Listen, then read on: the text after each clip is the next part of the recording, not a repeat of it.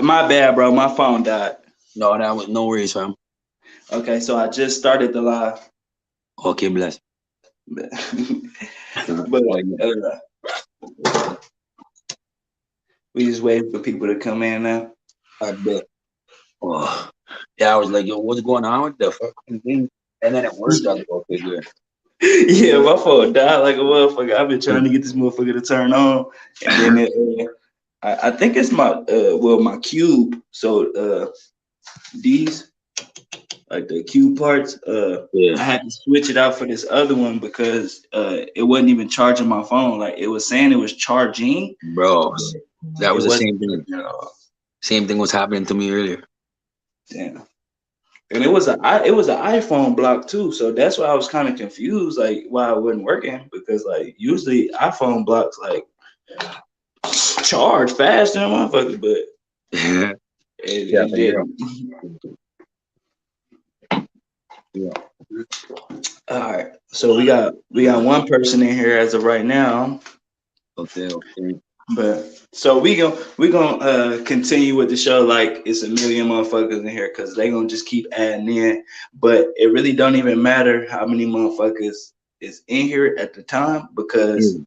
on YouTube, uh, motherfuckers gonna watch the video once it posts anyway, which Okay, it posts exactly as soon as we get off the live anyway. So, um, let these people know who you are, man, I'm SOULIS 705. We out here in Toronto, Canada. You know what I'm saying? Putting it on for Canada. and let these people know what you do and what are you mastering. Well, I master myself in many different things, man. Like I'm versatile as fuck. So I do the rap, the freestyling, I do the writing, you know what I'm saying? I can do a little bit of produce, like I got a little bit of everything, you know? Mhm. A little bit of everything, man. But that's like my day job, man. You know what I'm saying? This ain't a hobby to me. This is my life. This is what we live for, you know what I mean? Like I ain't trying to go to a 9 to 5 and not be happy with what I do. I'm happy with what I'm doing, you know? Facts. So, what is your stage name? My stage name is SOULIS 705. How do you spell that for the people that might just type SOULLESS in YouTube? No, trust that happens enough, man. People be like, I can't find you. So it's SOULIS 705TH. And I'm on all platforms. So you can find me on any of those, you know? And guys, we will be working together. So I don't. You guys know I don't like the term co-host or co anything. We are both CEOs of our new page, and the new page is called Blind Boys, the Blind Boys, actually, Yeah. because we both have a hard time seeing. uh, so you guys know, like I keep my eyes open because I don't like squinting because closing my eyes Yeah. And doesn't my really. eyes, my eyes are light sensitive, so mine are like mostly closed always. Yeah. So it's So different. my I like opening my eyes rather than squinting because when I squint, I see less. So like my eyes are usually open more frequently so I can actually see. Um, Yeah. and For you, me, you for me, it's guys my know that. peripherals. I got an eye problem and it's called retinitis pigmentosa. So it's a hereditary thing. It's like essentially my eyes are allergic to the sun. Mm. And I know you guys oftentimes think I'm on drugs because my eyes are open. Like people call me Lil Durk, well, not because I look like Lil Durk, but because Lil Durk be on them perks. His eyes Yeah, be that he motherfucker. be bugging. Huh? Hell yeah! Oh, I got the hiccups. Fuck. Oh fuck. Just keep fucking breathing in, bro. Huh? Or get someone to scare you. I Does that actually work? don't know. I've never been scared. Facts. Yeah. So me and Soulless are gonna do a freestyle for you guys in a little bit, but as of right now, fuck, damn, drinking the water did not work. Hold on, let me hold my breath. Yeah. I'll tell you a little bit more about myself then while he's doing that. So if y'all don't know anything, well, much about Canada, I'm from Toronto, so it's the biggest city in Canada, to my knowledge. And yeah, it's really hip hop culturally. You know what I'm saying? Like we got all different genres, all different types. You know, like we reach every single fucking platform, and we don't stop until we have everybody pleased. You know what I'm saying? Like we destined to win. And for the people who just joined in, I want you guys to comment questions, anything like that, because me and Soulless will be freestyling in a little bit. But Yeah. Continue, Soulless. Oh yeah, sorry, my bad. Fucking for the new people that just came in, Soulless 705. We out here in Canada, so we taking it to the whole other side of the globe. Mm-hmm. Just so you know, there ain't no igloos out here like the man sings. We living with the hydro, you know. We living good. That makes sense. Ain't no igloos. Yeah, for real, fam. I've had like bare people be like, "Yo, don't you guys live in igloos?" I'm like, "No, it's hard out here. Like, it's just the same as any other city, you know." Facts. My heritage comes from Chicago, Illinois, too. So it's like I brought the realness to fucking Canada, you know. Hey, I feel it. Yeah. So, guys, I want to let you know for the people who just joined in, uh, me and Soulless are doing a joint page called The Blind Boys. I made a intro video for us. I will not post it right now because I'm gonna edit it some more so it can be more in depth and more. I'll say it so it can touch more people. But the name is The Blind Boys. I already made a page for us. I'm gonna make a Patreon, so you guys can follow us on there. I'm gonna make an Instagram for us, but also follow him on his Instagram. Let him know your Instagram. Soulless 705, and that's SOULIS 705TH. And just go follow us on our platforms, you know, show the love, put the comments in, share to your family, friends, you know, anybody, hit them up on this because this is going to be a big wave, man. You want to be a part of it now so we remember who's the day one fans, you know? Oh, yeah, for sure. Because I have a photographic memory. So I remember everything and I remember everybody. So if you come 7 months down the line and you say, "Oh yeah, I was there since day one," I'm gonna remember because I also read every comment. I reply to most, but I love replying to the hate comments because the hate comments, what people don't know is when you hate in a comment and you basically you pay us. Yeah, you pay us. So when people do the hate comments and they think, "Oh yeah, I'm gonna just hate on this person," and that's not gonna do anything but make the person mad. You don't make me mad at all, and I'm pretty sure you won't make Soulless mad because we don't have feelings. We He is humble, soulless, and I am heartless. Haha, yeah.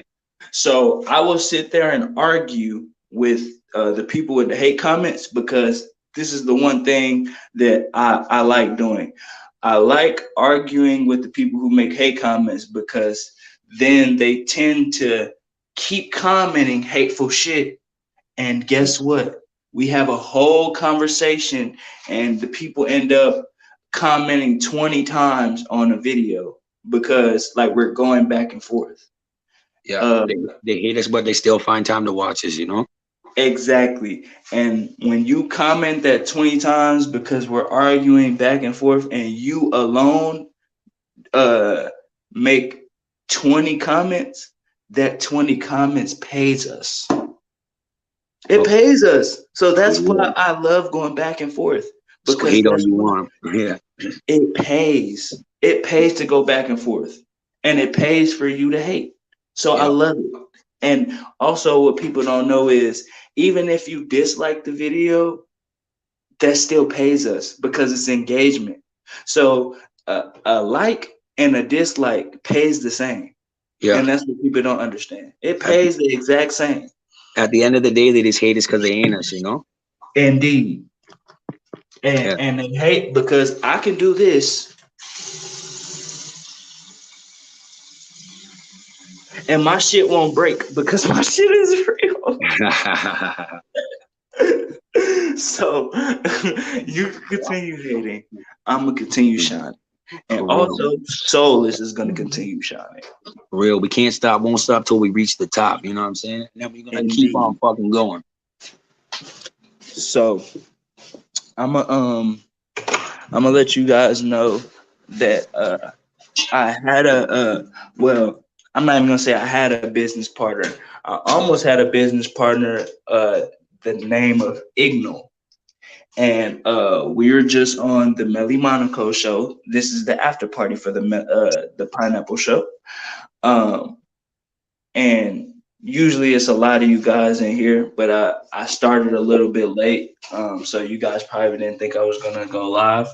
But I started a little bit late because my phone ended up dying, and it was something wrong with the box for my charger, so it didn't turn immediately back on when I put it on the charger. It actually died even Technical more. difficulties. Yeah.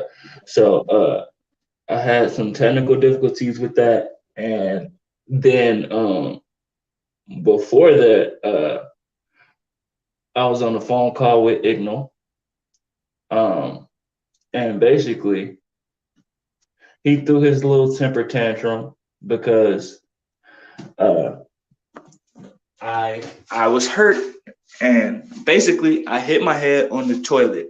And usually, when people hit their heads on the toilet, most of the time they die. Uh, Especially when they get knocked out, they hit their heads and they get a brain hemorrhage, which is a blood clot in the brain, and they die.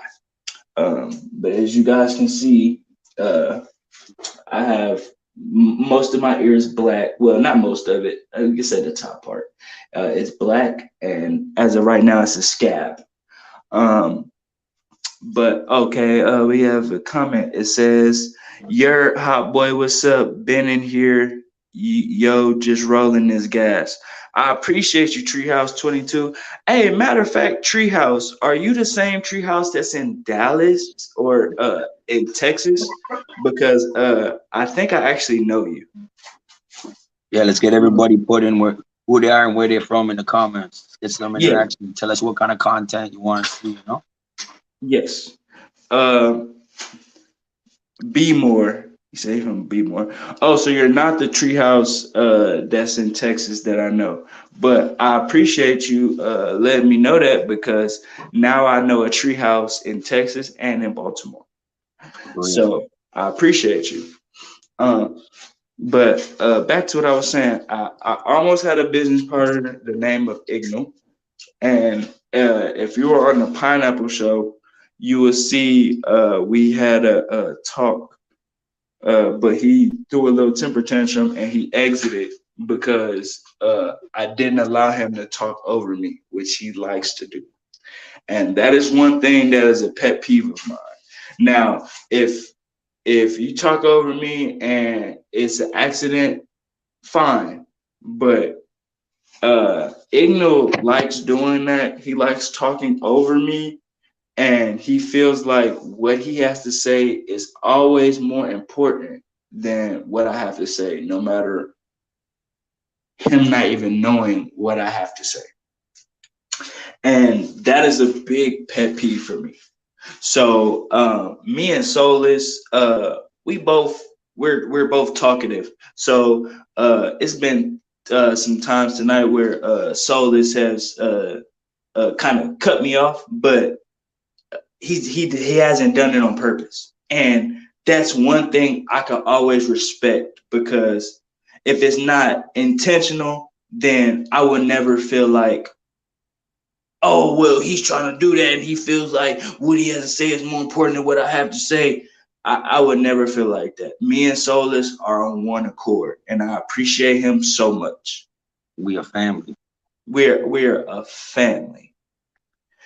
Oh, shout out to Baltimore, or shout out to the six. Oh, he said shout out to the six. He's talking to Yeah, for you. real, man. Salute. You already done know. Um, I appreciate him so much. Like Soulless, I appreciate you, bro.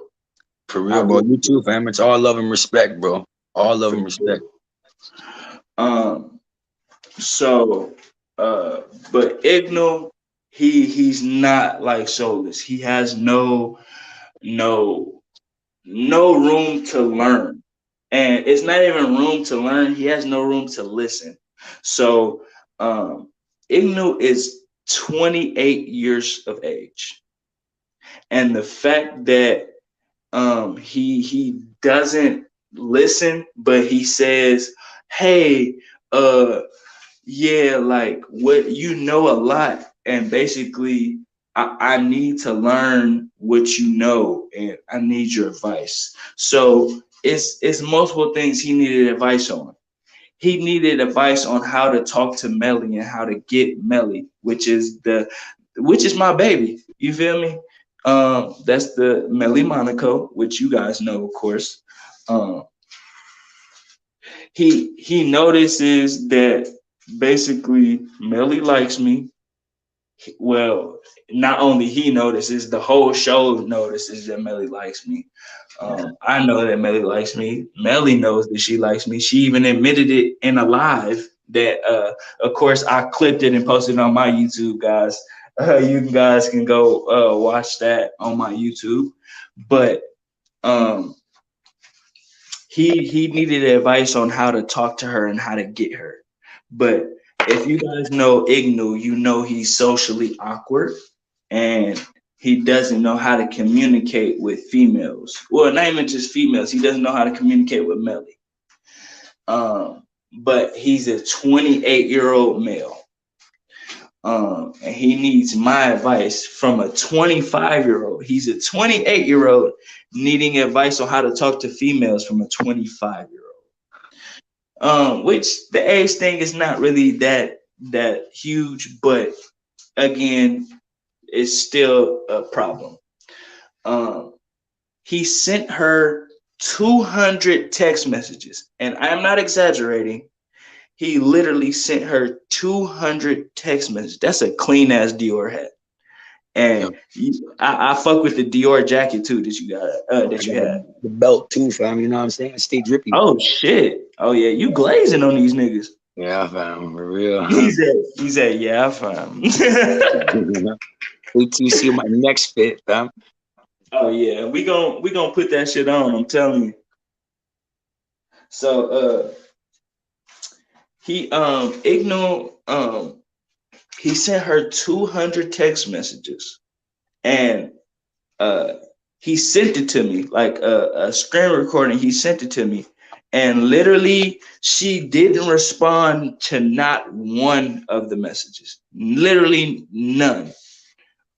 So on top of that, Igno texted me 139 times. What?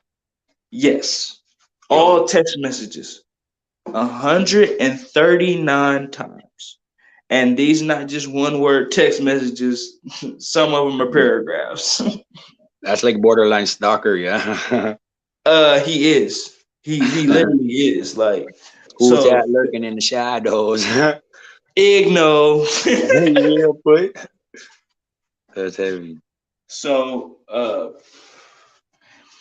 he really got mad because I was knocked out by the toilet hitting me um in my head. So um I couldn't respond.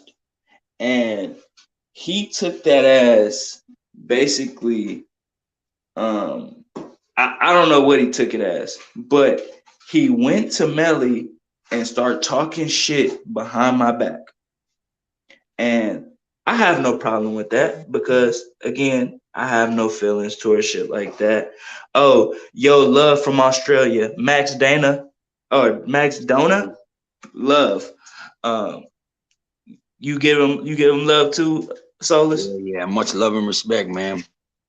Much love and respect from Canada.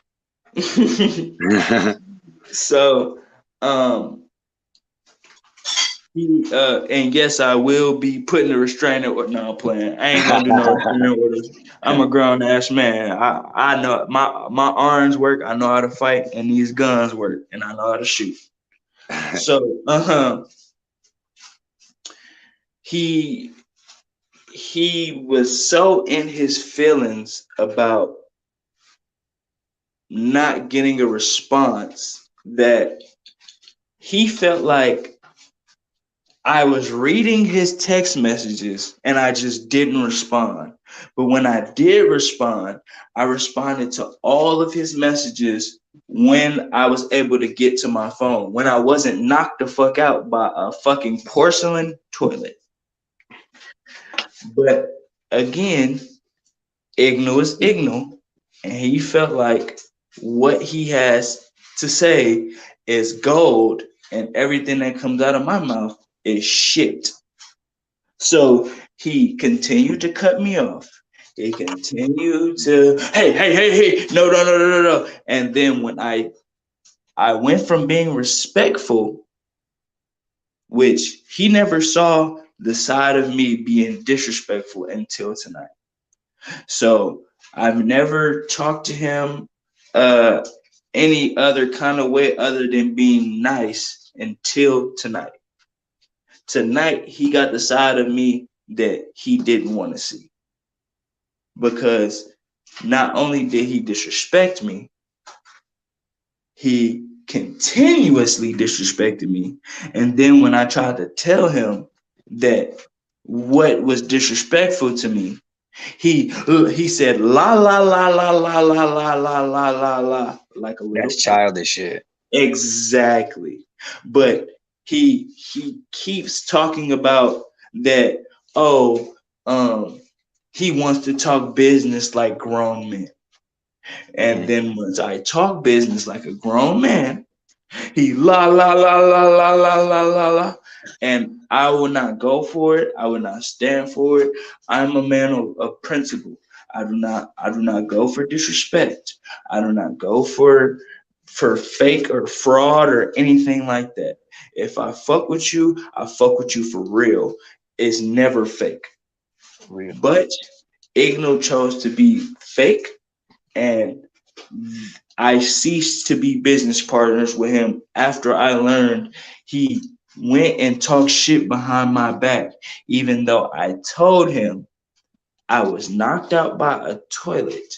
And not only do I have proof, my fucking ear is black. So, and I'm already black. So for my ear to be blacker than I am, it's a fucking problem.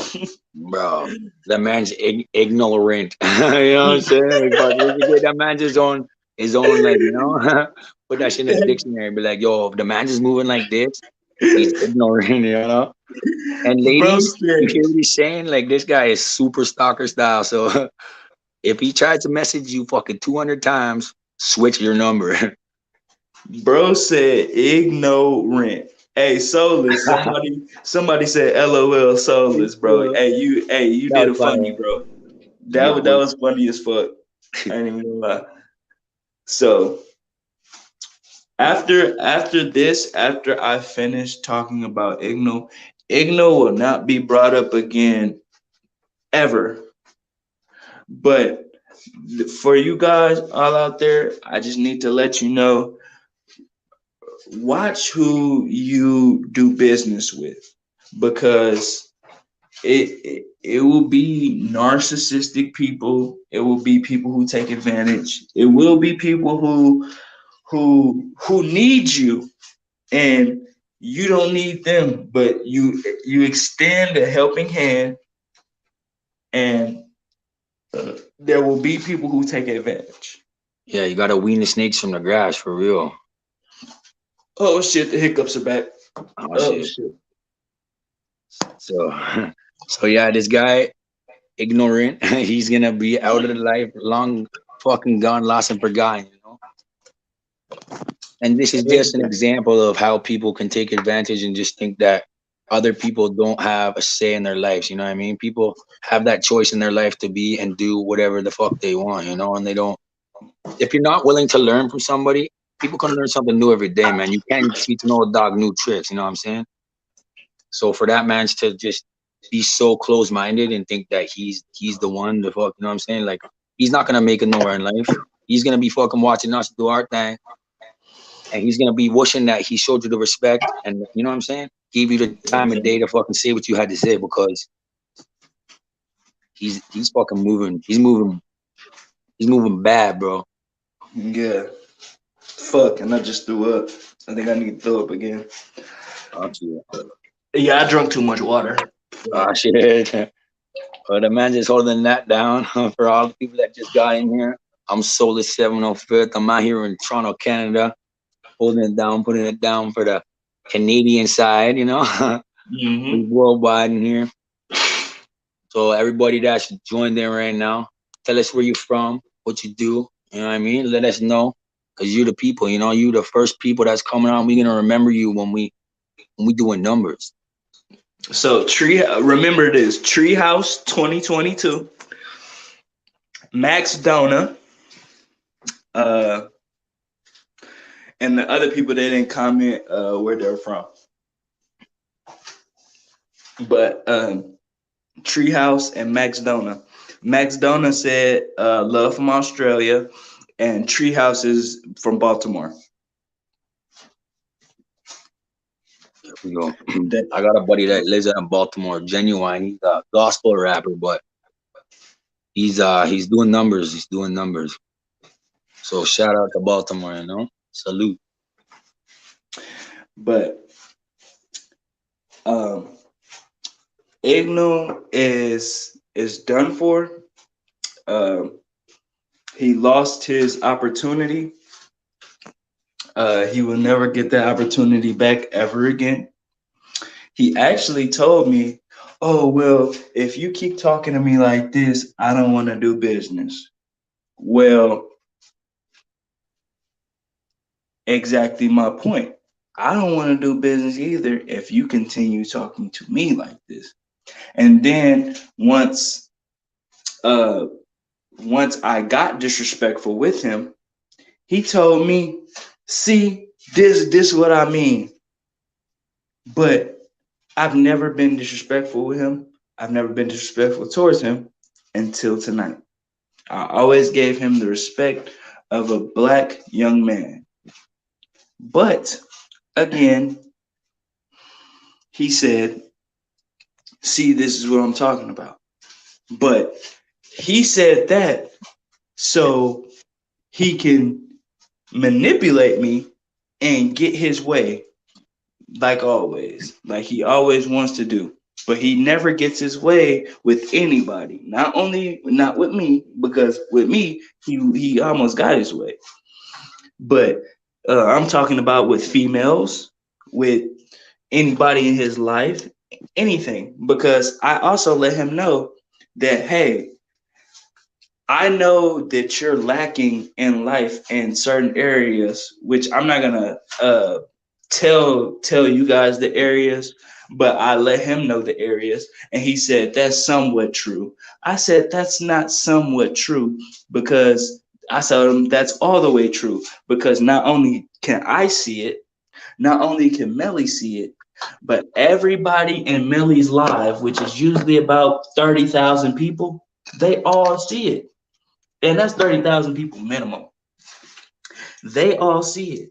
So I let him know, if me, Melly, and 30,000 people can see that you're lacking in this area, I'm not going to tell you guys exactly, but I let him know, uh, then I let him know that everybody in his life sees it also if we all see it. So the fact that he acted oblivious and just said, "Oh, that's somewhat true," he knows that's all the way true. He just didn't want to admit it. And that's fine because that's his life. But one thing I will continue to let people know, if basically if if it quacks like a duck, if it walk like a duck, if it act like a duck, if it look like a duck, it's a fucking duck. And he just needed to understand that he was doing some duck ass shit, and I had to duck him. and, and at this point in life, I'm done being there for people and helping a motherfucker when they don't even want to help themselves. And it got to the point where I got out of character, and whenever I get out of character, it's bad. So if I get out of character with a person, I immediately distance myself and it's done, it's over with. There will be no second chances, there will be no third chances, there will be none of that. Because the fact that I got out of character, that person changed something about me. And once a person changed something about me for the bad, there is no me going back and, oh well, I'll calm down now so we could be friends or we could try this again or anything like that. It's just done. It's over with. It will never be a reboot. There will never be a restart. Nothing. Game over. So Soulis not only took his spot, which Soulis already gained his spot. It wasn't about Igno. So Soulis, I don't want you to take that the wrong way. Like he's gone and you got his spot. Me and Soulis connected, and we were already planning on doing this together. So Soulis didn't technically take his spot. Soulis already gained his own spot. Igno just lost his spot. He was a stepping stone on our way to the top. Exactly. And actually, I don't even want to say he's a stepping stone because he's not even a stone to step on. Because literally, he needed me. I didn't need him in any way, shape, or form. He needed me for advice to get Melly. He needed me to get on my platform to build his brand so he can get somewhere so he can try to get Melly. He needed me for advice. He needed me for helping him become a better man. And he needed me to help him get to where he needed to go in life. I did not need him in no way, shape, or form. For nothing. Literally not an ounce of anything. So I wouldn't even call him a stepping stone because if he was on fire, I wouldn't even tell him to stop, drop, and roll. Wouldn't even piss on him to put him out, eh? I would say, even if I had to piss, and if I drank 100 bottles of water and my bladder was about to burst, if I didn't pee, and the only way I could pee is if I peed on somebody and he was on fire, and the only way to put fire out was piss, not water, I still wouldn't piss on him. That's how you know that man's a waste man. So, like I said, guys, this is the last sentence of Igno's name being spoken, and as of right now, it's done. It's over with. There is no. Can't even say his name because that was the last sentence of me saying it. Now, Soulless might say ignorant. Yeah. That's a whole new word. We might make him a verb. Now, I don't know about saying his name, but I would definitely say ignorant. because it's a lot of motherfuckers that's ignorant. You feel me? Real talk. But nobody would ever be as ignorant as that guy. Might as well call him Voldemort, you know, the name we don't say. That nigga say might as well call him Voldemort. That name we don't say. No cap. But Yeah. all right, so now we're on the topic of us, me and Soulless. So you guys, we have made a page. We're called the Blind Boys. Um, we will be making content of really anything you guys want to see. Let us know. So we will brainstorm. And we will decide what we want to do. But also, you guys can give suggestions on what you guys want to see, and we will take that into consideration. Um, but also, we will be doing content of music. We will be doing content of live streams, talking to you guys. We will also be doing live streams about um, anything that's controversial. So not really like news, not really things you see in the news. We won't be talking about things that are on CNN or anything like that, unless it's about like the world ending or asteroid hitting the earth or anything like that. Then yeah, we'll talk about. But if we're not gonna talk about fucking yeah, it's hot in Kansas or it's global warming, and we're not. No. But we will be talking about things that are music related. In a little bit, we will be freestyling. Yep. Also, you want me to bring up what we gonna be doing on the 5th? Yeah, we could for sure. For sure.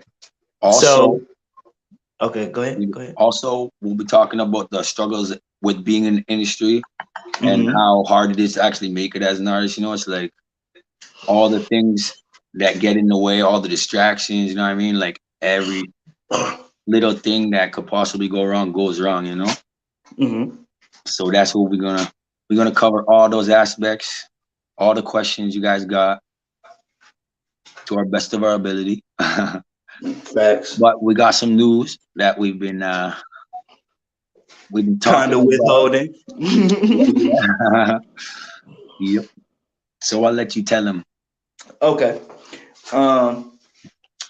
So on the 5th of November, me and Soulis will be having a rap battle. And this rap battle is for a certain um uh We'll say I want to call it like a coalition, which is just I don't want you guys to take coalition in a bad way, because usually coalition is used as like um what Malcolm X was in, or like what essentially shit like that, yeah. yeah, Yeah. but it's more of a group like URL, like it's a battle rap league. Like a league, yeah. Yeah. Um and I don't want to spoil the name, because I don't want you guys to go back to them and let them know that we're in this coalition together, or that me and Soulless started this brand, because again, we will be battling each other. So I don't want you guys to spill the beans and let them know that we are one. Yeah. So It'll give you guys something to look forward to, you know? Something to look mhm, forward to, something to talk about over the next few days and get everybody hyped up. mhm. And we hoping that y'all are gonna come watch and vote for the Oh best yes, artist. You know what I for mean? sure. So when the voting takes place, I want you guys to be 100% honest. I don't want you guys to be biased at all, because, like I said, me and Soulless are both CEOs. There is no co-host. There is no co anything. We are both at the same level. There is no he's higher than me. There's no I'm higher than him. We're building There's a none of family. that. We are a family. Hmm. And not only we're even in families, some people are born before others and stuff like that. We could just take it as me and Soulless were born at the same exact time. We both came out the pussy at the same exact time, holding hands. Because literally, we are basically twins. So there is no he was born before me, I wasn't born before him. We were born at the same exact time, at the same exact second, at the same exact minute. Equals. Equals. So just like with this stream, you guys know I monetize the audio files of this stream. So technically, once it goes on Apple Music and Spotify, it would technically go under the playlist, the podcast category. Um, So for everybody listening on Apple Music and Spotify, hello. Um, we will be splitting the earnings from this 50-50.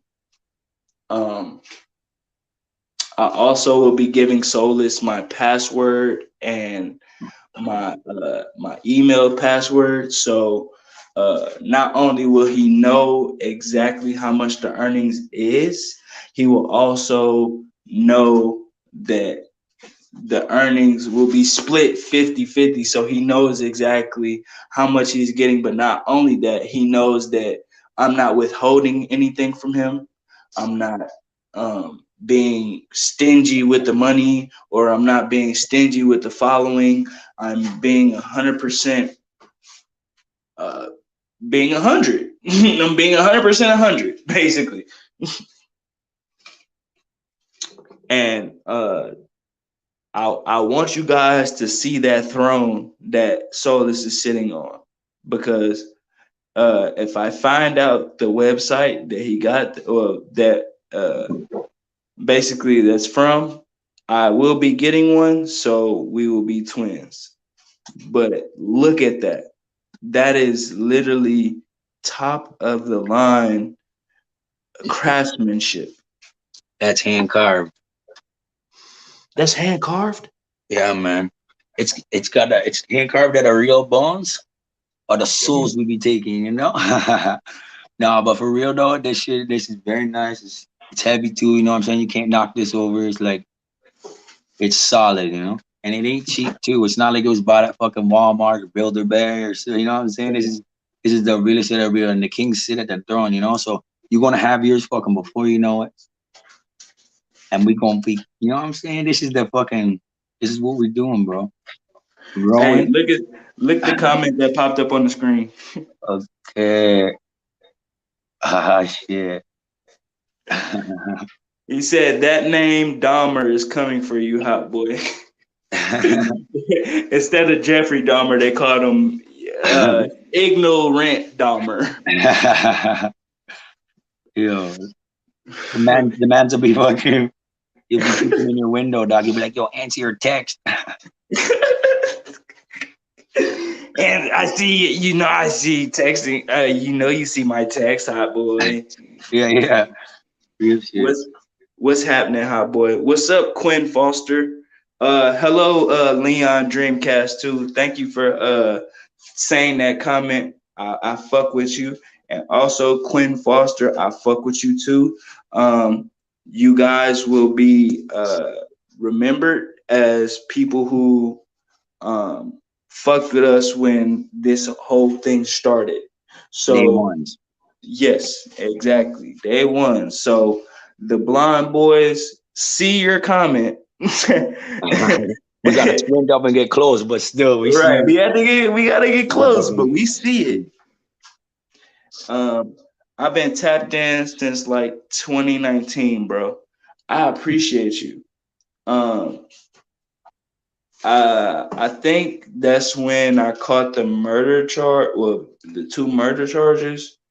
Um, I think no, I think it was 2018.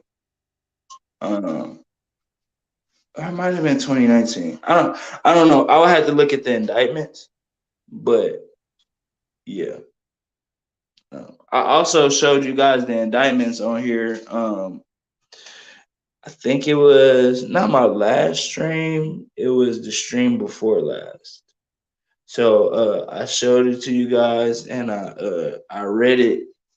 I read it to you guys, but I also showed you guys. Um,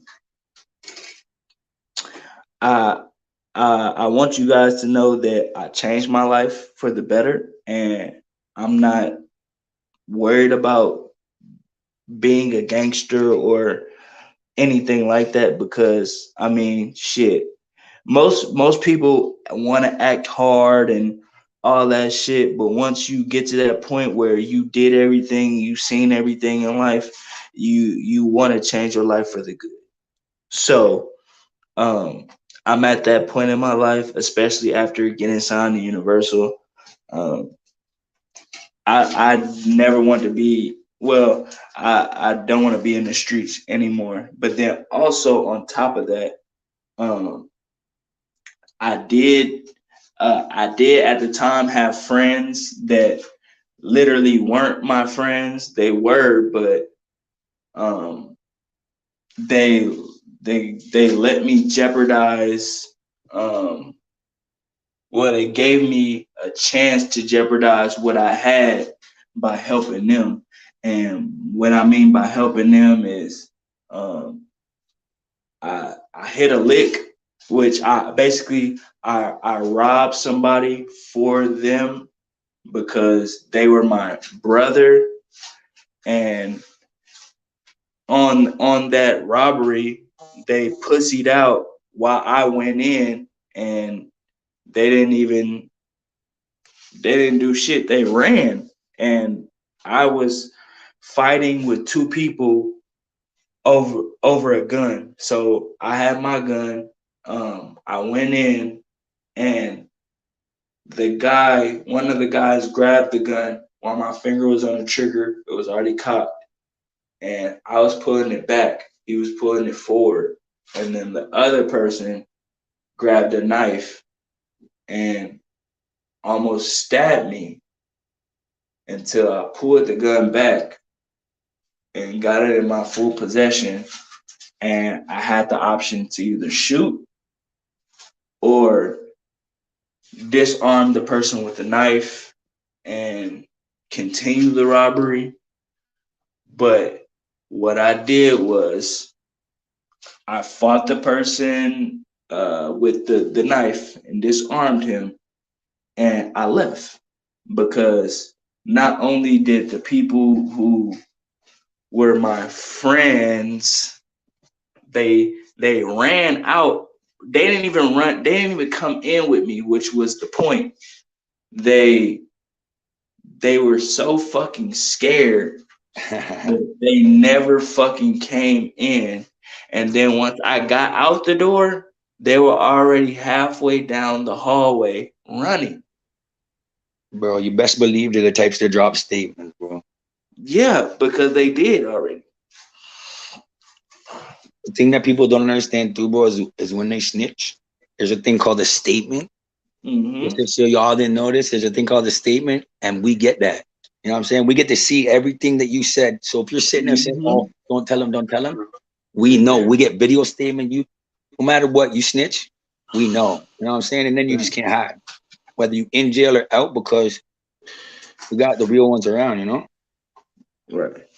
And at the time this was happening, I was already signed to Universal Music Group. I already was up at least seven figures. I had a 2-story house that I had just purchased by myself, no cosign. I paid it off in literally one sitting. Like when I paid for it, I had paid it off.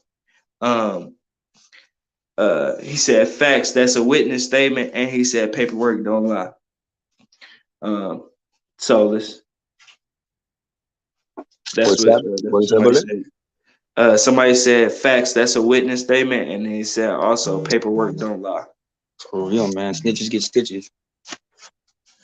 So, yes, Quinn, that was not my fight because literally I had everything going for me. I had everything to lose. And also, this is what made it even worse. The people who ran was the same motherfuckers that was talking literally 20 minutes before we did it. Talking about, man, oh yeah, this shit gonna be so easy. Like, man, I don't even think we need all three of us. Like, literally, matter of fact, King, just give me your gun. I'll go do it myself. The fact that he didn't even have his own gun, but he talking about what he gonna do. Then not only that, he said, "Oh yeah, just give me your gun. I'll go do it myself." Not only that, literally once I got out the door, they were already halfway down the hallway, and they ran. All I seen was the bottom of shoe. All I seen was ass and the bottom of shoes. And then not only that, we get to the car, and you know what? The main motherfucker who was saying, "Oh yeah, can't you just give me a gun and go do it myself." You know what he had to say? He said, "Man, I feel like a bitch right now." Bro. That's just an example of people that try to fucking turn you into the fall man or make you do the dirty work because they're not about that life, you know? So they make the people that are really doing what they're talking about and they try to pressure them into doing these things and making it seem like, you know what I mean? Exactly. And and the fact that this person says he was my friend, both of them said they were my friend, but the one that was talking, the one who said he felt like a bitch, he claimed to be my friend. He claimed to he claimed everything, and he never was. This is the same person who, when I killed the two people, uh, he took off of work, went to the hospital for the second person because if you guys remember, the first guy that I shot, it was this happened all at one time. The first guy that I shot him in the brain, so he didn't make it out of that apartment. The second guy, the one that I shot 14 times, he jumped out the patio door glass. We were on the first floor. He hopped the railing and he tried to run to the hospital, which was it wasn't that far away actually from where we were, but he collapsed on the way.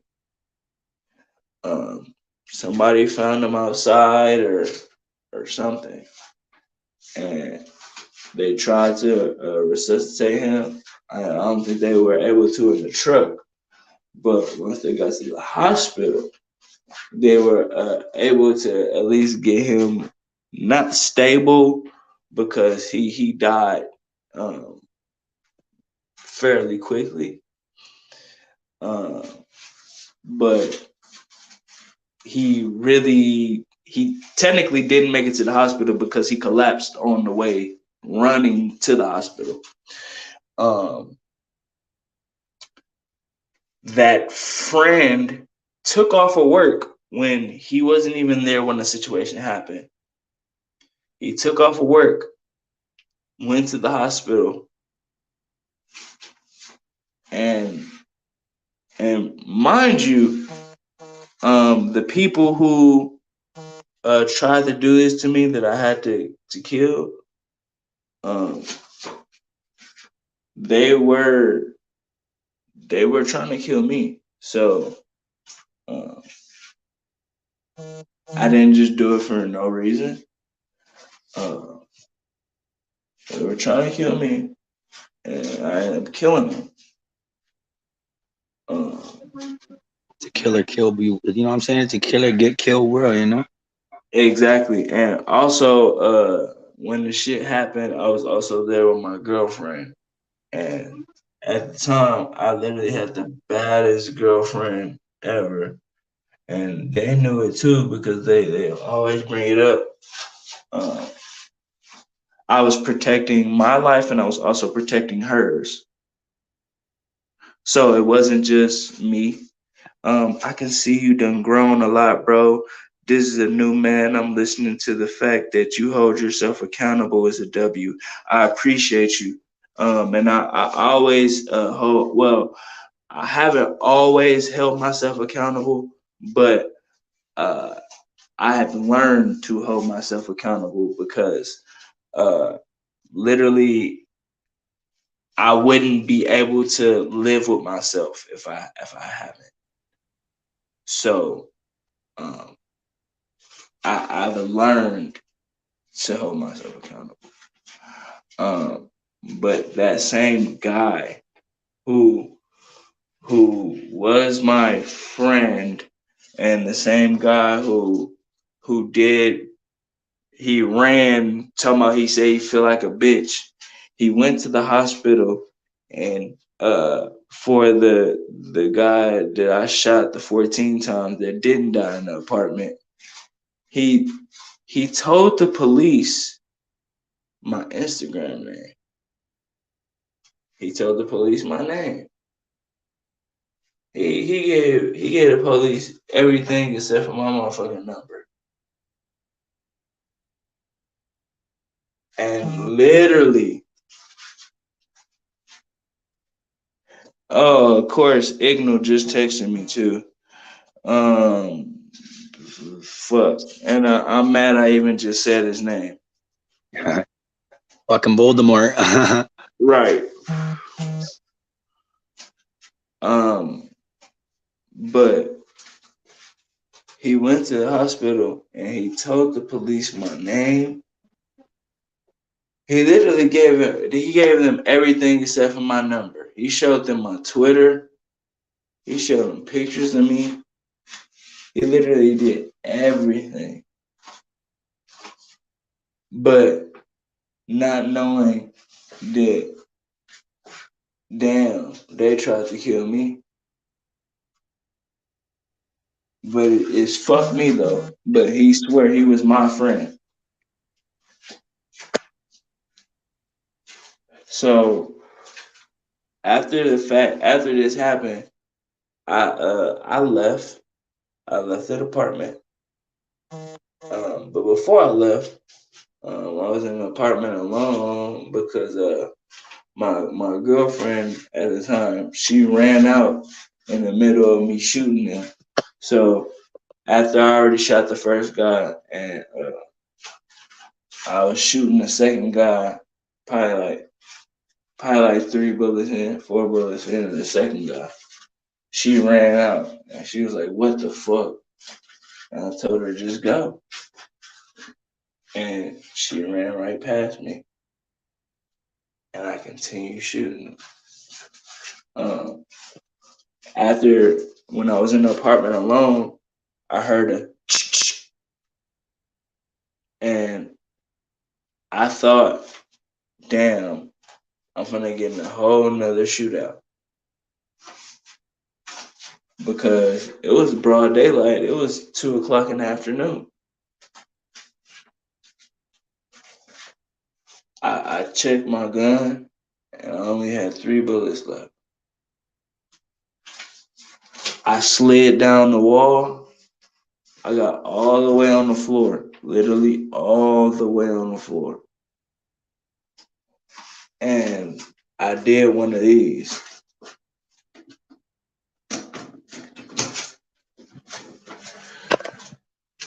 I was on the ground and I was like right here to the door. Literally right here to the door. So, because I'm thinking if I get into a shootout, the person's gonna expect me to walk out and shoot, not to me to be on the ground like this and shoot from right here. And I literally, uh, I got to the point where I peeked around the corner and it was nobody there.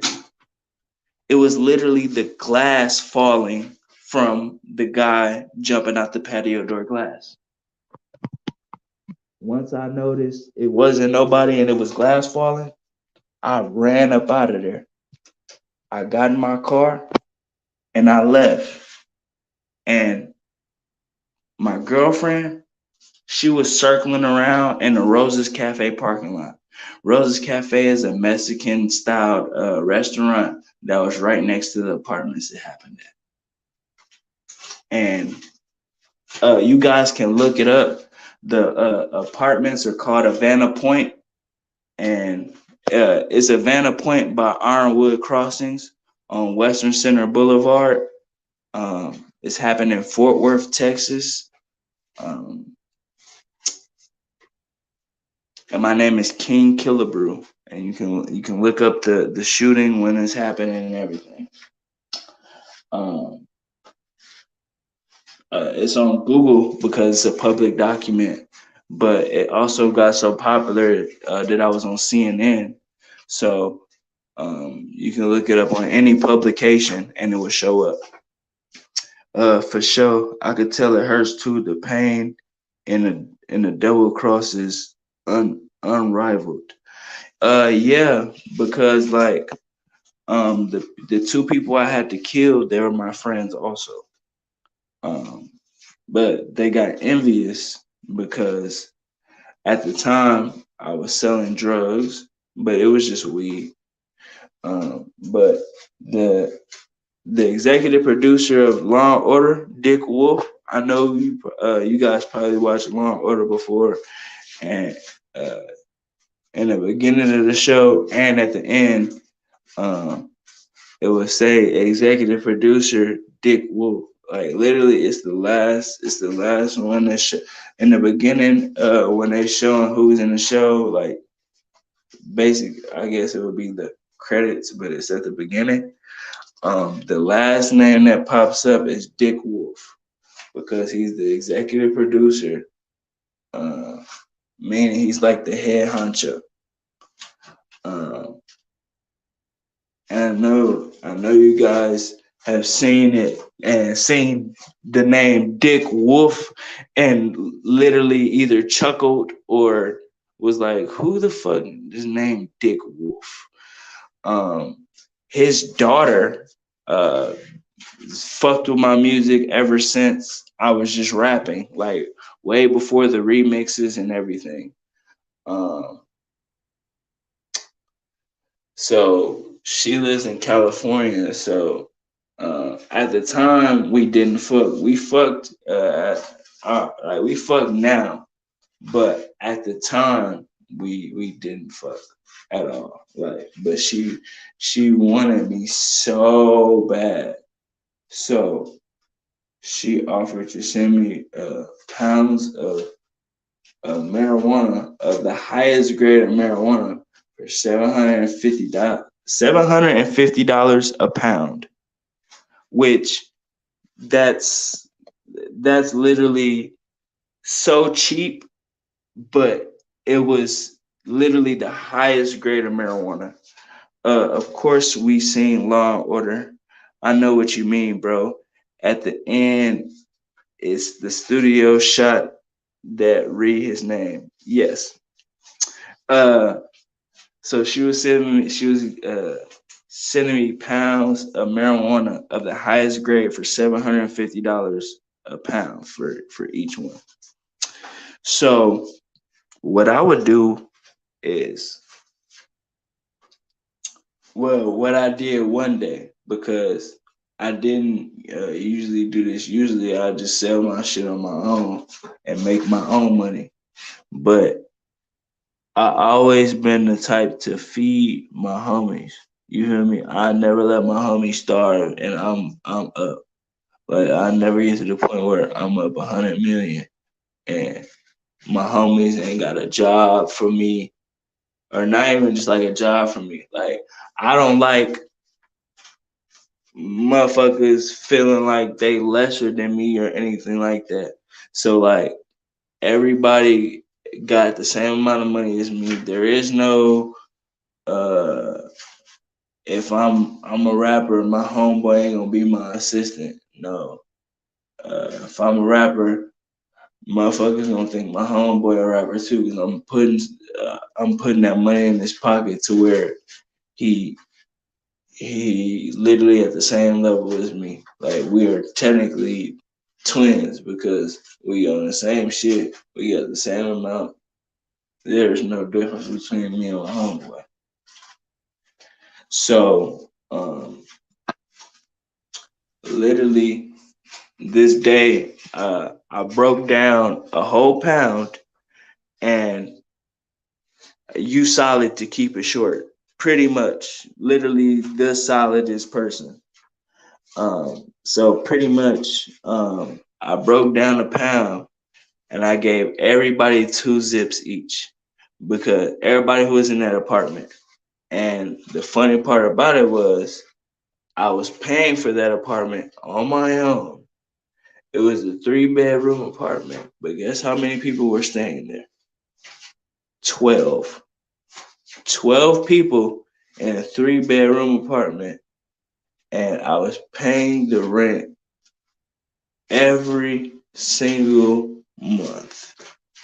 And not only that, I had a house with my girlfriend at the time because her mother gave her that house because her mother and her dad at the time were living there, but her dad and her mom ended up getting a divorce, and her mom ended up meeting some new guy, and they end up moving in together with each other in a new house.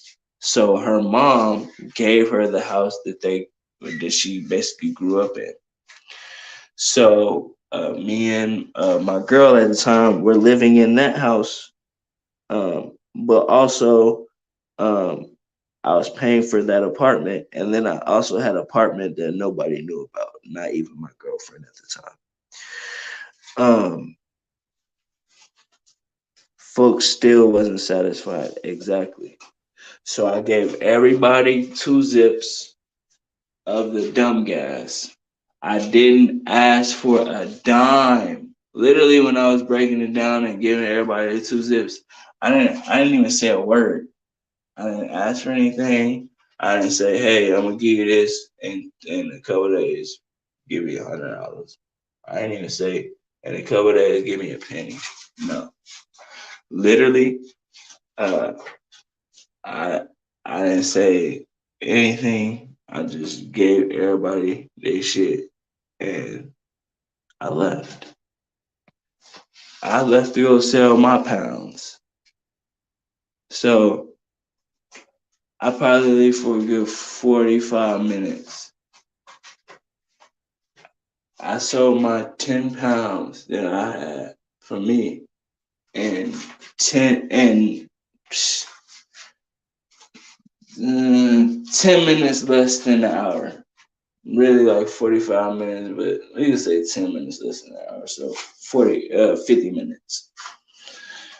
Um, I've come back to the apartment and everybody's smoking, having a good old grand time. I'm like, okay, cool, cool, cool. Well, I left, went home. Me and my girl. Matter of fact, hey, Soulis, Yeah, brother. look up this name on Google so you can see how bad my girl was at the time. Or you got a All phone right, near one you sec. or something like that where you can do it without Oh yeah, yeah, without yeah. Yo, okay. can you look it up on your phone? Yeah, All let right, me know when you're go ready. there. Go to Google phone. All right, You ready? ready? Yeah, yeah. Okay. I Yep, Z Z yep, Y yep. G E Okay. 07. Okay, what's his name, man? And you can go to her Twitter, which will probably pop up if you look it up in Google. Yeah, The yeah. I looked home. it up on the we looked it up on the Chromium. Okay. Okay, so yeah, the Lizzie G or whatever. Yeah, Izzy G. Oh yeah, my bad. I thought that was a L's deal, but yeah, Daisy G. So right here, this is the one. Huh? This is the one, yeah. Yes. Okay, okay.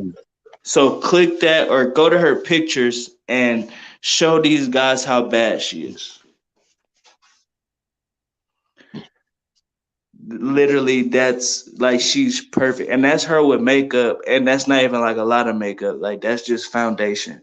She doesn't wear makeup and she's fucking gorgeous. She's 5'2", fun size, perfect feet, fat ass, nice titties, everything. Like literally, she's perfect. And that's the girl I was with when the shooting happened. I had to protect her life because uh, if they would have got the chance to kill me, they would have raped her and killed her. Because um, whenever they came to the door, um, me and her were having sex, which I don't even know why we were at that apartment at the time because nobody was there, and I don't know why we were having sex, but it just happened. But we're gonna go back to the story before we get to that part. So you can see comments and shit. Gotta do a video with me, fam. Uh, left a like, fam. Hot boy, my brother. You leaning hard, fam. Nah, I'm tired. But my eyes are like getting heavy and shit. Um, What's good? What's good? yes, sir. Um, so basically, uh, I I gave them the weed. I didn't ask for a dime. Didn't ask for a dollar. Uh, I I leave, go home, chill my bitch, everything cool. 2 days later, I go to the apartment because you know what I mean. Those are my homies. You know what I mean. I wanted to go chill with my homies. I go pull up to the apartment, and literally, they both come up to me. The two motherfuckers I had to kill. They come up to me and they ask me, "Hey, how much can I give with $50?" Between the both of them, all they had was $50. 50. And at the time, literally, I was selling grams, like a gram by itself. I was selling for 25 because that's how gas the shit was. Like, and people were paying $25 faithfully because it was that gassy. That's heavy. So So what, the Knicks were like 10 bucks a pop, yeah.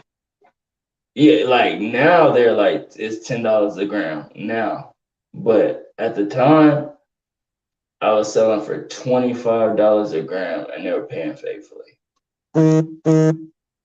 Faithfully. So I I will come live, bro. LOL, True G, you all G. Sup, Soulless, bro. Get working on some music soon. Yeah, bro. That's what I've been doing, brother. But salute, salute. So, um, basically, they asked me, "Hey, how much can I get with $50?" And they both had $50 between them. That's it. So basically 25, 25 out of two zips. So one zip is 28 grams. Two zips, you do the math. But literally, the shit was so fucking gassy. Like, it looked like throw up. Like, dead ass, it looked like fucking vomit. and all they came up with was $50. But like all my other homies, they were smart with it. They yeah, they smoked some shit, but they were smart enough to get some money. These motherfuckers, I guess, wasn't.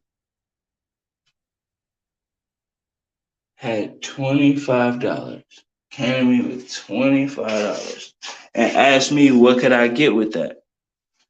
I told them 5 grams, and they got so mad at me because I told them 5 grams, but they were expecting me to give them 2 zips again because I gave them 2 zips for nothing.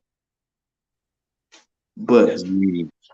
it was, I wouldn't even say it was a test. It was more of a me trying to make sure my homies eat.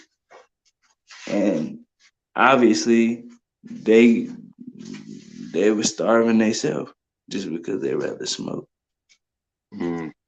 So they got mad at that, and I ended up not selling them anything because they didn't want the 5 grams. So I left. I went home after I chilled for a little bit, of course. They didn't let me know they felt some type of way. They didn't even let me know that anything, really.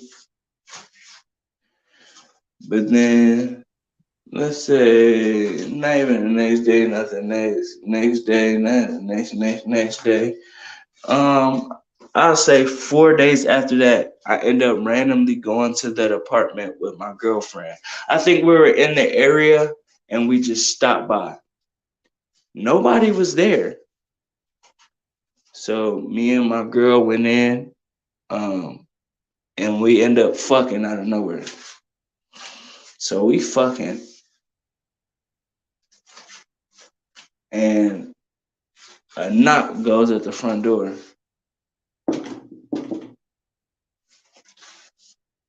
I ignore it because I'm in some pussy. You seen how bad my girl was? You think I'm a worry about the motherfucking door when I'm in there? You was pussy blind. Boy, and you already know I'm already blind. You don't know. So I was super, super duper pussy blind. Got caught slipping with your drawers down, eh? Shit. And I didn't get caught slipping with my drawers down because I had my gun with me. So Never um, lacking.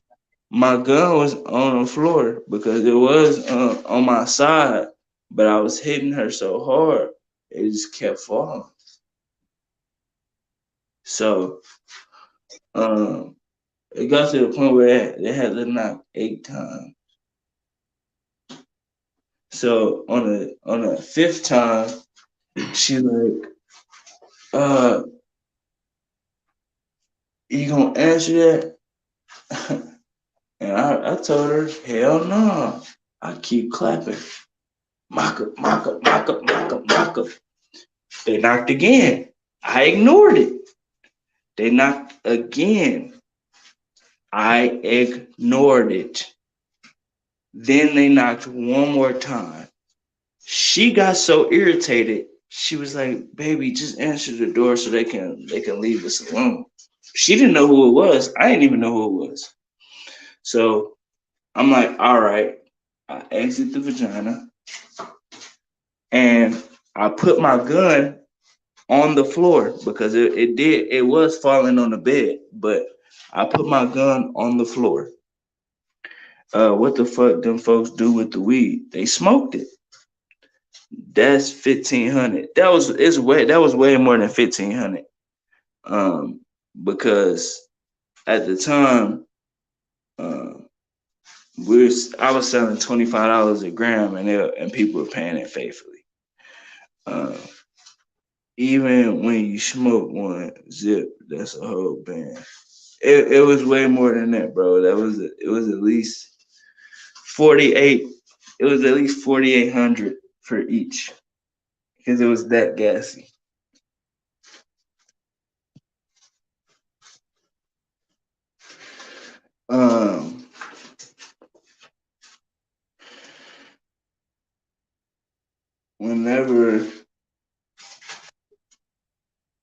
bet. Twin back. Hey, hold on. So it only say edit name, kick from studio, ban from studio. You gotta you gotta exit out, refresh your shit, and then come back in.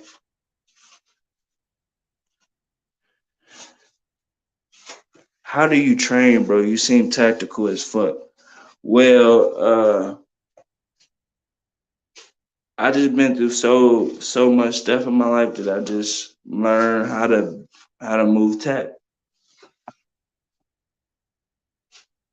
Like I can teach you how to train, and I can teach you to train. So basically, after that,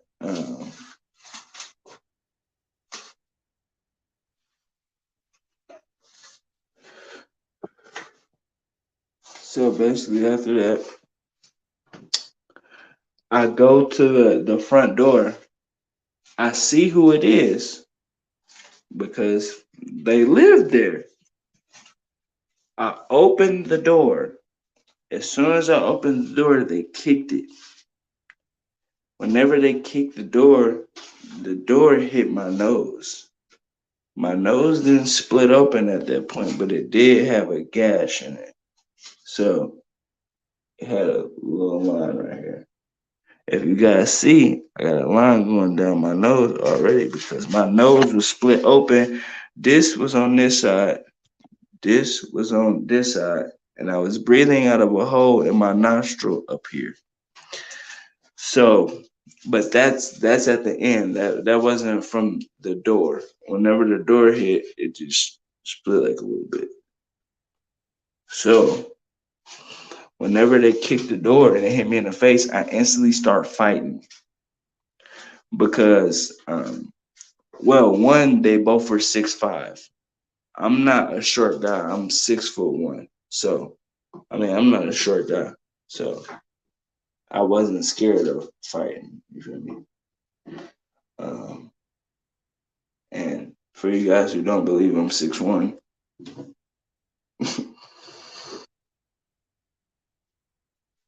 SOULIS.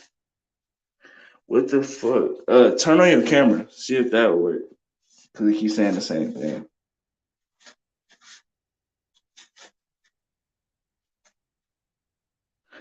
I know it was bloody hell in there. Damn, about the same size as me. Yep. So, whenever I start fighting, I look down and the first dude in the door, he had a gun in his hand. So, uh, when I started fighting, at first I threw 2 punches, but then I looked down, I seen the gun. I started fighting for my life. So I went from throwing 2 punches to a flurry of punches. The other guy, he had an AK. The first dude just had a pistol. The second guy had an AK. So I'm fighting with the first dude came in the door from the front door all the way to the back door. Well, not even the back door because there was no back door in the apartment. I fought from him from the front door all the way to the back room, which is kind of like the same distance from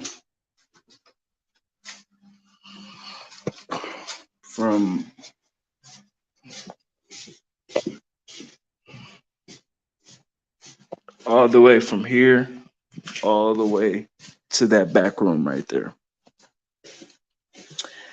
And not only that, uh, excuse me. Sorry, you guys, I got the hiccups.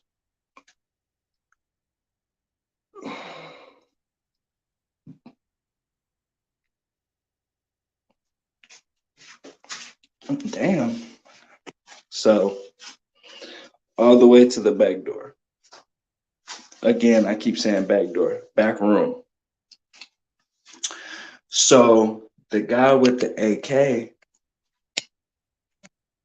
and then by the time we got like halfway from the front door to the back room, the guy with the AK pulled out his phone and started live streaming on Periscope. This is when Periscope was popular.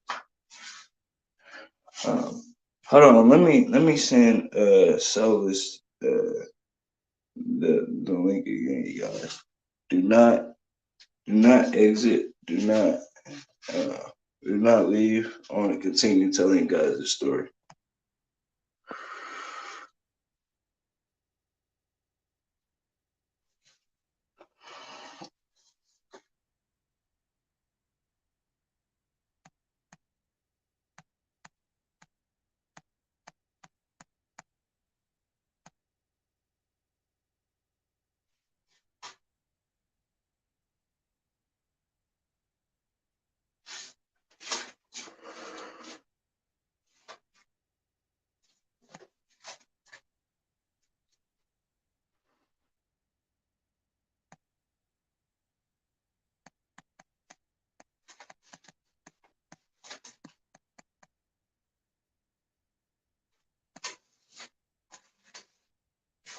Okay, I'm back.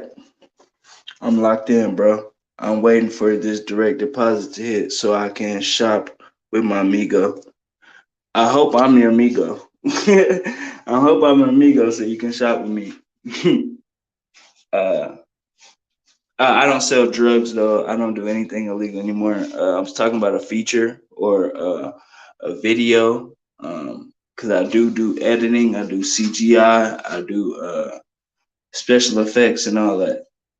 He said, "I wish, bro. No, please shop with me. I'll give you a feature for the low.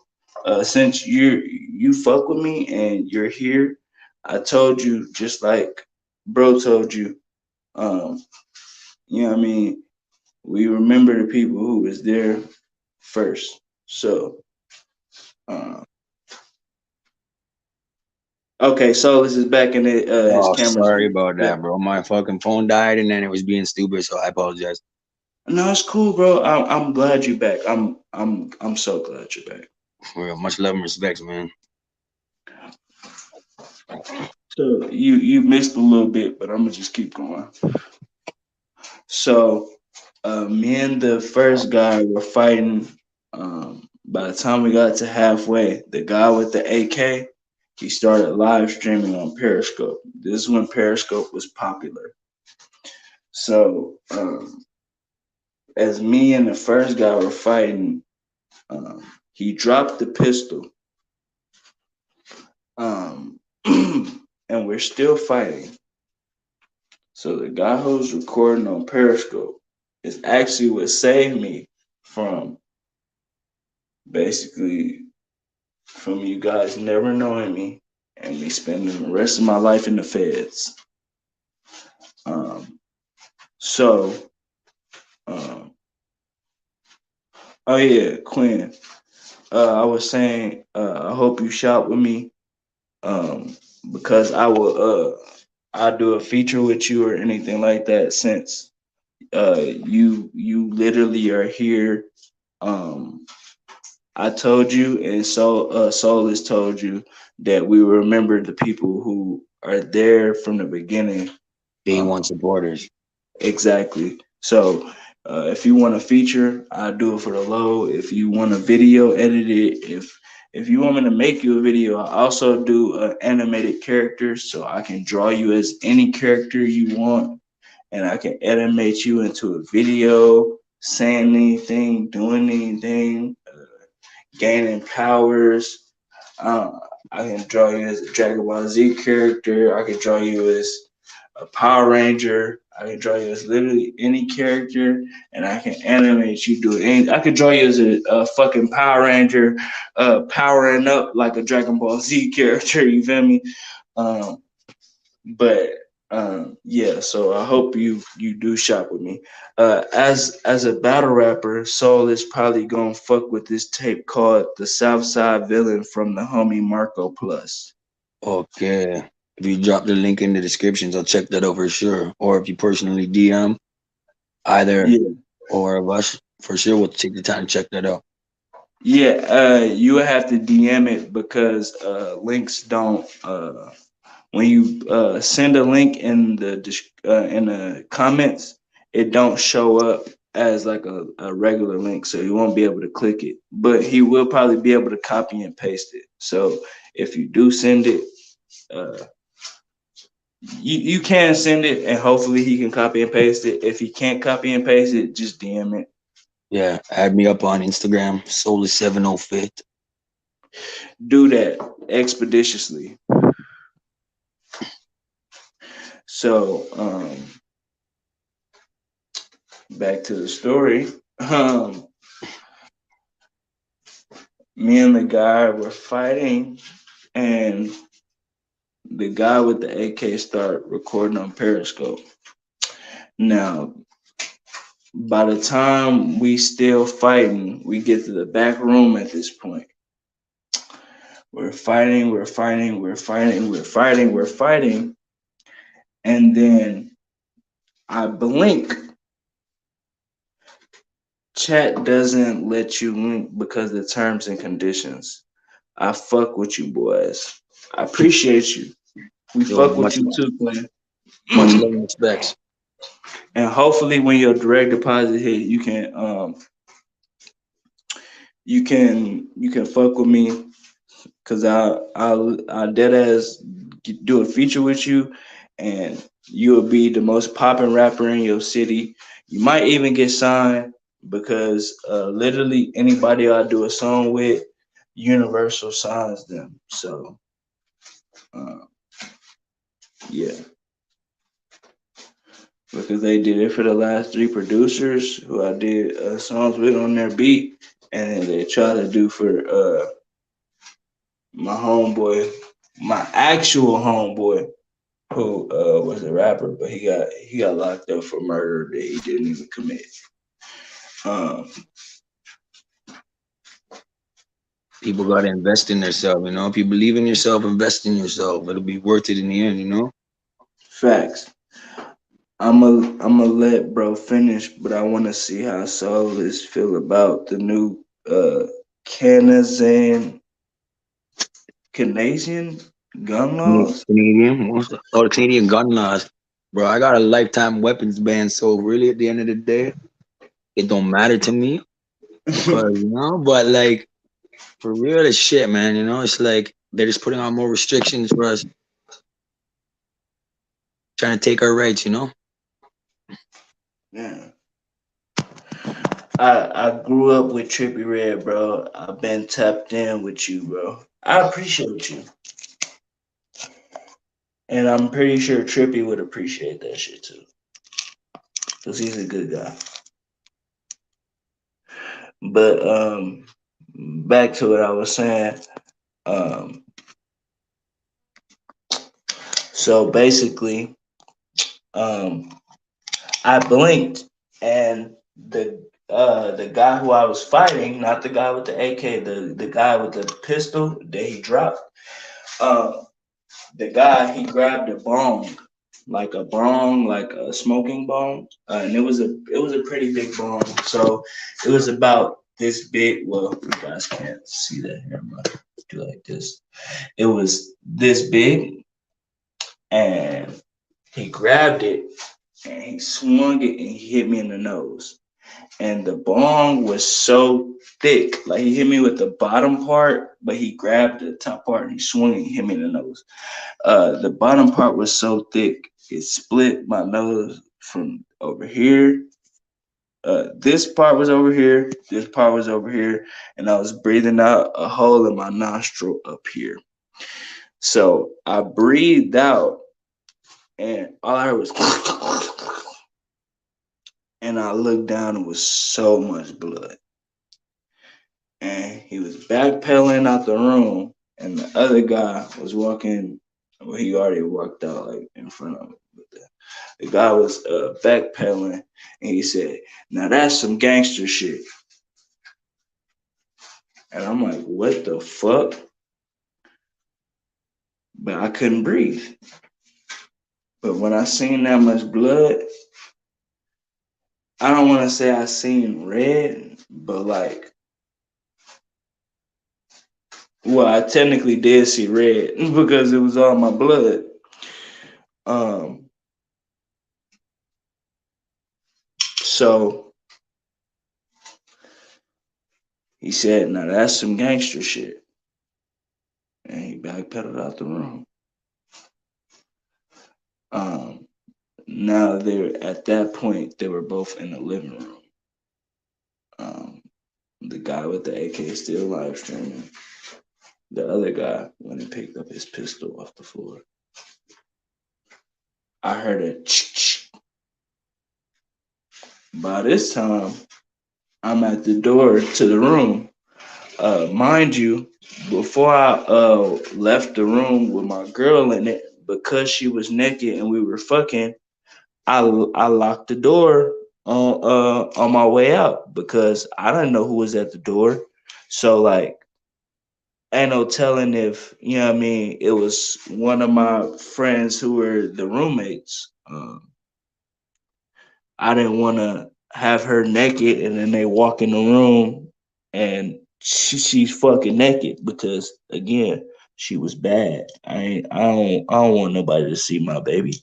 That was my girl. And again, I heard the so I know what they're preparing to do.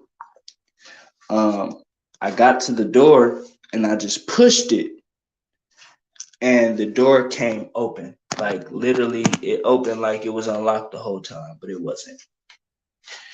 Um, I grabbed my gun off the floor, and me, I always keep one in the head because I don't believe in, oh well, if something happened, I gotta rack one in the head, then get to action. No, uh, I'm always action ready. Just because one time, literally the only time, like I'm so feared. This is not even my city, but the city I'm in, I'm so feared because of the shit. Like I really do that. Motherfuckers wouldn't dare shoot me. And the one time I actually got shot, uh, two motherfuckers were fighting over a gun at my after party. Like I had a show that night, and then I had an after party at a mansion, and it was so many people there. It was at least 1,200 people there, um, and it was a DJ, and it was everything. So they get into a fight over a gun in front of me, and I literally had just got there. Like I had just walked into the building. Um, got to the middle of the dance floor. Everybody was happy that I was there.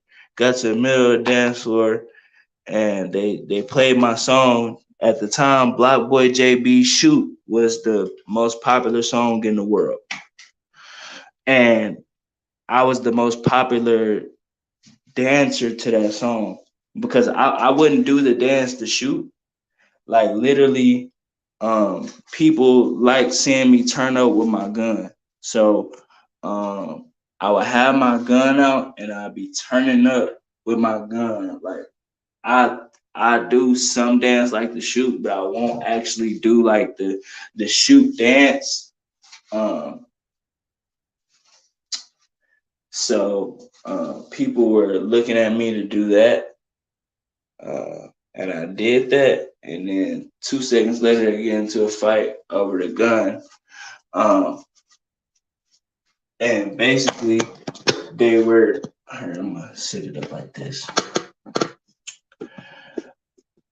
They were fighting over the gun like this, and then it ended up going like this, and I was behind. I wasn't really like behind the person. I was like, well, technically I was, but not like standing directly behind them.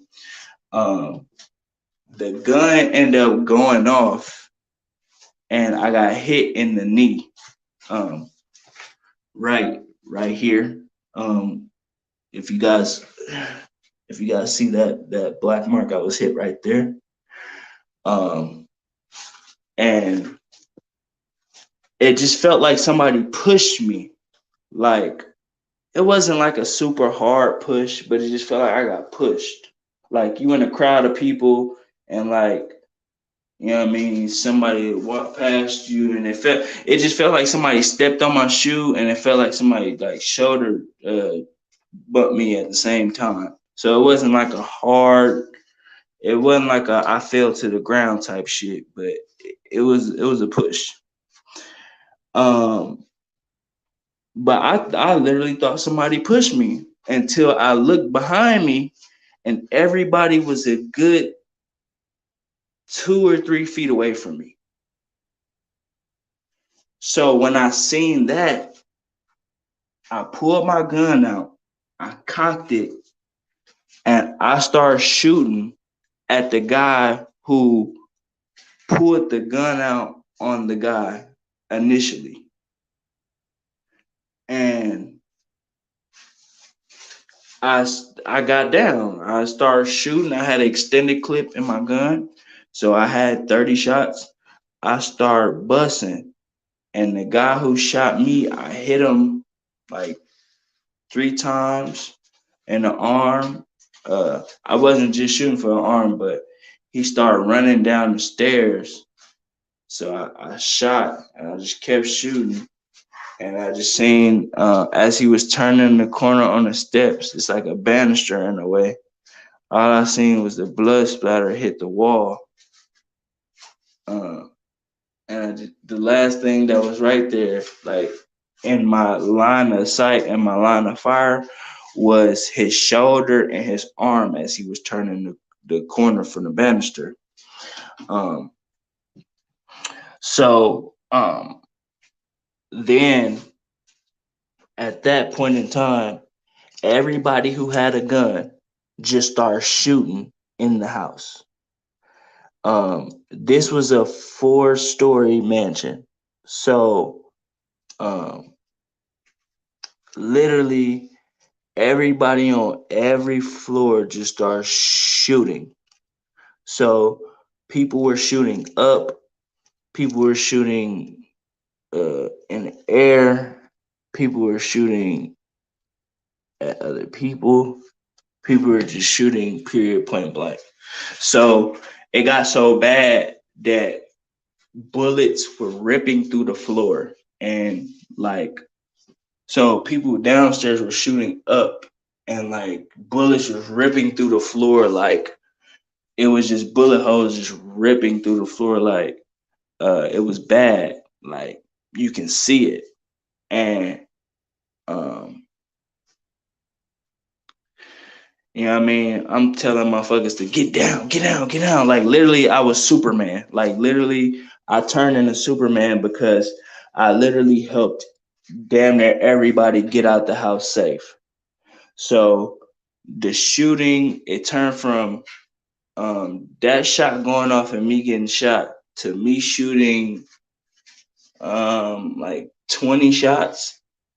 Then it got to the point where everybody started shooting in the house. And it was at least 300, 400 shots that went off. So bullets ripping through the floor, bullets going this way, this way, this way, everywhere, every which way. I'm telling everybody to get down. Everybody's getting down. Everybody's listening to me. And then it got to the point where, like I literally had to play Superman, um, to the point where I heard motherfuckers reloading, and then once I heard motherfuckers reloading, I told everybody, "All right, come on, we can leave, we can leave. Everybody, come on, come on, come on." Everybody followed me out the door, and we ran out the house. We get to the street, and I collapse. Not like collapse where I black out or anything like that, but I fall to the ground. And you know how like when you're on the ground, like you sitting on your butt and you can kind of rock back and forth and you can get up.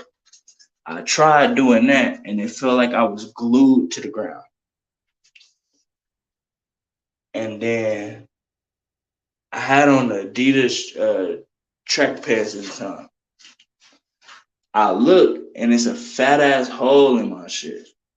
And of course I knew I got shot, but like I didn't expect for it to be a hole in my pants. So which is kind of dumb because once you get shot, it's gonna be a hole. Um, so then he said, I feel like these situations, I know what do like you said, Superman. As soon as fights start at functions, I assume it's gonna be shots, and once I hear shots, I hit the floor. I mean, yeah, when it's fights at a motherfucking party or any type of function, it's gonna be shots because motherfuckers they don't know how to just fight. Once a motherfucker lose a fight, they going for that gun. Period, point blank. Because motherfuckers don't know how to lose nowadays. They pussy. Um, so pretty much, I rock back and forth, and it felt like I'm glued to the ground. Uh, and I wasn't, but yeah, pretty much that. That was the first and not the last time I got shot, but that was the only time I got shot by a person, but that wasn't the police. You feel me? Um, Other than that, motherfuckers not dumb enough to shoot me or not even to even think no shit like that because they know what come with that and they know the consequences of it. Uh, but um, pretty much um, back to the story of what was happening. Um, I grabbed my gun and I come out the room. I always keep one in the head ever since that situation because I felt like in that situation, um, if I my gun, me cocking my gun was like a split second away from anything happening. Um, so ever since that day forward, I always kept one in the head. I done been through it, same. um, and I'm glad you're okay, Quinn. Um, I come out the room and my first words are, nah, this some gangster shit. And I start shooting. The first bullet I let off. So I'm gonna show you guys.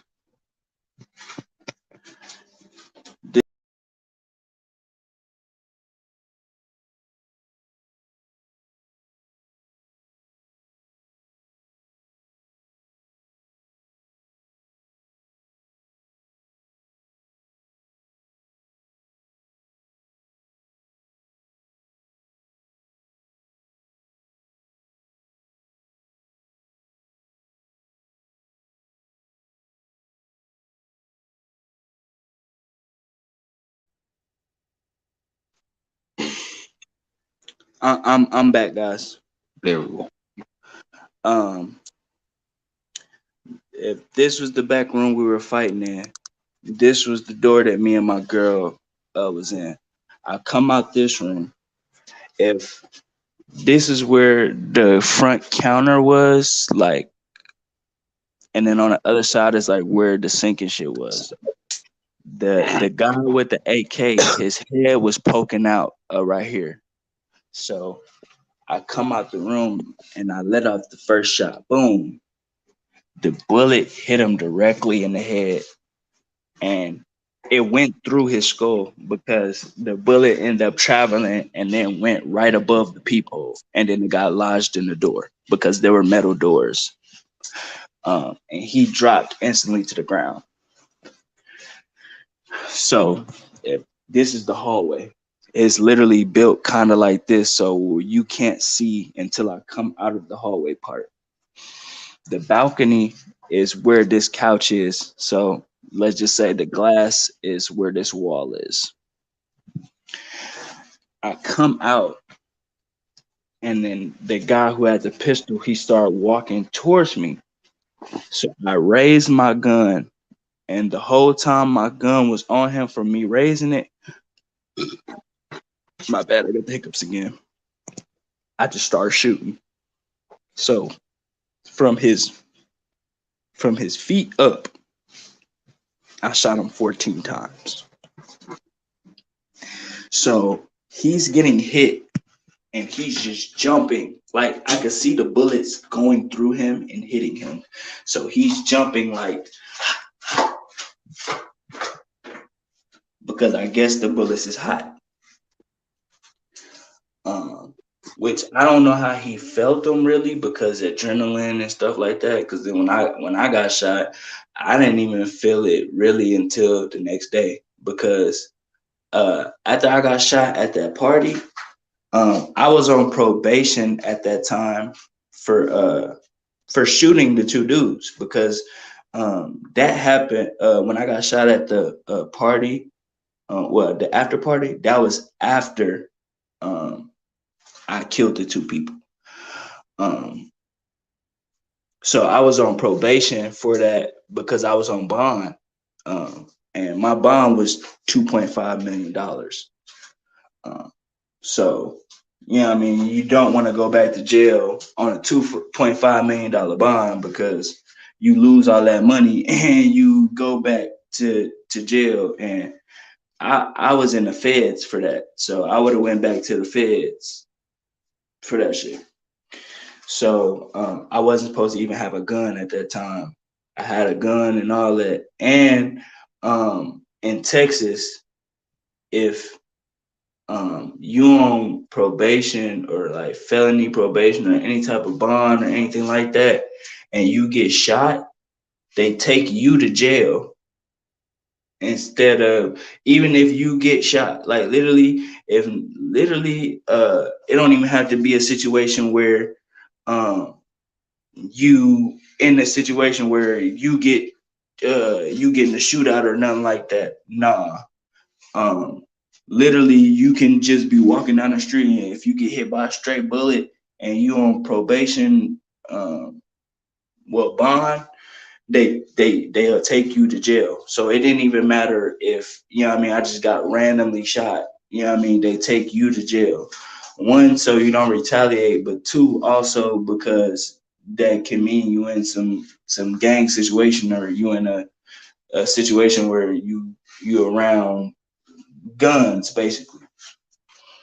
So I didn't go to the hospital. I didn't, you know what I mean? I ain't do none of that. I poured some beer on it whenever my homies got me to the car. I poured some beer on the gunshot wound and I told them to take me home. And then whenever I went home, I went upstairs and I went to sleep. I woke up the next day and I couldn't walk at all. The next day I went to Care Now, which is like a not really like an emergency room. It's just urgent care. So, uh, and I told the urgent care the doctor. I told him basically my I broke not really broke my leg, but I dislocated my leg to where the bone popped out and then it popped back in. So that was explaining the hole in my leg. And of course they believe me because at urgent care they don't have x-rays or stuff like that. So like it just is what it is. Like I couldn't walk or anything, so he gave me crutches, gave me some pain medication, and then bada boom, bada bing. I ended up keeping a bullet in my leg for a year and a half until I ended up getting off that bond probation for killing the two dudes, which is really when the case got resolved. And then February of last year is when I got the surgery to get the bullets that got my leg. He couldn't do nothing but dance, getting hit 10 plus times. Yeah, facts. So whenever probably about the fourth time that I shot him, My girl ended up running out the room, and she was dressed at this time. So I'm pretty sure, like after the first shot, she started getting dressed because it didn't take more than a split second from after I shot the first dude to move on to the second dude after I came out the hallway. Um, so he she came out the room dressed. She was like, "What the fuck? What the fuck?" And I was like, "Just go." She run past me, and as soon as she run past me, I go right back to dude and keep shooting him. Um, and she run out and leave. Um, the dude who I shot uh, 14 times, he keep jumping because I keep shooting him. Um, Pretty much. Then he got hit so many times.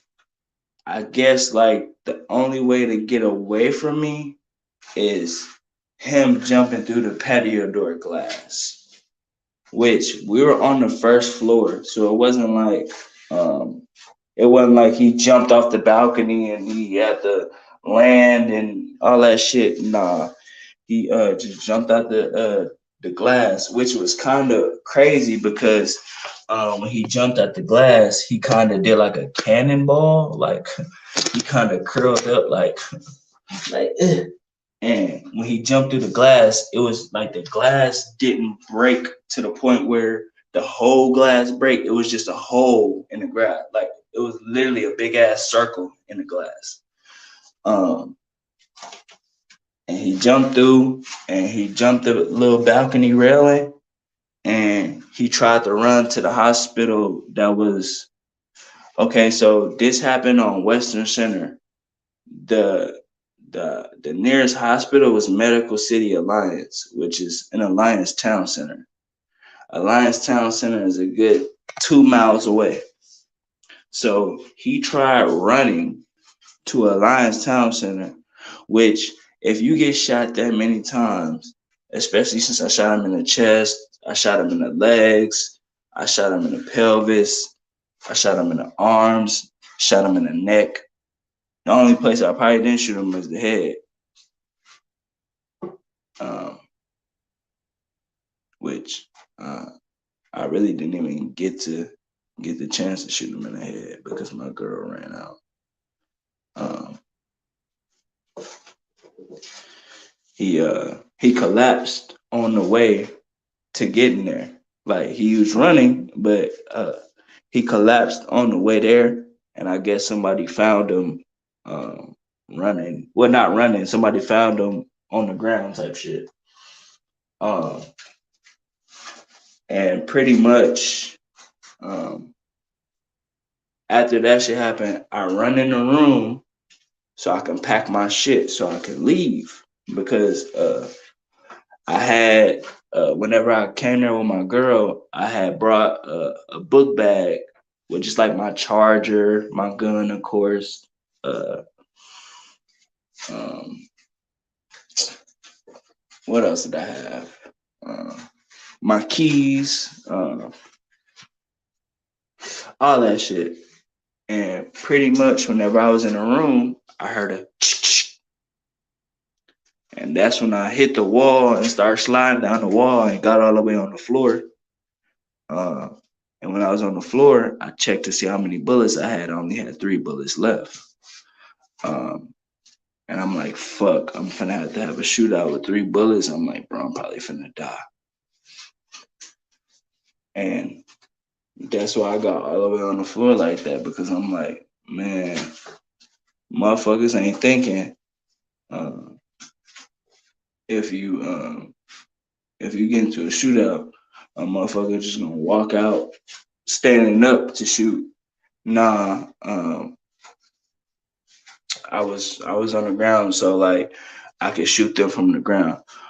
Over some weed, bro. Yes, bro. Over some weed, bro. Over some fucking weed, bro. That's not the I could, principle. The principle is the respect about the money, you know? yeah. And I can't imagine losing my life over the next blunt. Facts. Facts. And look, if they would have killed me, they would have definitely raped my girl and killed her too.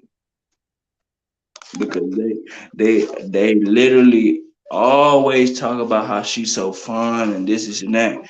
Okay, and the dude who had the pistol, he was literally 28, lying to a 16-year-old girl, fucking the 16-year-old girl. He told the 16-year-old girl he was 18. He was 28, damn near 30. He's a hound. Lying to a 16-year-old girl saying he was 18 because he couldn't get no bitch his age.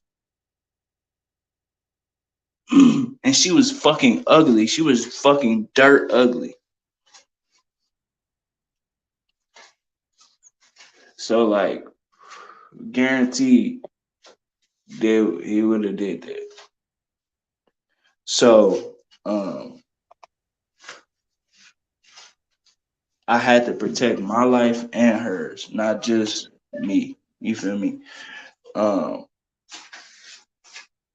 so um whenever I realized that it was just glass falling and it wasn't a motherfucker with a gun, because this happened in fucking the daytime, the principle is trust for sure. Yeah.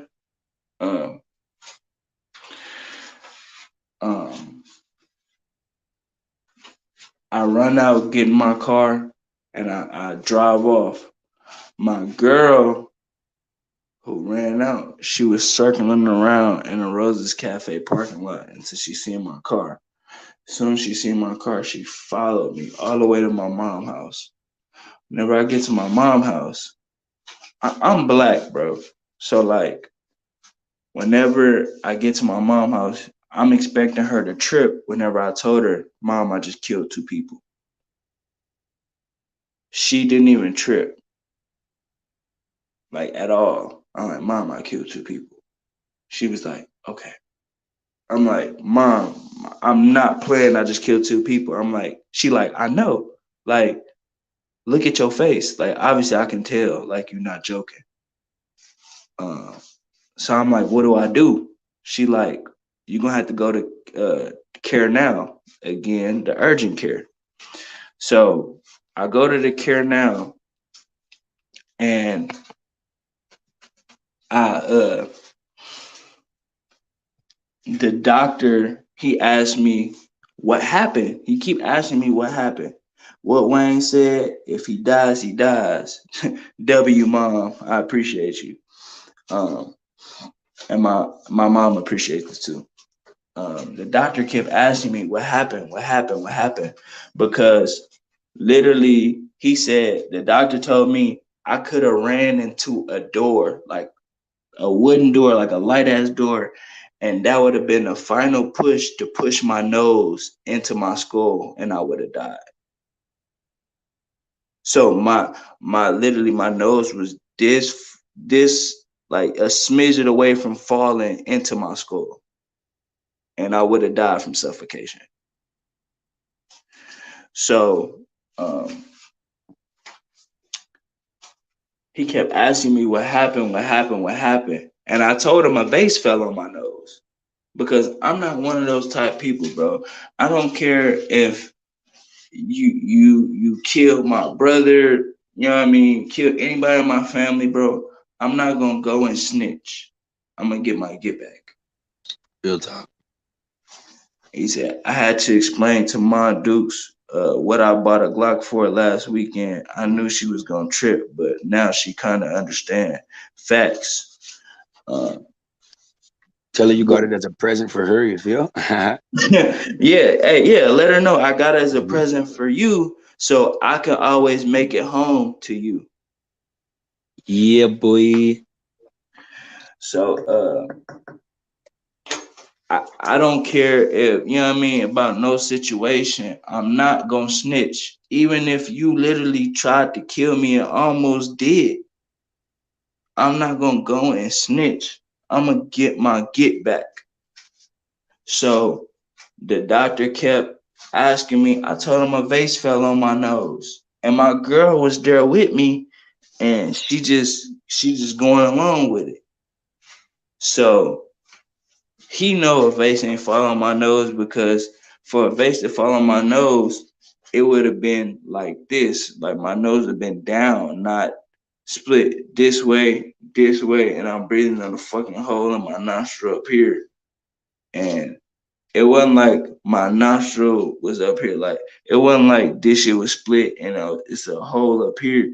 No, like everything in my nose was exposed. Like I can see both nostrils, like the inside, like the meat of it, like not even the meat of it, like the actual like nostrils, and it was slit open to where it was a fat ass hole in the nostril, and I was breathing out of that hole.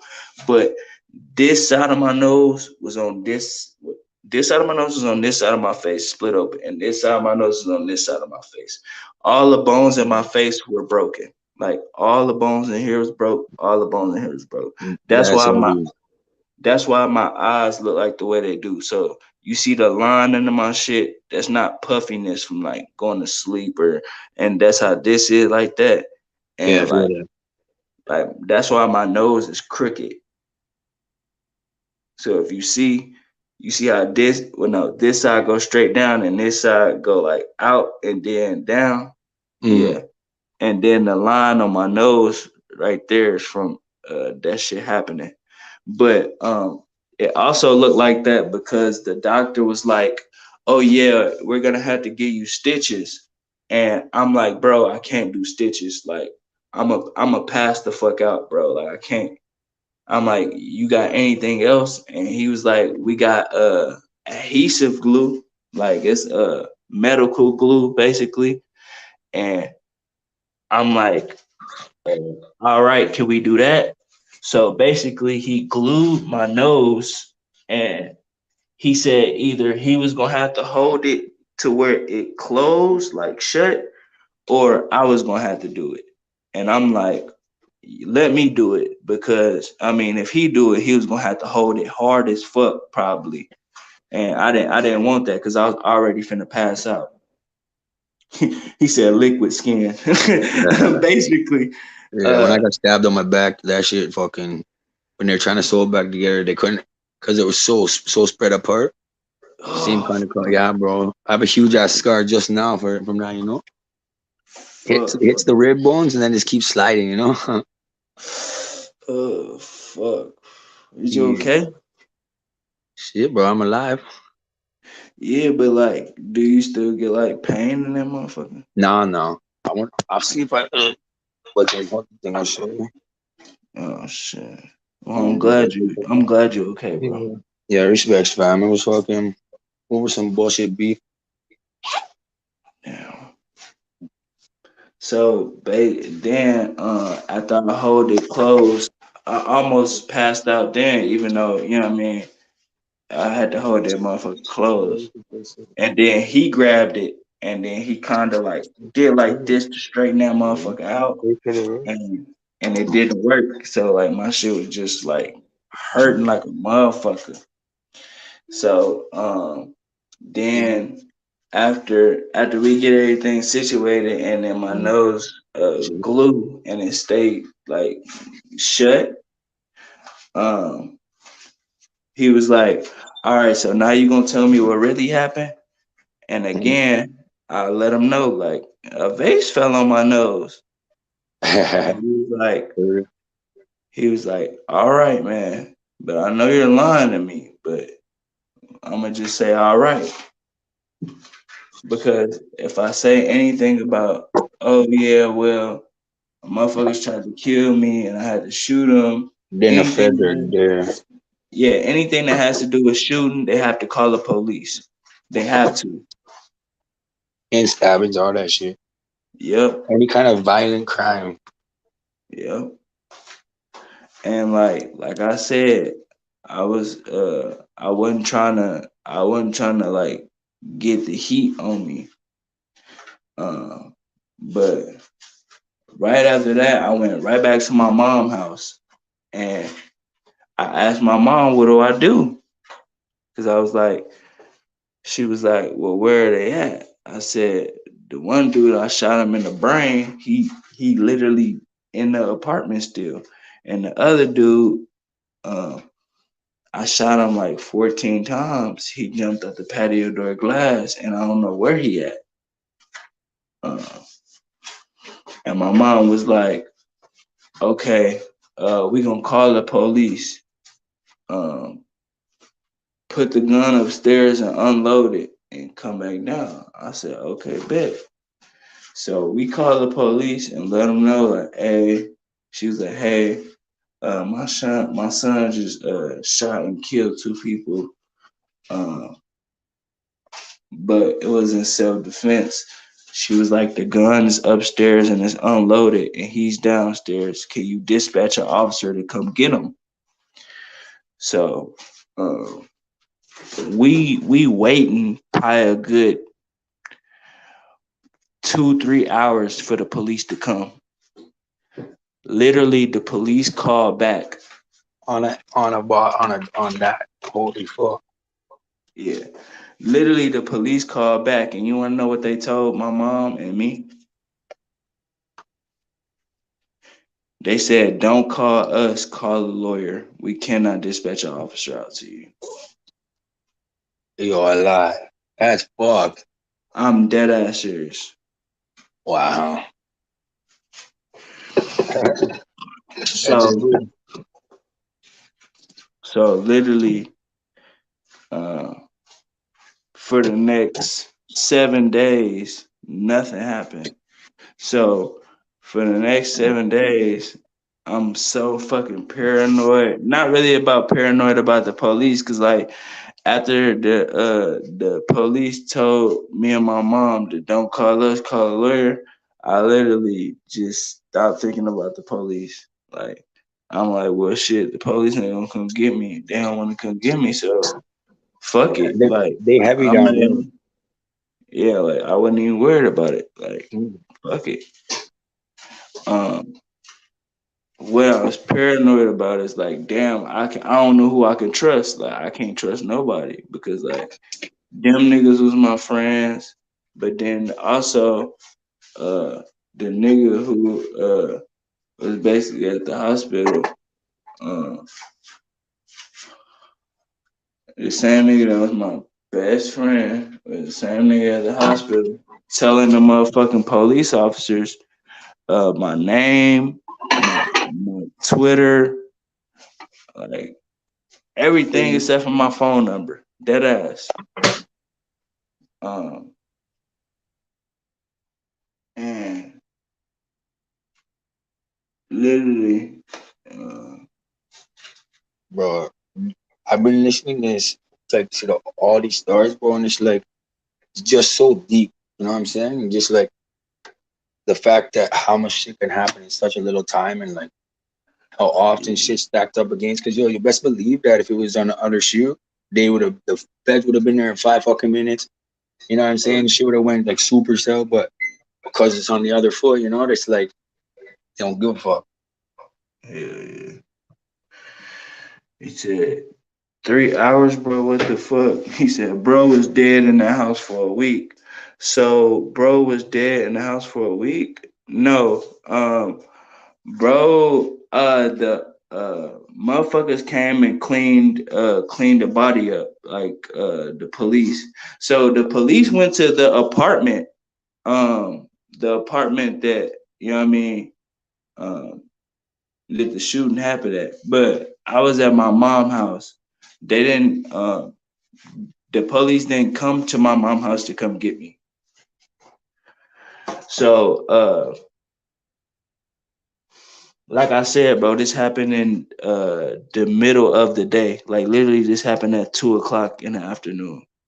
Um, so my homie, uh, they called off. He called off work and he went to the hospital for bro that was able to leave. Like um, and pretty much uh literally, I guess either he called the police or I don't know, um, because then, like I said, it was 12 motherfuckers who lived there. So, well, now it was 10 at that point, but uh, somebody came home and seen that, and then yeah, I don't know if they called the police to come get the bodies or what, but basically, then this is when the shit get foul. So then, like I was so fucked up in the head, I didn't know who I could trust. So every day I'm just chilling with my girl, cause she getting fucked up in the head too at this point because she seen the shit, but she ain't all the way fucked up to the point where, you know what I mean, she seen the nigga. She ain't fucked up to the point where I'm fucked up, cause I'm fucked up, cause like I don't know who I could trust. I just had to kill two of my friends, and then at the same time, like I actually seen I actually seen the motherfucker head get blew off. I seen the bullets ripping through the second motherfucker and all that shit. So like she ain't as fucked up as how I was, but she was fucked up. So basically I'm just I'm at my mom's house every day because my mom she told me she want me to stay there. So me and my girl stay at my mom's house instead of going to our crib. Instead of going to our house. So cause my girl she was scared to go home. Like it wasn't like motherfuckers was gonna come like do anything to us because I killed the motherfuckers who, you know what I mean, who was gonna do something. So it wasn't like none of that shit was gonna happen.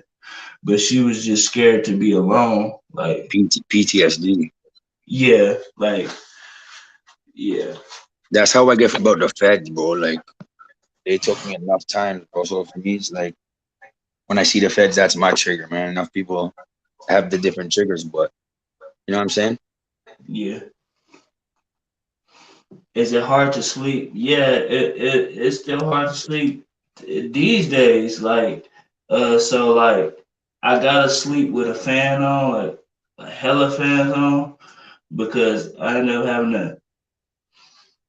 going to the doctor, and even my doctor, um, like we had to go like through trial and error, like because I was having nightmares, but like these nightmares is crazy. Like these is like real. They wasn't nightmares, like they was real. Um, where I would have dreams that um there was the nigga who had I blew off, like he would come to kill me. Like he'd have a gun and everything, but like um he'd have a hole in his head. Like the same hole that I put in his head, he'd have that hole in his head and he'd like be trying to kill me. But he dead, like not really like a zombie, cause he ain't decayed, but like he got a hole in his head and he dead, but he's alive with a gun and he's coming to kill me, but he's shooting me and like he's shooting like his gun don't run out of ammo. Like he Is it can literally, reoccurring? huh? Is it Yeah, a yeah, yeah? So it happens often. That's what it's. You know what I'm saying? It's like it's easy to kill someone, but hard to live with. You know. yeah. So like, it got to the point where me and my doctor went through trial and error, and basically, if I sleep, uh, and temperatures that's like if I get hot while I go to sleep, I'm having a nightmare automatically. So I have to be uh, in temperatures is 69 and lower. So I gotta sleep with the air on 69. Then on top of that, I gotta sleep with 3 fans. Because if I sweat in my sleep, I'm automatically having a nightmare. Just So move to Canada, bro. You'll always be cold. This song is done. well, I'm from Milwaukee, so it's basically the same shit. Okay. But since I live in Texas now, well, I got cribs everywhere, but like this is like my home base. Uh, it's like um, it's hot down here, but um, yeah, that's that. But this is where the story get fucked up even more. So the same dude who was my homie and the one that was telling the police like my name, my Twitter, all that shit. Um, literally, uh, so the apartments was was kicking them out, but the eviction was on my record because the apartment was in my name. So they had 30 days to vacate. These niggas was throwing parties in the house with the blood still on the walls, with the bullet holes still in the walls. They didn't clean none of the blood off the walls. They ain't even, bro. It was brain still on the walls, That's heavy. That's fucked. and they was having parties in that motherfucker, and they called it the slaughterhouse. A lie. I That's swear to God. fucked. That's fucked. Like if it was different circumstances, Yeah.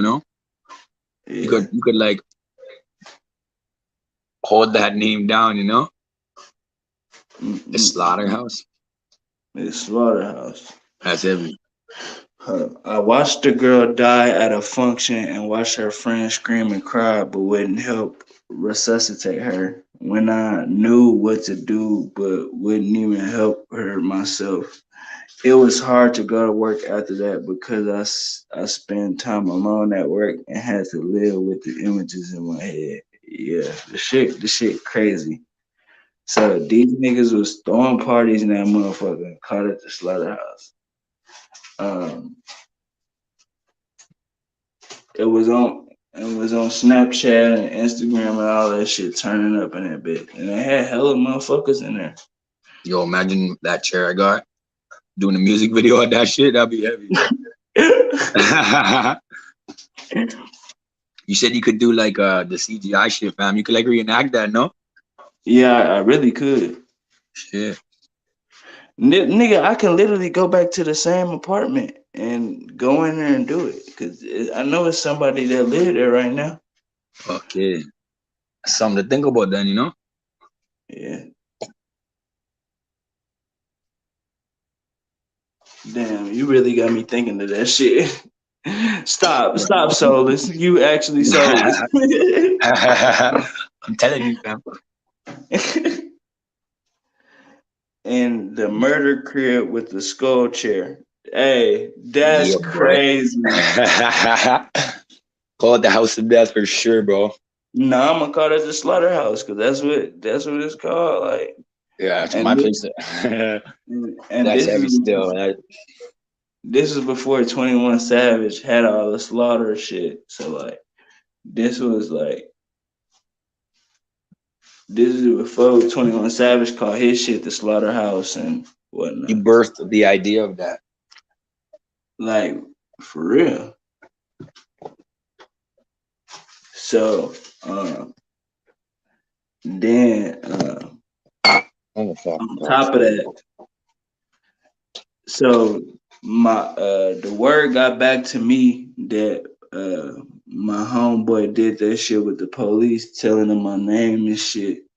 So I lasted a good 7 days before the U.S. Marshals hit and came and got me.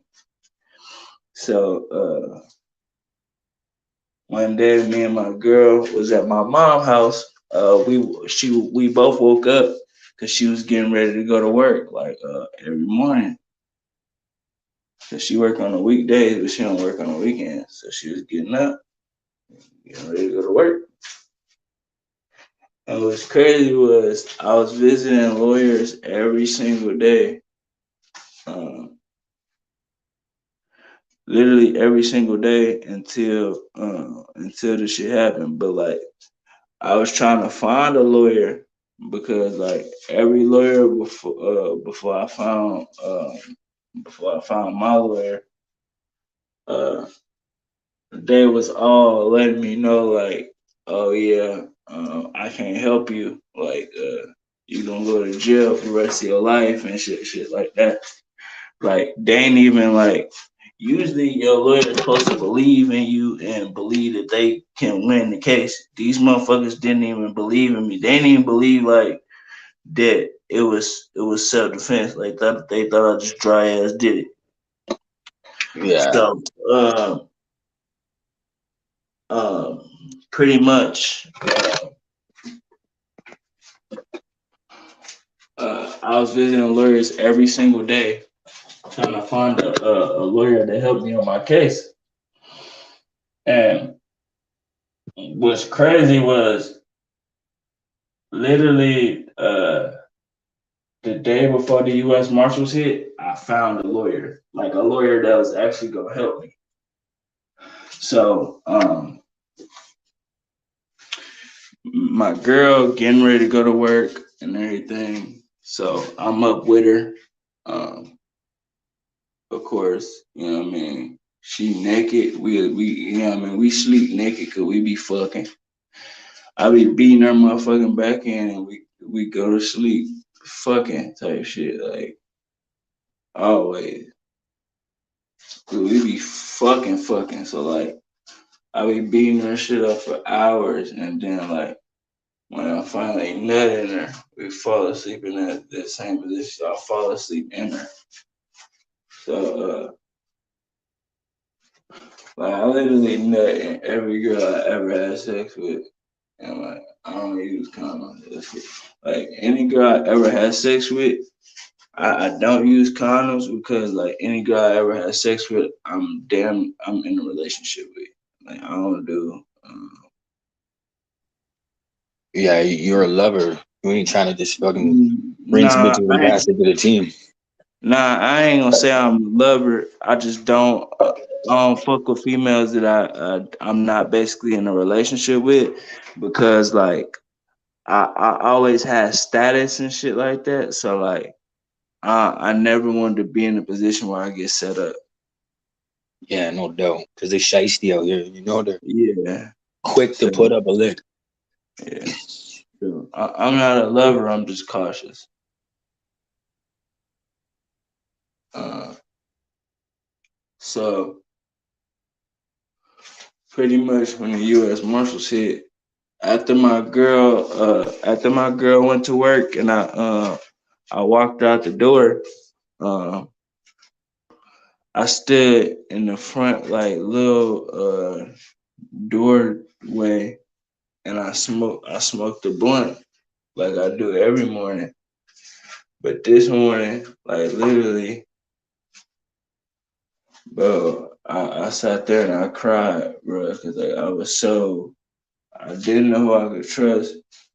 Then I'm looking over my shoulder, bro, and it's like it was just the front door. Like I don't know why I'm looking on my shoulder, looking back when I'm sitting on a step of my door, and there's nothing behind me but a wooden door, bro. Like so, I don't know why I was looking behind me, like, but I'm smoking and shit, and I just don't know who I could trust. And then I end up seeing a video of uh, my homeboys at the slaughterhouse having a fucking party that they did the night before. And like, I'm like, wow, bro, like this shit fucking crazy. Like, and not in a good way. It wasn't crazy in a good way. Yeah, that's heavy still. Uh, she was just yeah, bro. So then I hit my homeboy up, my white homeboy, and I'm like, hey, bro, you trying to chill? And he was like, yeah, bro, like I need to see you ever since that shit happened so I can make sure you all right. I'm like, all right, bet. When can you pull up? He was like, shit, I can pull up in like 20 minutes. I'm like, all right, bet. So he come, he pull up outside. Cause after I smoked, I went back inside. Uh, he pulled up, and literally, um, the street, not the street in the neighborhood, but like when you leave the neighborhood and you go out to that main street, it's a two-sided, it's a one-way street on each side. So um, one way is going this way, and the other way is going this way. So it's like this. So we get out the street, and the speed limit on that is 35 miles per hour. We get out, go to the street, nigga. We only going 30 miles per hour. A cop pulled behind us and literally had the lights on, but with no sound. So the lights is flashing, but there's no sound coming up. So Okay. my home, like on some weird shit. So my homeboy pull over because he like, bro, we wasn't even speeding, bro. Like I was going under the speed limit, like, and so the police he pulled over. The police officer come up to the window, and he was like, uh, "Do you have your license and registration?" He was like, "Yeah." And then the officer leaned over. He said, "What about you, King?" As soon as he said that, I'm like, "What the fuck?" And then I just feel a gun on my temple from my side, uh, on my side of the car, because the officer he went to the driver's side, of course, but like I felt a gun on my temple from my side of the window. I'm like, what the fuck? I look up, two more Silverados pull in to where we parked it, but it was already four Silverados that pulled behind us, and I didn't even notice it because it was literally that fast. Like literally, they jumped out. They already So planned that shit. how many kids you got, bro? I don't have no kids. I got three. For real? Yeah, fam. Uh, how Two many boys boys and a and how girl. many girls? Two Oh boys shit! and a girl. Yeah. Damn. Well, we 11, finna. 9, and then fucking my daughter's almost 2 next month. Oh shit! Yeah, we Yeah. finna turn up. We finna turn up for them, bro. I'm finna make sure that your kids have a awesome life, bro. I appreciate And that, fam. It was my birthday next month too, fam. So we're gonna have to do like a sick celebrational fucking live thing, you yeah, know? yeah. When your birthday so I can On write it November in. 28th. Oh, bet, twin. Man's hitting at 31, dog. Damn. Yeah, I'm an older head now, fam. Then he said I'm an older head. Nigga said old head. He said But once you older hit head. 25, you an old man, you know? Yup. Yup. So then I feel a gun on my temple, and the U.S. Marshal was like, "If you move, I'm gonna put your brain on the dashboard." And I'm like, "What the fuck?" And uh, then the rest of them hop out with ARs and all types of shit. All I heard was, I'm like, "Fuck, bro." So the the U.S. Marshal dude. He said, put your hands on the roof, but I have my phone in my hand. I'm like, no. I'm like, I'm not gonna put my hands on the roof, bro, because if I move, I got my phone in my hand, y'all gonna shoot me. He was like, I ain't gonna shoot you. I'm like, bro, yes, y'all is. I'm like, bro, if you want me to move, get me out of the car, bro, because like, I don't want to get shot. I don't want to die. He was like, all right. So he came and he grabbed me, but he pulled me and jerked me and made it pause on that. He pulled me and like jerked me to make it seem like I was trying to run or like trying to, you know what I mean, do something. And then all I heard was and like my heart dropped, bro. Like I thought I was dead. Like they literally was a millisecond away from frying me, bro. And that's the one time, eh? That's when the U.S. Marshals um, him got me. So then I called out for the other officer, with the other U.S. Marshal. I was like, bro, please come and get me, bro. He pulled my body to make it seem like I was trying to run, bro, and I wasn't, my nigga. He almost shot me. So he came and got me out of the car, laid me on the ground, and then they put me in handcuffs. And they took me down to the transfer station instead of the jail. So the transfer station just means I'm going somewhere else. I'm not going to the jail that's across the street. Well, not across the street from where I lived at, but across the street from the jail downtown. So we go to the transfer station, and I automatically get a red band, and then they send me in this cell. But I'm in a cell alone. Everybody else in the cell with somebody else. So I'm like, I'm confused. I asked the one of the ladies, I'm like, hey, what does a red band mean?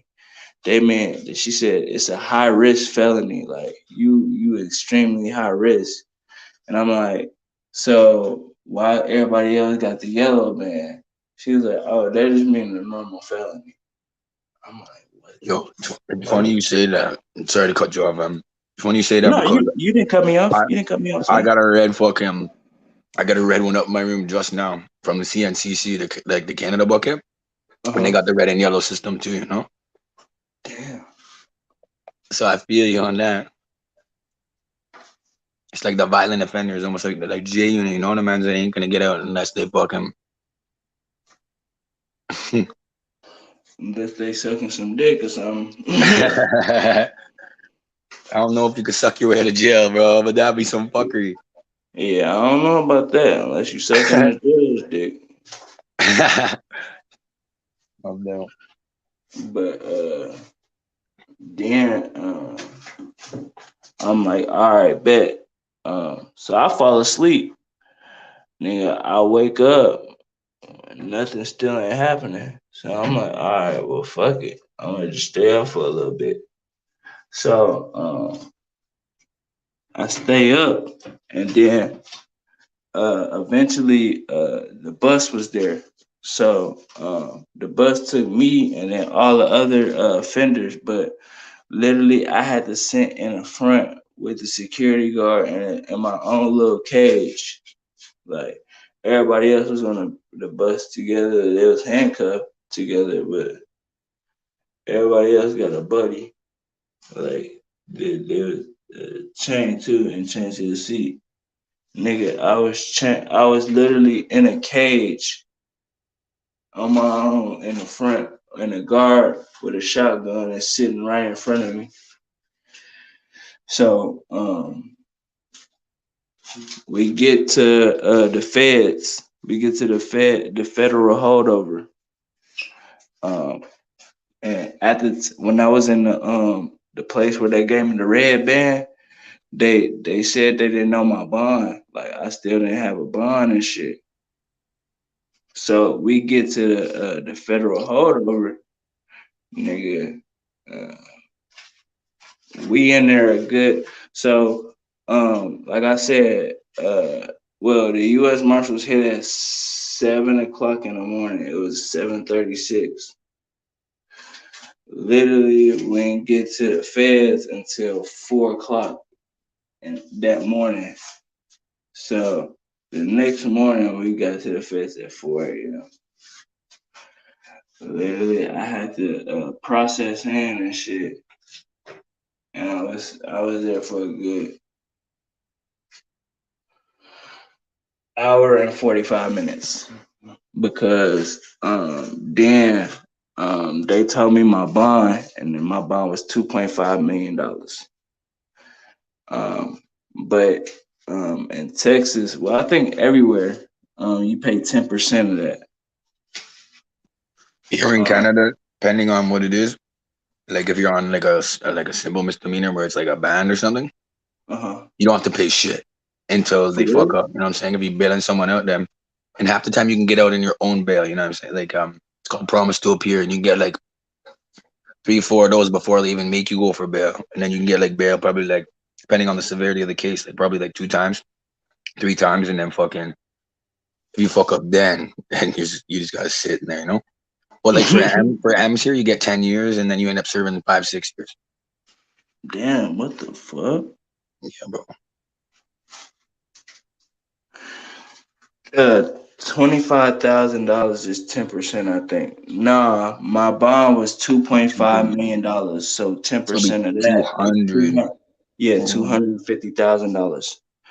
So the funny part about it is, I had $250,000. Well, no, I had like $230,000. My mom had to put up the rest. So she literally had to she had to put up $20,000. I had the rest, but that was all the money I had. Like literally all the money I had from selling that weed. All of it. Like literally every single penny. Fuck, that was banked though. You banked big off that. I mean, yeah, cause look, I was getting it for $750, but uh fuck around. So I was getting it for $750. I will only pay $750, and she'll fuck around and send me three or four for Shit, just $750, and it was all the gas of the gas. It wasn't no. She didn't send me not one package that was me. it was those quads. Like, like literally, she was trying to. That's how bad she was trying to fuck me, cause them pounds was worth at least $4,000 each.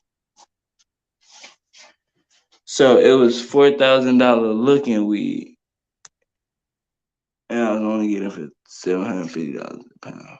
And I wouldn't even pay for all of them. Like it wasn't even like it was $750 a pound.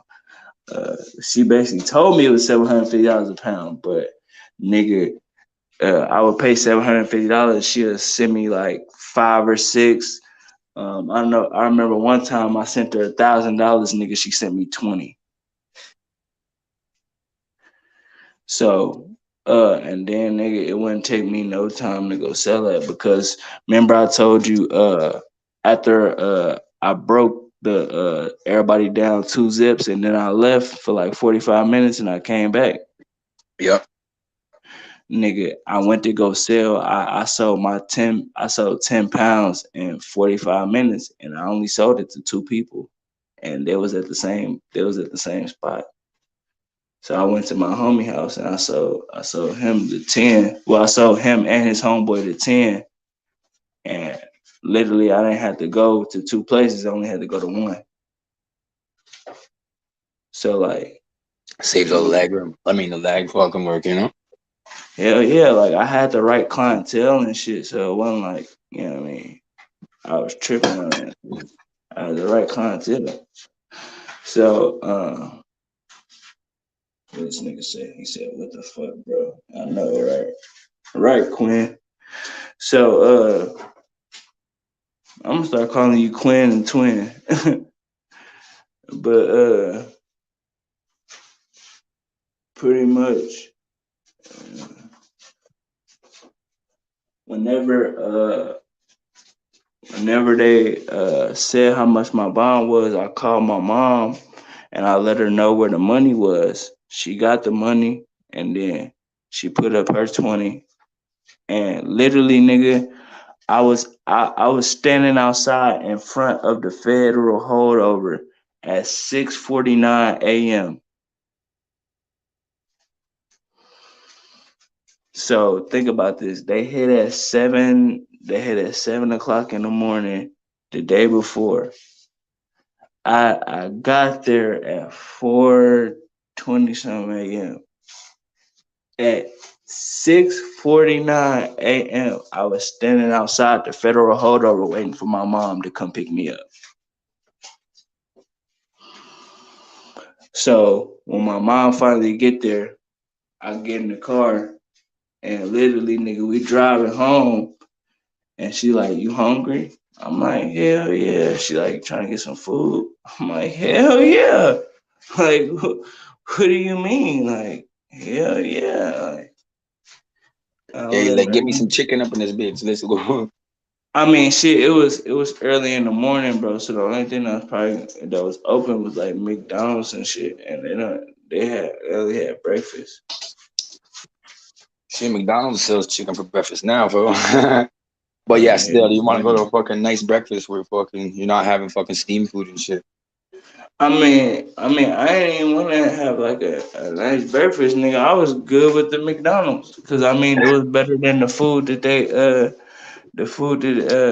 gave me, which they didn't give me no food. Like when I was in the place where they gave me the red band, I mean Yeah. they gave me a bologna sandwich. That's about it. But when I got to the federal holdover, nigga, I wasn't even in there long enough to get no food. It was just a quick in and out. Yep, That's which what's it good about the really, promise to appears. Because in Canada, like the promise to appears is like sometimes they don't even have to take you down to the station. You just have to go back for prints and shit. But I don't really get that option often. yeah.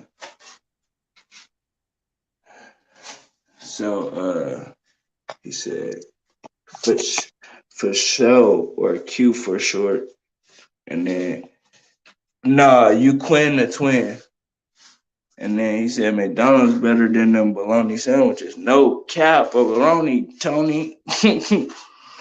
uh, so then I went home, and then like nigga, I was still like fucked up in the head, like because like I didn't know who I can trust.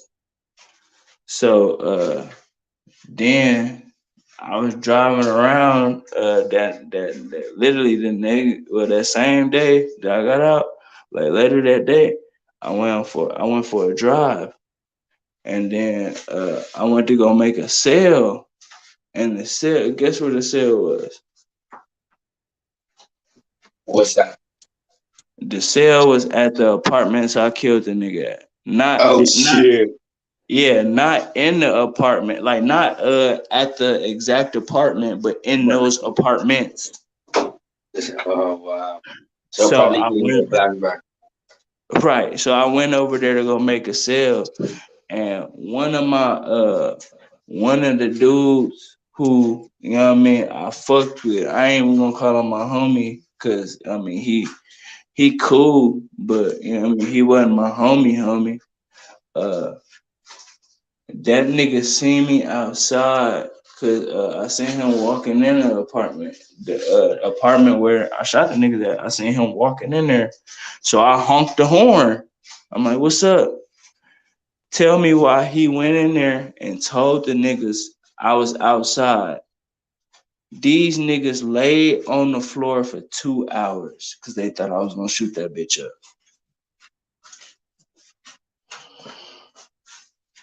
These niggas laid on the floor for 2 hours That's because it. they thought I was gonna shoot that They were bitch they up. were fucking shook up, eh?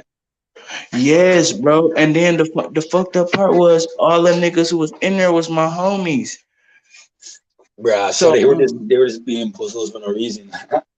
Especially when there's like exactly. bare mans. If there's bare them and then there's one of you, like, yo, what the fuck? You're not a super fucking hero, you know? Yeah, but they were Unless scared you come as a because Draco. the dude who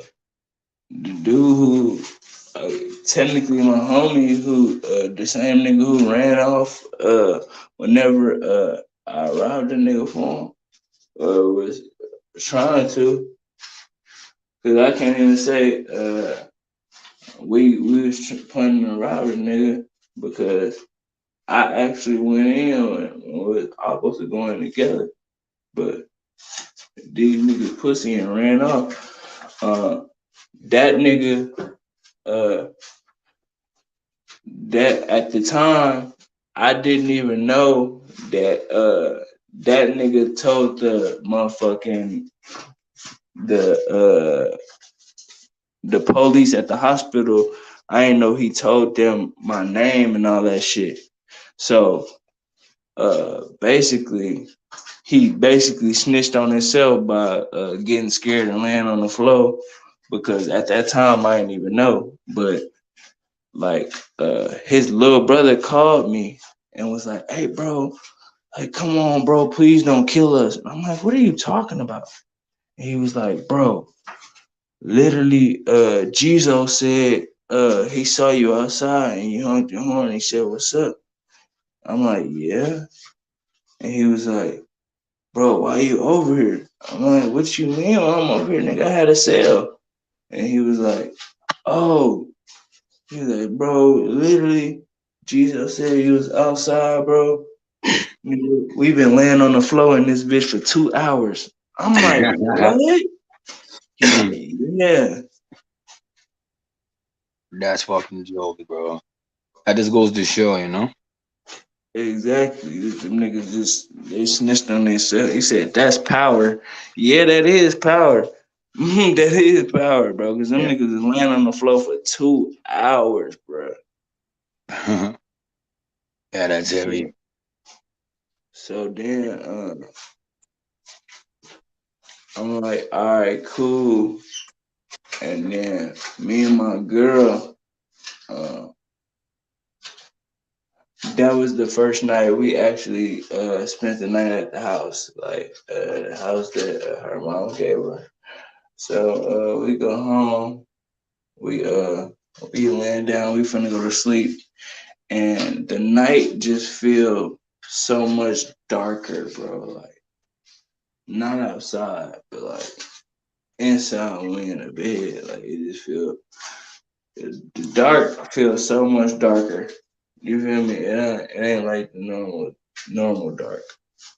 So No, it's an abyss.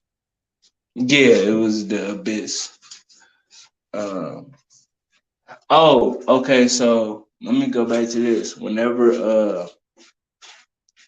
the US Marshals was trying to pull me out the car, whenever I ended up getting out the car, I heard one of their radio go off. And it was actually a lady. And she was like, "Oh yeah," she like literally, bro. She described my outfit to a T. Like, nigga, I had a Gucci book bag, and the line, literally the stitching on it was so the whole book bag was black, but it had like red and green like stitching, but like not like bold stitching, like literally, nigga, like here I'm gonna show you. Literally how this is right here. Here, change the camera.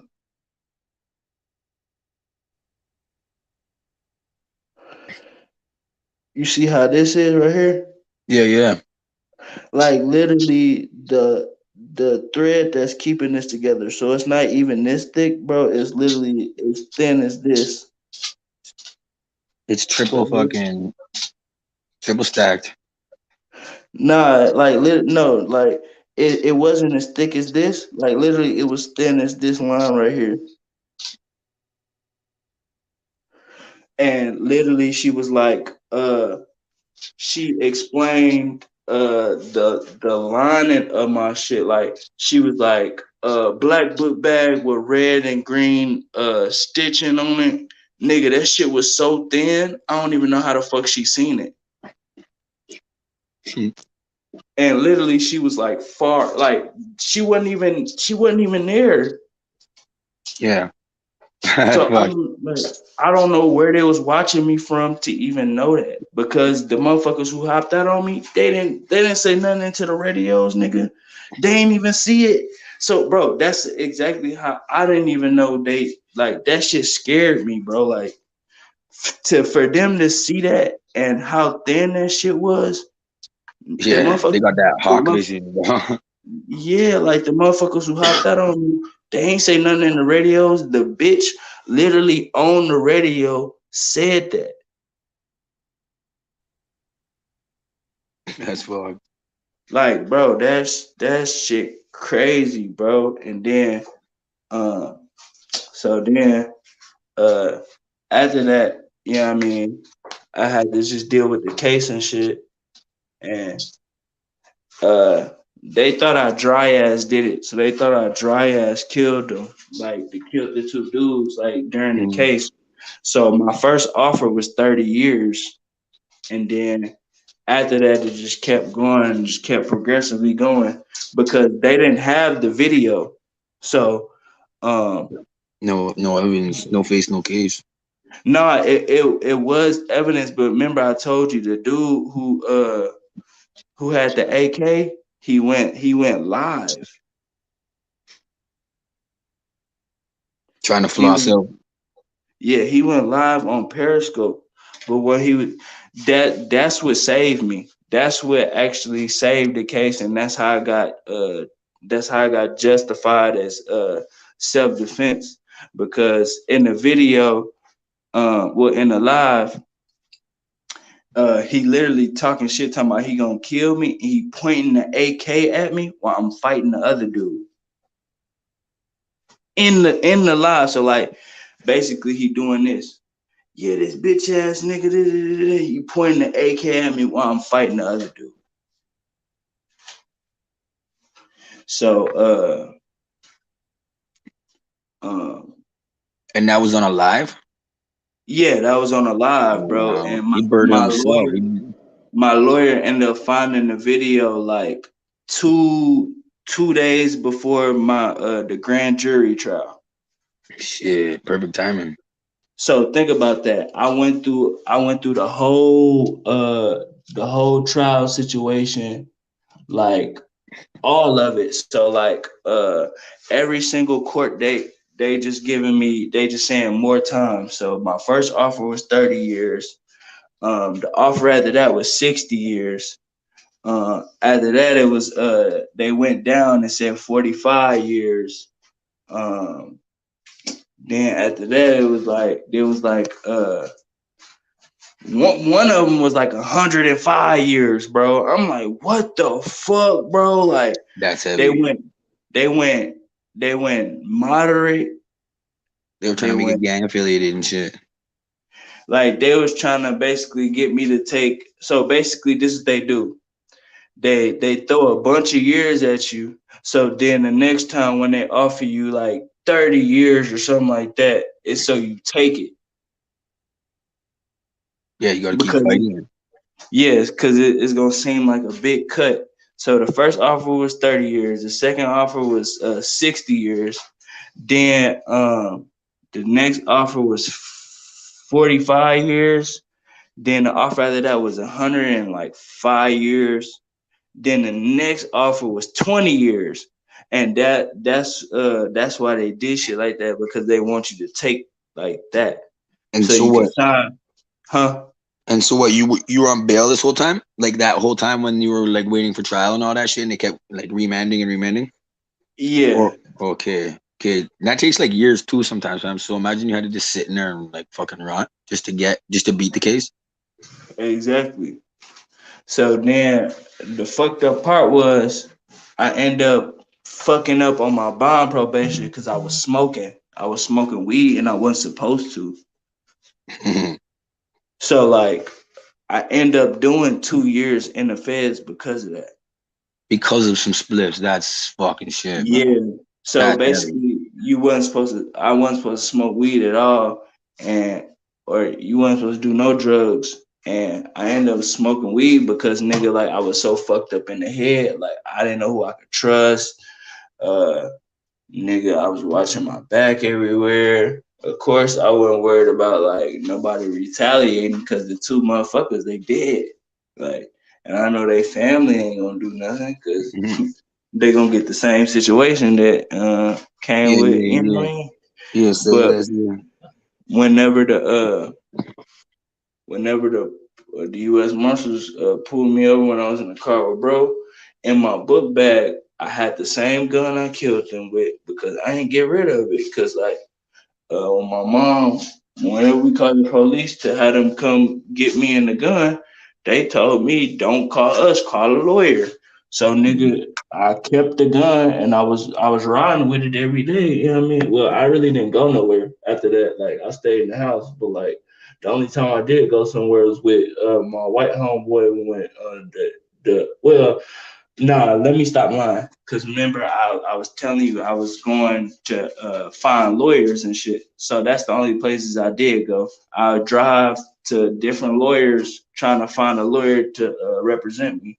So I would ride around with that gun. So I had that gun everywhere I went. And then I had a big ass Bowie knife.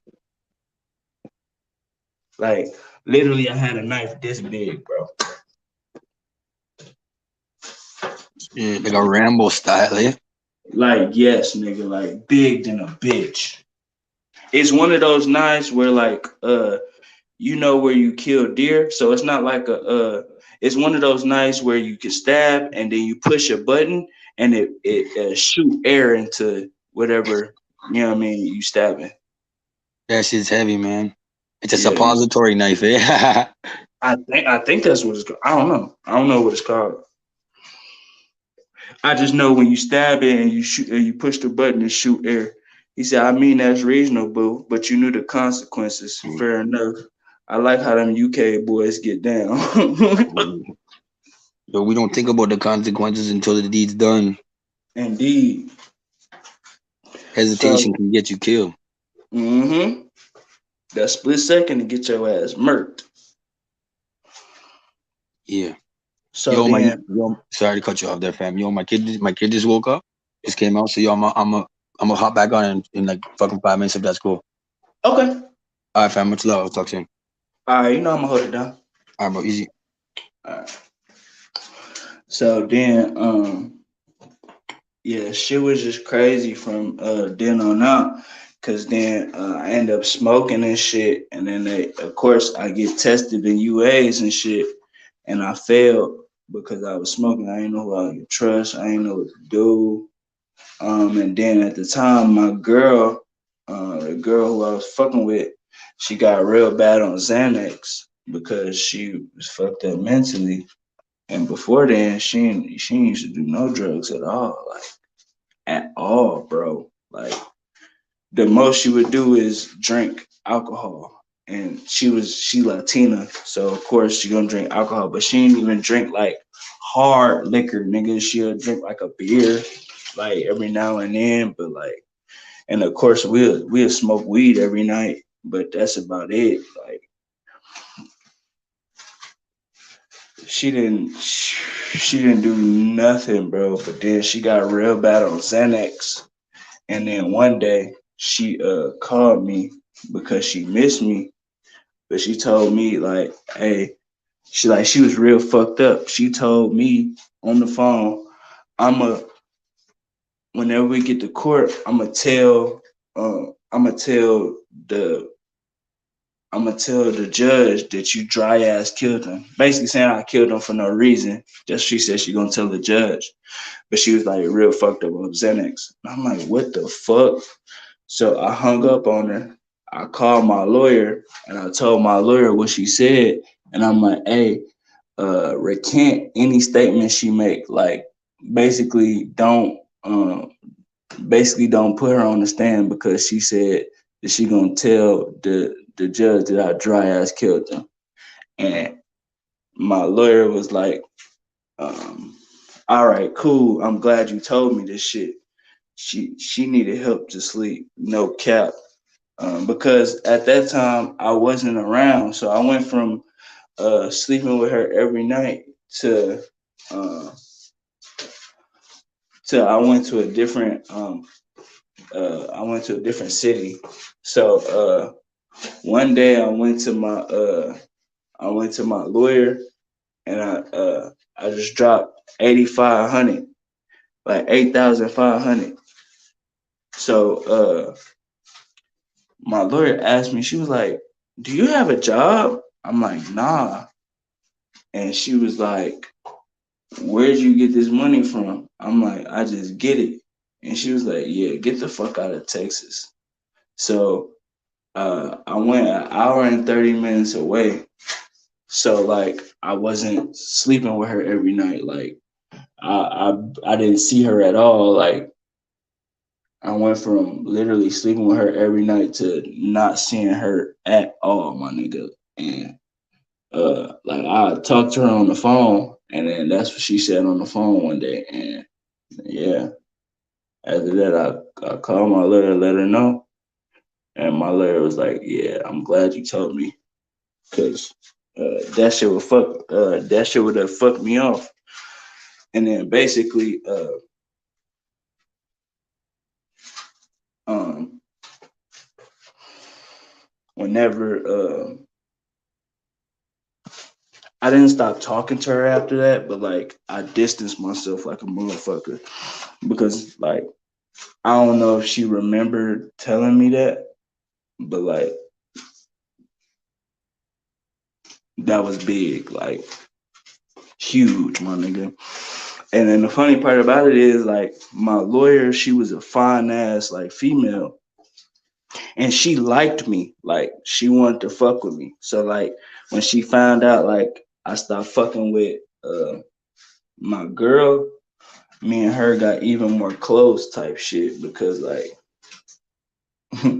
yeah, I wasn't fucking with my girl no more, and my lawyer was young, like younger, and like she had a fat ass, but she was white, like she was like a ginger. She was a like a strawberry blonde. Nah, she was kind of like a ginger, but it was like strawberry blondish. Um, More strawberry than blonde because she wasn't dumb. She wasn't a dumbass blonde. Like she was a smart strawberry. You know what I mean? Like red. Exactly. It was us against her. So when she found out I was done fucking with my girl, she started fucking with me even more. And then me and my lawyer went out on a few dates. Uh,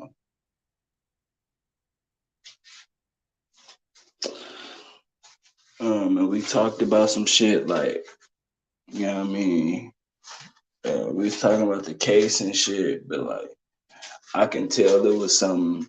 It wasn't just like about no case because whenever we went out on these dates, we'll talk about the case, but she ain't bring no folder with the paperwork in it. She ain't bring no binder. Every time we'll talk, she wouldn't write nothing down in her phone. Like literally, we'd be talking, but while we at dinner, we'd be mostly talking about like other shit. But we'll bring up the case every now and then. You feel me? Yeah. So like I knew what it was, and then she'll always wear these like little bitty ass skirts and shit. So like I knew what the motion was. Like I wasn't no dummy. Uh,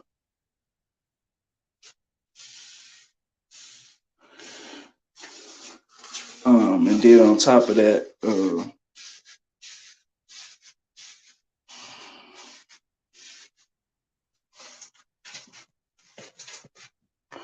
she ended up whenever I did go to jail. After that, she ended up bonding me out on her own. Like she didn't ask my mom for no bread. She didn't ask me for no bread. She bonded me out herself. And like Nigga, they revoked my bond. So think about that. Whenever your bond get revoked, you supposed to automatically do 15 days. Um, because they revoke your bond. Like, so basically, they just say you paid $1,000 to get out. You on bond probation because you have to pay a bond. But you probably on misdemeanor bond probation if it's for $1,000. I'm on felony bond probation, meaning if I do anything, I can't catch another case, nothing like that. So if I catch another case, they gonna violate my bond, and basically they gonna I'm not gonna be able to have a bond. So basically, I'm gonna sit in jail for 15 days. Even if it's a misdemeanor and you do that, they gonna have you sitting in jail. They do a 15-day hold, and then after that, they reinstate your bond. So uh, I didn't catch another charge. I was just smoking. So I failed my UAs. So they uh, they revoked my bond, and then so I spent 15 days in there. And then after that, they reinstated my shit. Uh, and then uh, my lawyer, she said instead of sitting in jail until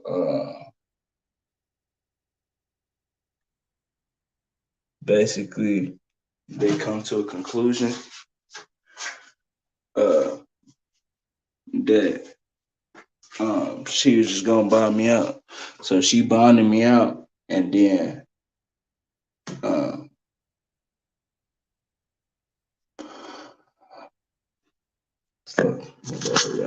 she bonded me out, and then you know what I mean. I was a free man again. But then we went on with the case and shit, and then she found a video of them doing the shit on a live stream, and then she showed it to the judge, and then, yep, after that, I was a real free man because they dropped everything. But I did get in trouble for because I was smoking, so I did technically get in trouble for that, but like not really because I wasn't I did the little 15 days. So that was like my trouble. Like I wasn't like they can't really like uh, do nothing to me besides the little 15-day hold. Other than that, cause I was already in jail. So yeah.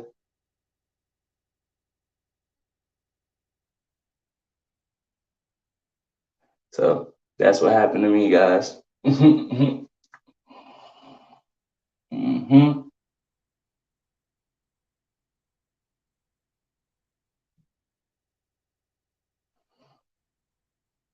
So yeah. So I still do have dreams about that shit. Every now and again, whenever I sweat in my sleep. So anytime I get hot in my sleep and I sweat, I will have dreams about killing. Well, not really killing, bro, because then that would be not. I wouldn't say a good dream, but like um, it wouldn't necessarily be a bad dream. But if I get hot, I start having dreams like it that bro head I blew off, he coming after me and shooting the shit out of me, and I'm feeling every bullet. Like the bullet feel like I'm actually getting shot, and like he'll be shooting me in my face and my head and all that shit. Like and like I feel myself dying, but like the nigga don't have to reload or nothing, so he just literally just piling on the bullets. Like I can feel my face like getting shot off. Like the nigga shoot me in my fucking head like 30 times. Like I'd be on the ground. Like after he shoot me enough to where like I'm immobile and I fall. Like he just keep shooting me in my fucking face and my head. And like I feel it the whole time. Like and like I can feel myself like dying. But it's just like damn, like I just keep getting shot and shot and shot and shot. I can feel like with each bullet, I can feel bits and pieces of my face just falling off, like, and my brain just getting further and further smushed into the ground from every single bullet. Like this shit crazy. Definitely ain't no joke. Definitely ain't.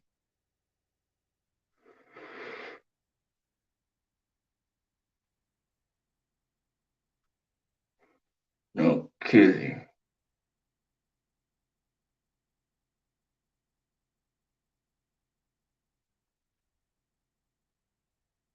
So I wouldn't say before. He said I can't sleep in the heat either, bro. It's so uncomfortable. No cap. No pepperoni. Don't eat. So I gotta have three fans on. Uh, well, usually it was three fans. So usually I have two box fans. Well, not really a box fan, but like a little fan, like a wind machine. You know what I'm talking about? I have two wind machines, and then the ceiling fan, but also the air on, just so I don't overheat. Cause nigga, I sweat it all. It's going down.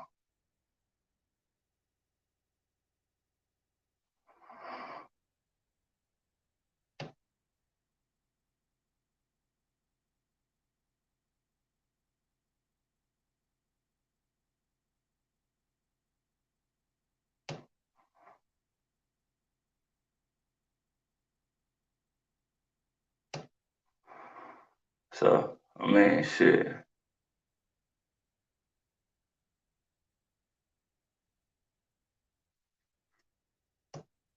Y'all, y'all got any questions about this shit or anything? Cause I mean, I answer all your questions. The case has been done and over with, so I can't answer anything. Even if it was going on, I'll still answer anything. Cause I don't give a fuck.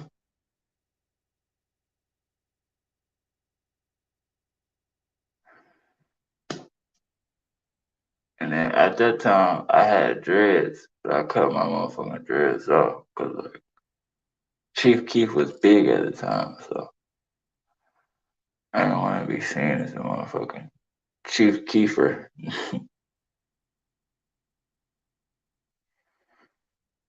And my shit was long too, but I had mine that cover my face, so I actually look like Chief Keef.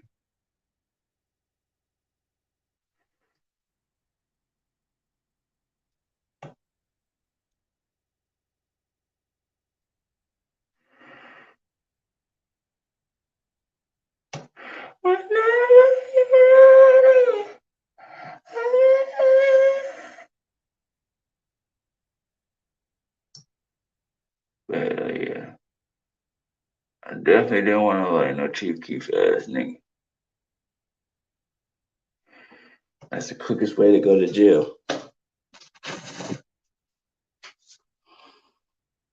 He said, "I'd rather be judged by the jury than God." On me, I rather sit in front of a judge than sit in front of God, nigga. Like who the fuck sleep? Who the fuck want to sleep and sweat? A psychopath? Like I know all the answers to why I would need to be prepared, but I need to train and practice. If you want me to train you, we can train, bro. Like that ass I train. What's your favorite caliber round? 10 millimeter. I actually got one in my pocket right now. I think I did have one in my pocket, and it was a RIP 10 millimeter round. That's my favorite round because it's made specifically to take down bears. So imagine what it'll do to a human.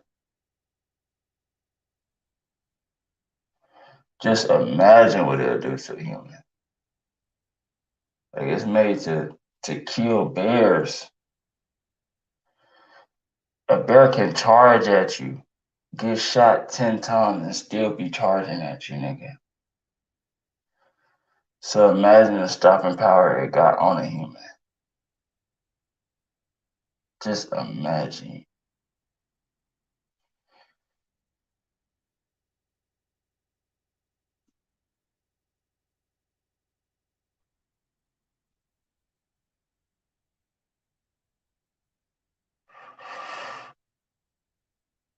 Just fucking imagine, bro.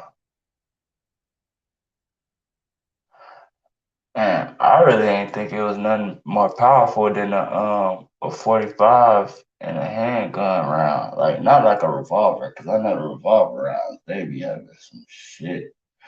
Nigga, that 500 Smith and Wesson is a beast. But I'm thinking like when I say a handgun, I mean like a handgun, like not like no Desert Eagle or no shit like that. Like, I'm thinking an actual handgun, like one where you can carry more than fucking 5 rounds, Desert Eagle. And sometimes the Desert Eagles usually carry 7, but yeah.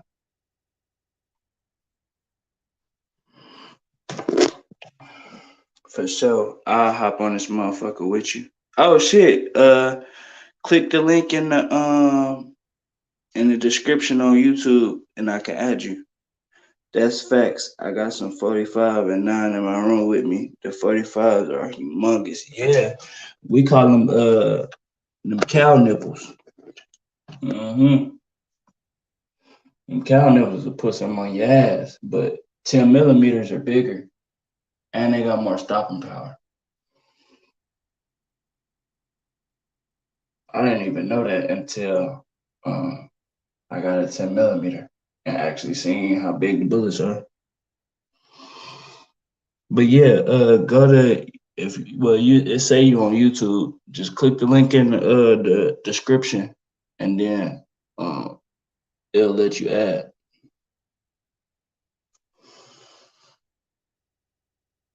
Oh yeah, hop on this motherfucker with me. I'm gonna talk to you.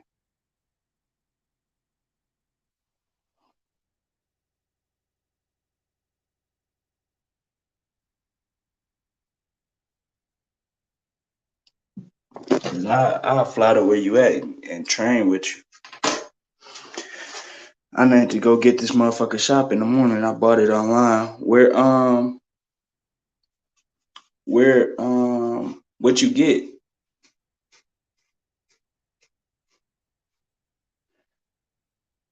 I'm a subscriber, so next time for sure. Nigga, if you don't click the link in the motherfucking description and hop on this bitch with me for at least for a second, so I can at least hear your voice, bro. I'm in Atlanta, Buzzo. Oh, nigga, I could be in Atlanta till not. I ain't gonna say tomorrow, cause nigga it's already tomorrow. So nigga, I be in Atlanta the day after tomorrow. All right, bro. Yeah, click that link in the description, bro. Come on, no cap. At least come on here for a little second, bro. Till my twin get back.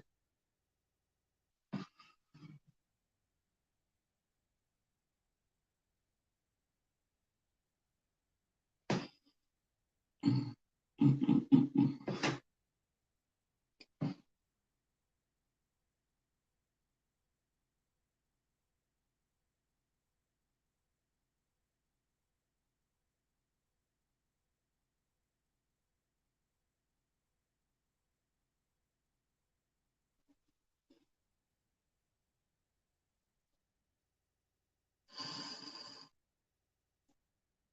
Mm, mm, mm, mm, mm, mm, mm.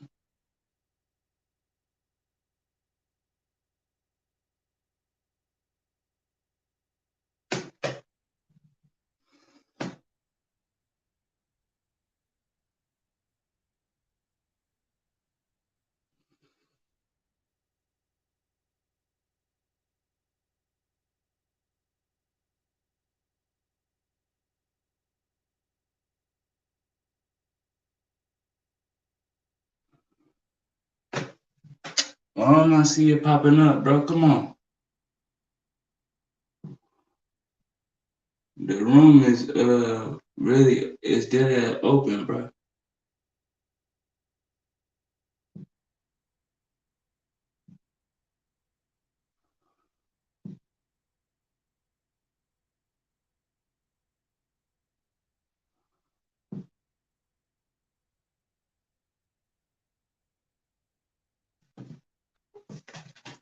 Oh, there you go. Why I say anonymous? That's my stage name and shit. Oh, okay. Yeah, What's up, my boy? you see my whole government on the goddamn Yeah. little front shit. Yeah, what's why don't happening you with you, bro? why don't you turn your camera on? Oh shit, hold up. Let me see how I do this shit. Hold on.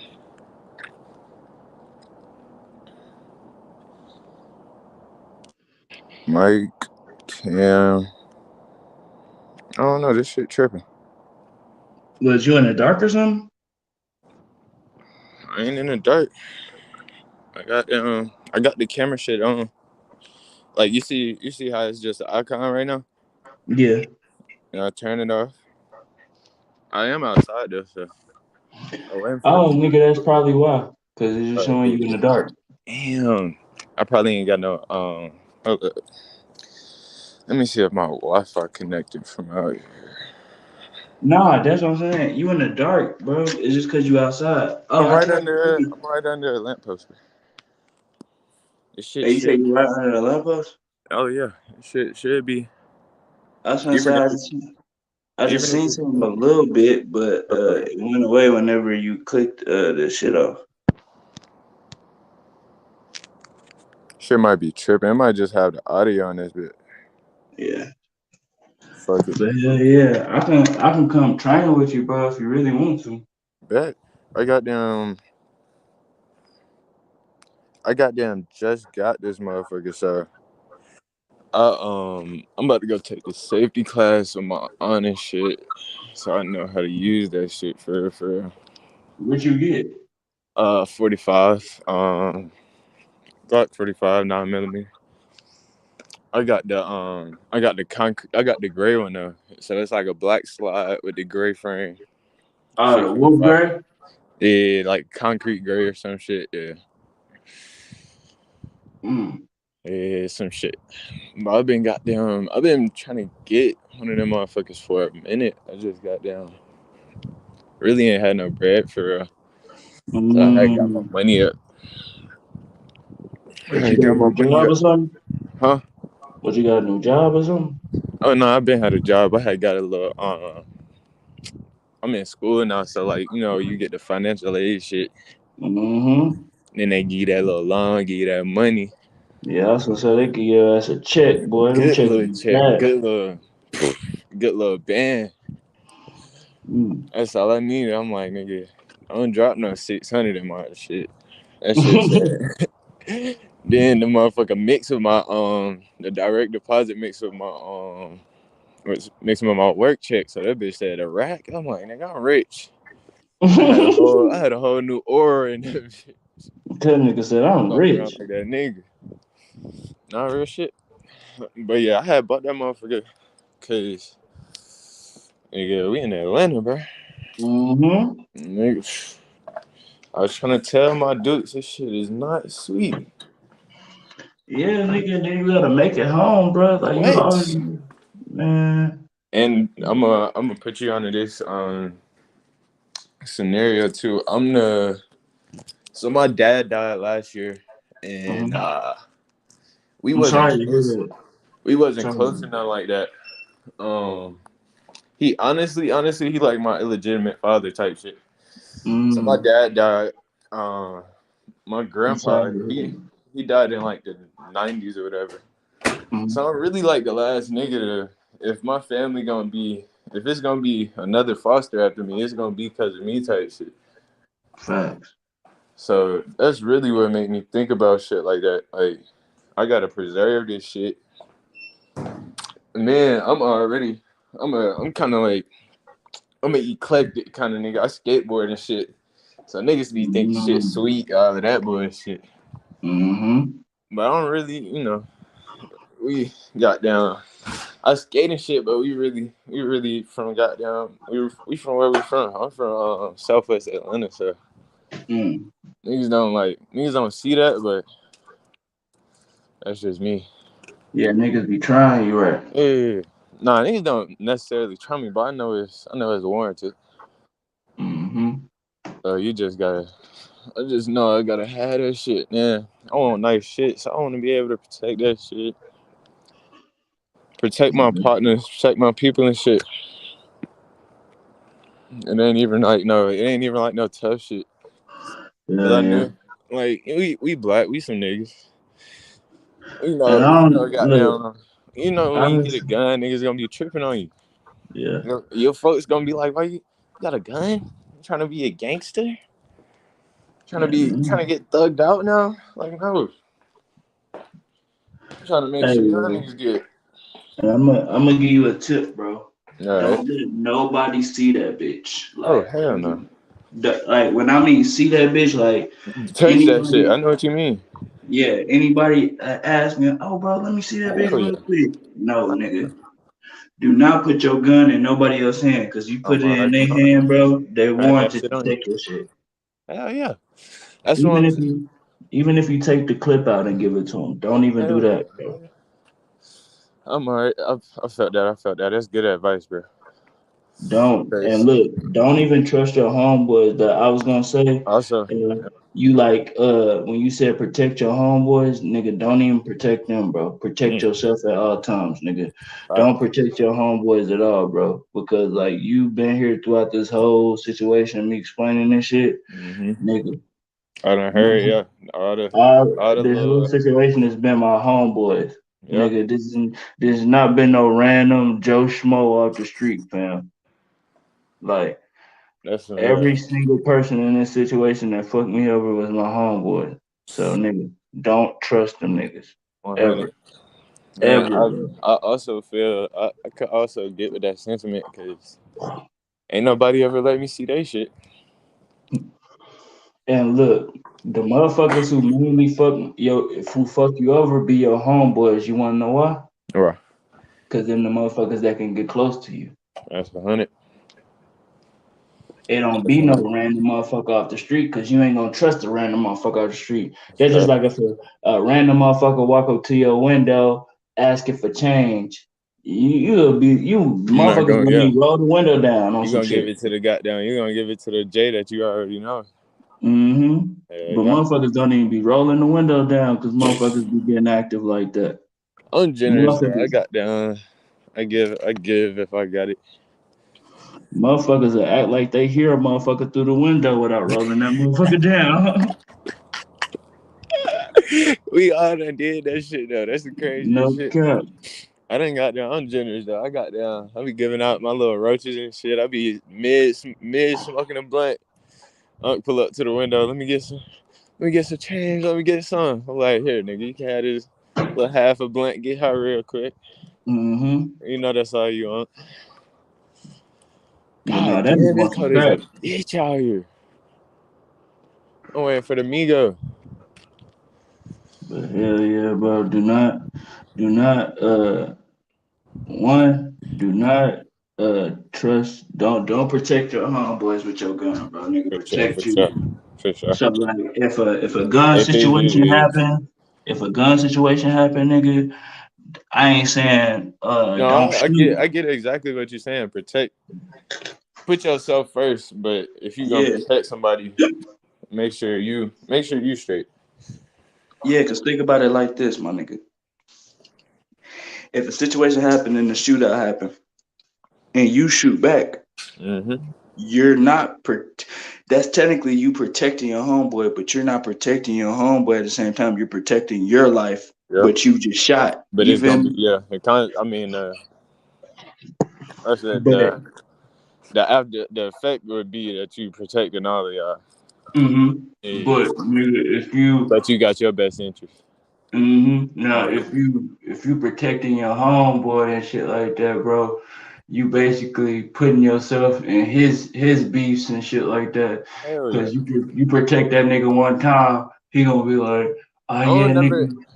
That's one thing. No, I can't say I don't really hang around nobody like that. I don't hang around nobody that be beefing with niggas. I don't hang around. We make music and we got down smoke and we go home and mind our business for real.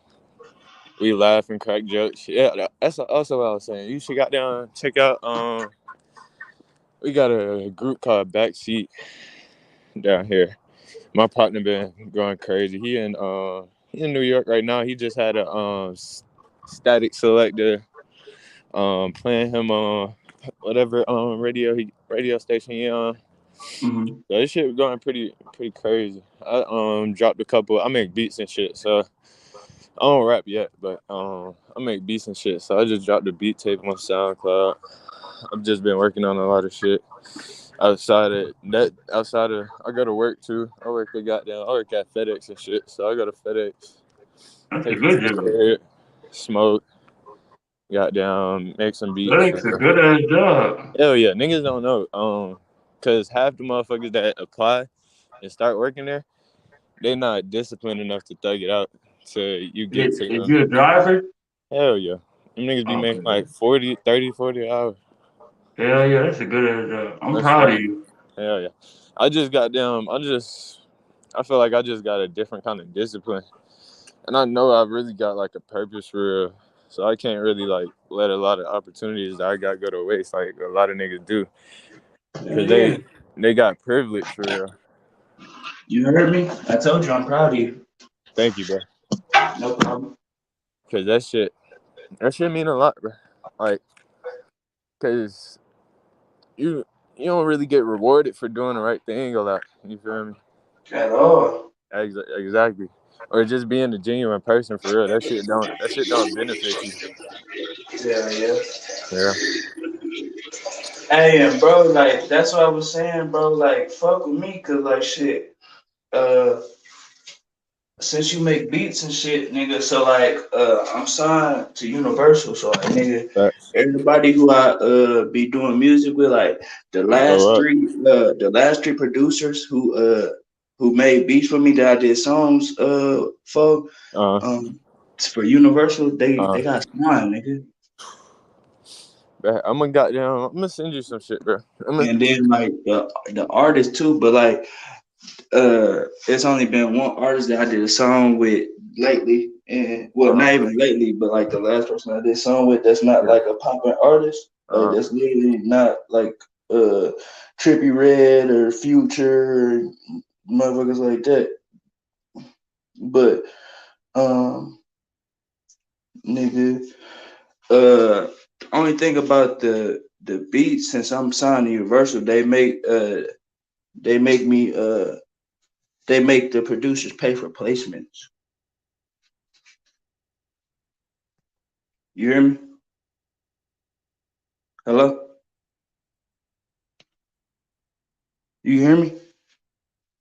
What the fuck happened?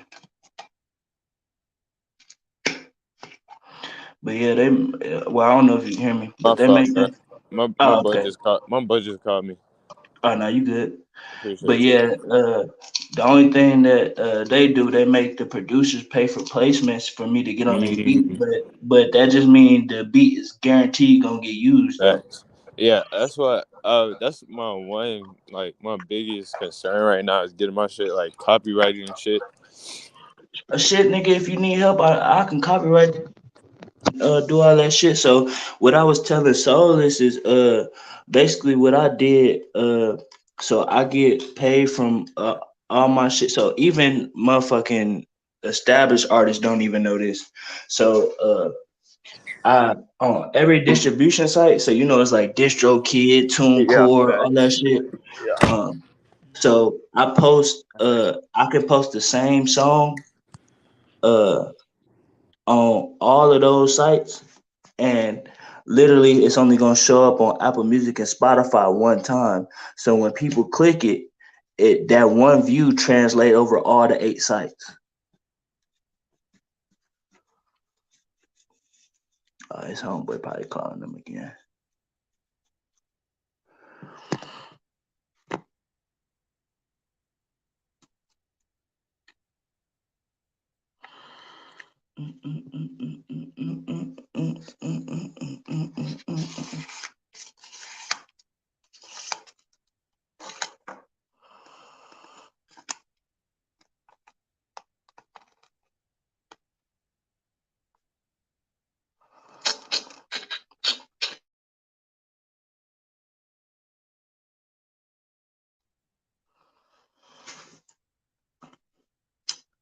Just let me know when you're back, bro, because I already know you probably on the phone with your homie. You said your homie called you. So I'm already knowing you probably on the phone right now. I can lick it, I can ride it, I can slide it.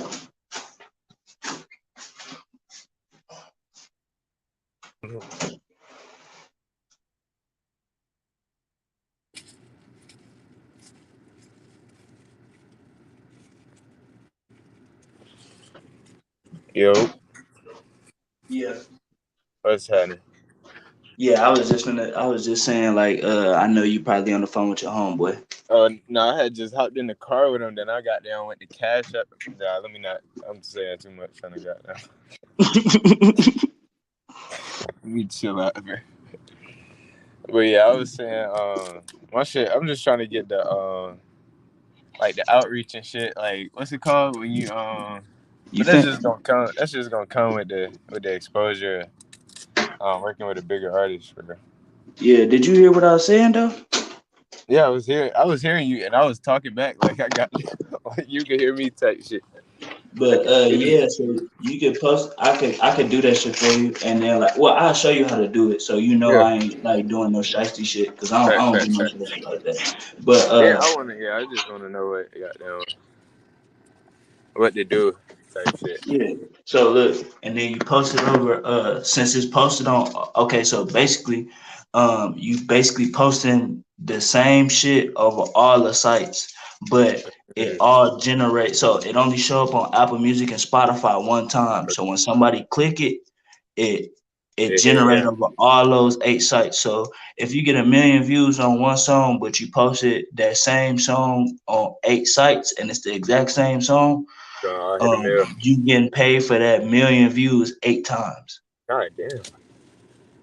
So that's what I did with all my music. Like literally every single song, I did the exact same thing. So like that's why literally before I got hit by a car like 5 weeks ago.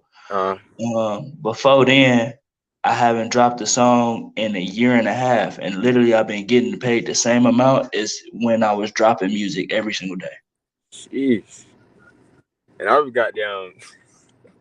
What was that shit? The Glock slide, bro. Yup. That shit. Put the Glock in your hand. That That shit had motherfucker me going lit, viral again right now bro. because That shit had me. Oh, is that Reggie. the one where the niggas was dancing to? Yup. Yeah, That I seen that nigga video. that nigga Reggie Baby just did he did one. The nigga Ayo Minx just did one. The nigga Goofies Drum set, just bro. did one. And then it's been a bunch of other verified motherfuckers who been doing it. Hell yeah, that shit. Bro, I'm telling you, bro. I was working at fucking Smoothie King, bro. Listening to this shit. I'm working at Smoothie King, getting like $8 an hour, bro. Just listening to this shit, bro. Just it was at a certain point, it wasn't even funny no more. I was like, this shit is hard. Like Yeah, this shit is hard, bro. I appreciate you, bro. Bro, the fucking Panic at the Disco remix, Oh yeah, no bro. cap. That shit, like. I just admire goddamn. It's just talent, bro. Like Hell yeah. I just admire talent, and then just the will to do some shit like that. Cause most niggas would be. I ain't gonna lie. Shit. I feel like Kevin Hart. I mean, not Kevin Hart. Goddamn, Kevin Gates made that goddamn that emo shit cool. Mm. After, well, not emo, but he made niggas like in um making emo hardcore music. Oh yeah. He made that shit kind of cool when he started shouting them niggas out. But you really got them when it did a remix to that shit, bro. Mm-hmm. I don't think it's too many niggas that got down even truly fuck with Panic at Disco like that. Yeah, half the songs I did, motherfucking really niggas don't fuck with. It's really white Bro, people. the R&B remixes, bro, all the Chris Brown shit, Mm-hmm. bro. Yeah. And doing that shit really got me in the door to fuck with the artists I was remixing the songs of. So like Yeah. Chris Brown, fucking And then uh when you sign, that shit even oh yeah. yeah. And really I got a distribution deal, so I ain't even get like a Like, regular deal like all these fuck niggas. yeah, my partner that I was telling you about, he just got signed to Cinematic Music Group with Johnny Shipes and all of them niggas. Yeah, So he ain't in like a record deal, but he in a distribution deal. yeah. Yeah. So all of this shit, bro, honestly, this shit like full circle right now. I can't even lie to you, man. That's what I'm saying, bro. I'm Hey, actually, look, bro, fuck with me, my nigga. Cause I look, got you, bro. I'm gonna help you get to where you want to go, Right. music wise and also like life wise. I Because got you, bro. I do more than just music. That's why, like, I really put music on the back burners. That's why I really wasn't doing it for a year and a half. So, nigga, I got 3 businesses, like thriving Word. businesses. Uh, So I do credit cleaning okay. because I know how to do everything with credit. Mm-hmm. Then taxes. So like I know how to do everything to where you get nigga, you can get shit tax Get that shit everything together. tax free. So Uh-huh. like literally with my business, I can go get a G Wagon right now. So you know how like basically all the motherfuckers with corner stores and shit like that, how they be Yeah. having nice ass fucking cars? Facts.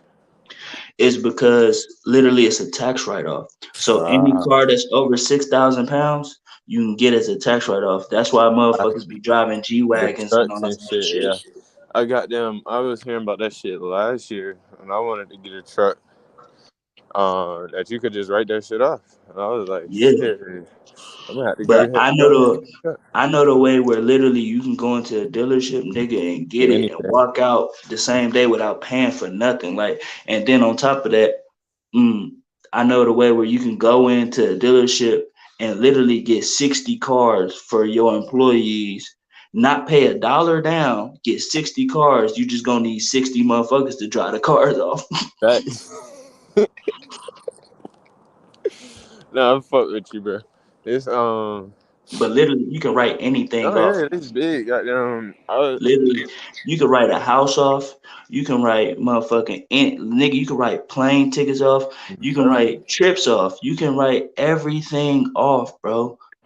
motherfuckers don't be taking advantage of they don't take full advantage of their careers and but they could really do it to rap money for real.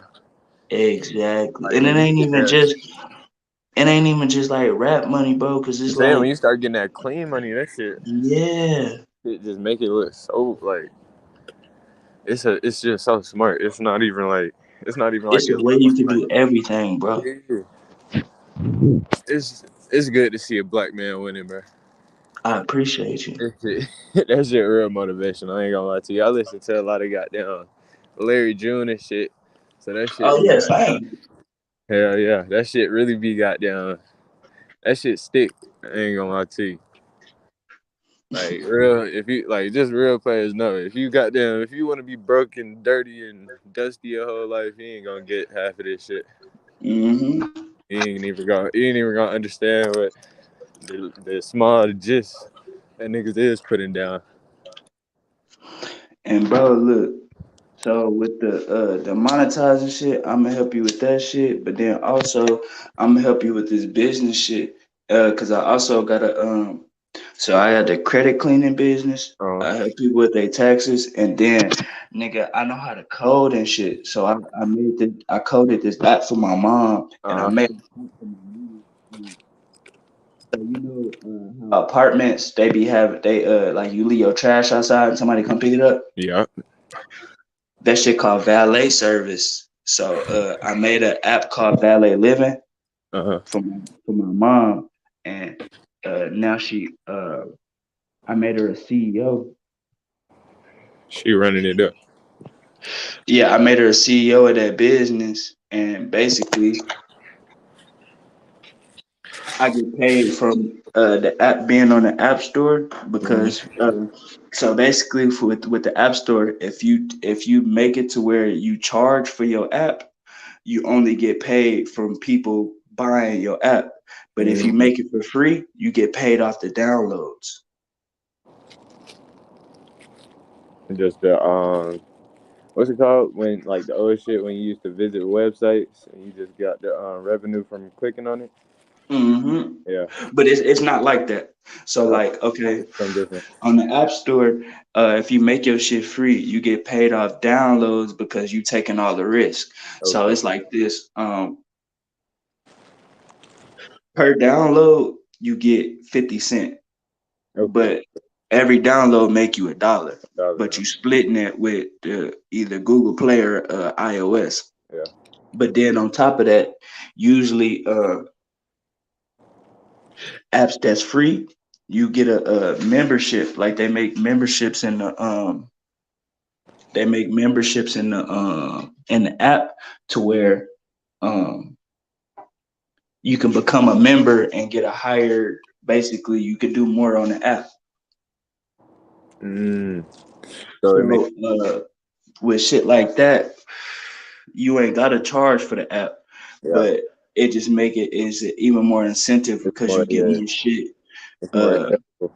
but usually, if you charge for the app off top, you only get paid for people buying the app. Mm.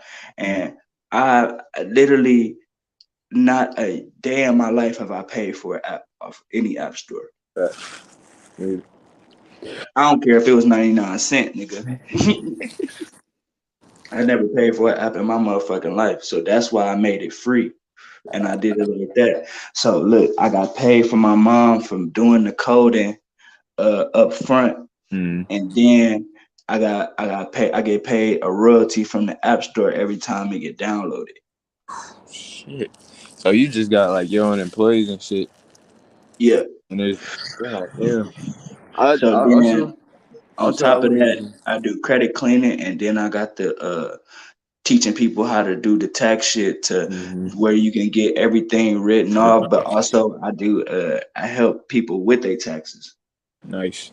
I yeah, I was that nigga Joe Biden fucked me on my taxes last year. Why you say that? Um, what was it? It was like some type of like when you get since they gave out the stimulus and shit. Maybe it was like hmm year before last year. They was taking their money back and shit. Okay. So I mean, I'm pretty like I make like a pretty average salary, so it would affect Mhm. me more than it probably would have affected you type shit. Oh well, I'm a 1099 worker, Okay. so Okay. basically, I gotta report everything on my taxes. But the way it is, right, I don't technically make no money. Mm. So my business make all the money. Yeah, you making that passive revenue. So no. It's See, not. okay, so it's a way you set up a business. So it's a S corporation, it's a C corporation. When you got an S corporation, you pay yourself. So the money is separated from me. So it's it's a separate liability corporation. That's Okay. what the S stand for. Okay. So basically, the liability is not on me. So I pay myself. So literally, I can make it to where I make $100 a month because my business pays me, but my business makes all the money. So I can have a 6-figure, 7-figure business and pay myself $100 a month to the point where on my taxes I don't make no money. Mm. And then I can't hear you, so I don't know if your shit went. Okay, I Oh can hear you. shit. Okay. Okay. We good. We good. Wait. So like so my business could be a 7-figure business, but Uh, I pay it's myself. recording So as yeah.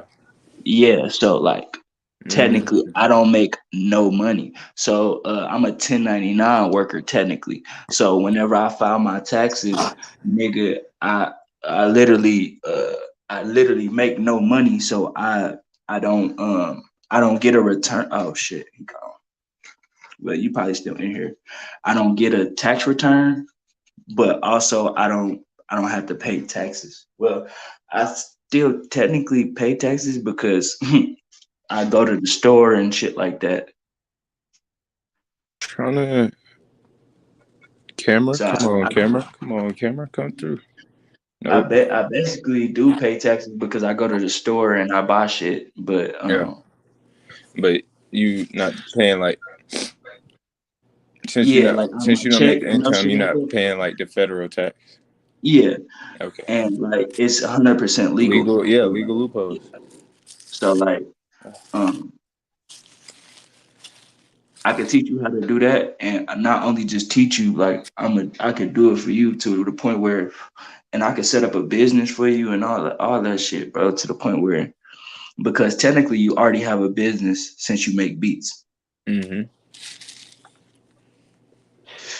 and then on top of that, bro, like I can help you with literally anything under the sun, my nigga.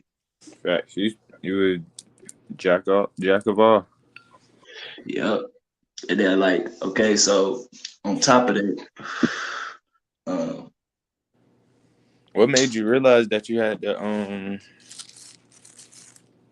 not even change, but you know, become like a legit businessman? whenever I was rapping and like I'm gonna keep it 100, I got kidnapped. Mm. Like doing this music shit, I got kidnapped. Damn. Yeah, and it didn't make me like it didn't make me not want to do music no more, but it made me want to find a better way to do the shit. Mm-hmm. So that's why I put music on the back burners, cause nigga, literally I was doing like I had just literally made the song with Chris Brown and Tory Lanez, and Mm-hmm. then like the next day I got kidnapped. That Yeah. shit. That So I guess I do it.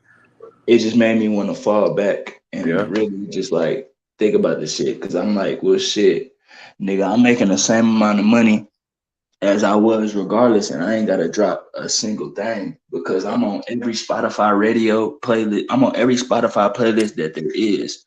So Mm-hmm.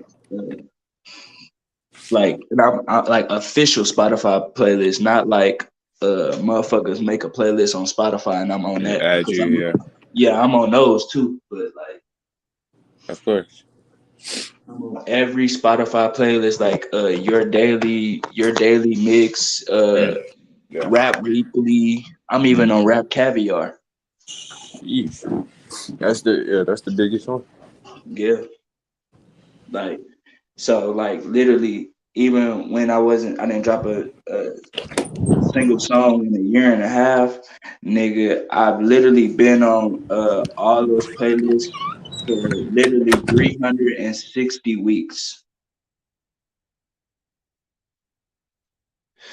Did you hear what I said? Repeat, say it again, say it Three. again. I think my I've shit was been done. on.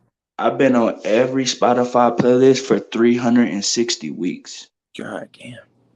What's that? Shit, nigga. 5, Like, what, like 4 years? yes. Senior Like dead season. ass since I started. Dead ass since I started. God damn. Yeah, I gotta lock in, bro. And like, look, if you want, bro, just so you can make some money quick, I'll make you the writer on like the Glock slide or something. Since it's going viral right now again, like think about that, bro. I made the Glock slide Bro, 20, like what? 3 years ago. I made it 3 years Yeah. ago. Almost. Well, technically 4 years ago, but I mean, on yeah, YouTube it's like three. I was still working at Smoothie King about 3 years ago. So like for it to go viral again, and I don't even have to go viral on my videos. Like literally, it's going viral off other motherfuckers doing the challenge. So think about that, and then you see how what you follow me on Instagram? But I just got Like, a new one. okay, because I was gonna say it's my backup Instagram anyway, because my other one's shadow banned right now. I used to follow the old one. Okay, so uh, if whenever you get off here, go look on my Instagram. And really, you ain't even gotta look on my Instagram, but you can just look at the Glock slide. Look up the Glock slide and sounds, and you will see like Reggie Baby made a video, Goofy's made a video. So the video that Goofy's made is at 1.8 million views. The one Reggie Baby made is at 1.3 million views.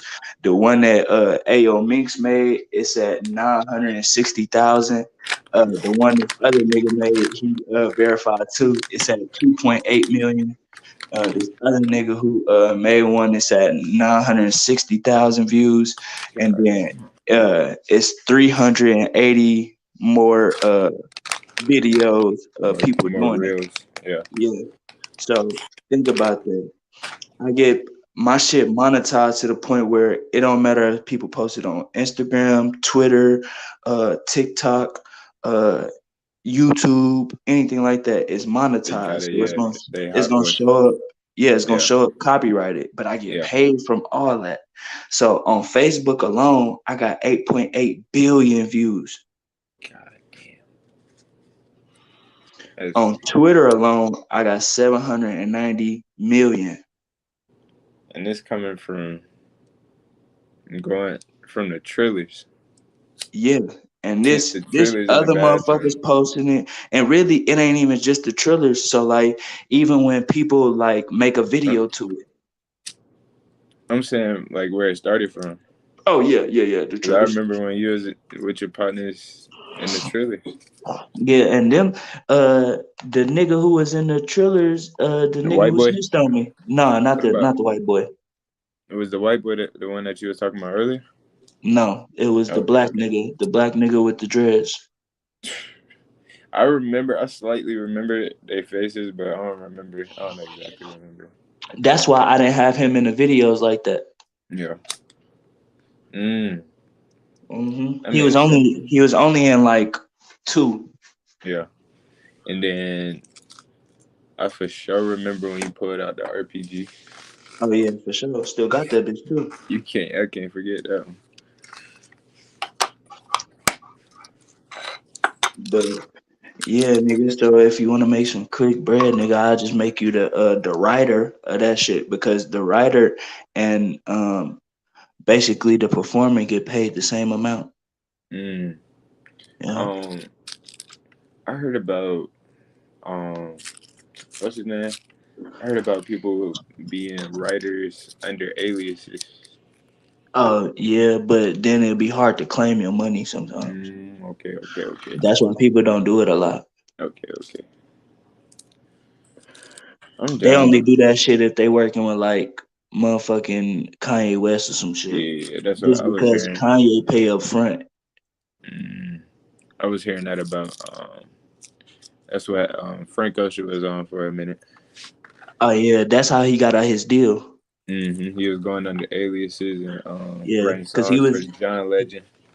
he was in a deal with Lucy and Grange Mm, for 4 more albums, and that's how he got out of that. Like the Blonde yeah, was with the his that was his own independent album, you because before remember? that, Did you see the hidden album that he yeah, made to get out the Def that Jam? was his last album under his hmm deal. That's how he got out of it. That was actually, and it was actually a good album. I ain't gonna lie, it wasn't bad. And shit, matter of fact, bro, when we get over, I'ma send you my well, shit. Here, I'm gonna put my Instagram on the screen. Well, you on YouTube? You was on YouTube, so uh, comment on YouTube whenever we get off here. I'm gonna Um, send you my Instagram, all right, and then I'm a DM you some shit on what we can do. for sure. And because, bro, I'm forming a team, bro, of solid motherfuckers, bro. Because like, I need solid motherfuckers around me, and like, the only thing I'm missing right now is a team. Like, I've been alone for a minute just because all my niggas they sunk the ship just because they couldn't be a captain. But Or yeah, if you see how I've been talking since the beginning of this live stream, I told bro SOULIS, mm-hmm. I let him know like, hey bro, uh we going partnership on this live stream shit, and we both getting 50% and all this shit, but I don't want you to sit. Ain't no such thing as no co-host in my eyes. Facts. Ain't no co nothing. We both CEOs, like we both Mm-hmm. equals, my nigga. Like I don't do that. Oh yeah, basically you are I'm the under host. me. Yeah, Yeah, like you're under me, and this is nah, because then that make a motherfucker feel like he less than, and that'll give a and motherfucker yeah, enough that envy to, breeds envy. yeah, that'll give it enough envy to sink the ship. And Yeah, bro, I done been through enough shit where I had to deal with envy, and once I had to kill two niggas that was my homies. You feel me? Like so over some bullshit, over some over drip some weed. over some dumb shit. Like if I knew that was gonna happen, I would have just gave them the 2 zip and let them keep the $50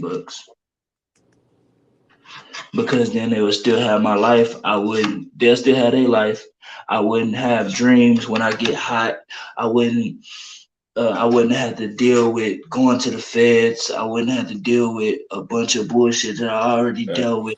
I wouldn't have to be in half the situations I was in. But also, I'm kind of glad for it because if it wasn't for that situation, I wouldn't have. I Changed mean, your life. Yeah, I would have a story to tell in the remixes, but all them remixes was freestyle because that's how my life was. Like yeah. that's why like Can't uh go. yeah, like all the motherfucking shit I was rapping about, like the motherfuckers, basically all the motherfuckers I was saying I was killing in the remixes, I was only Yeah. talking about two niggas, Mm. and I was talking about the same two niggas. Cause then Um.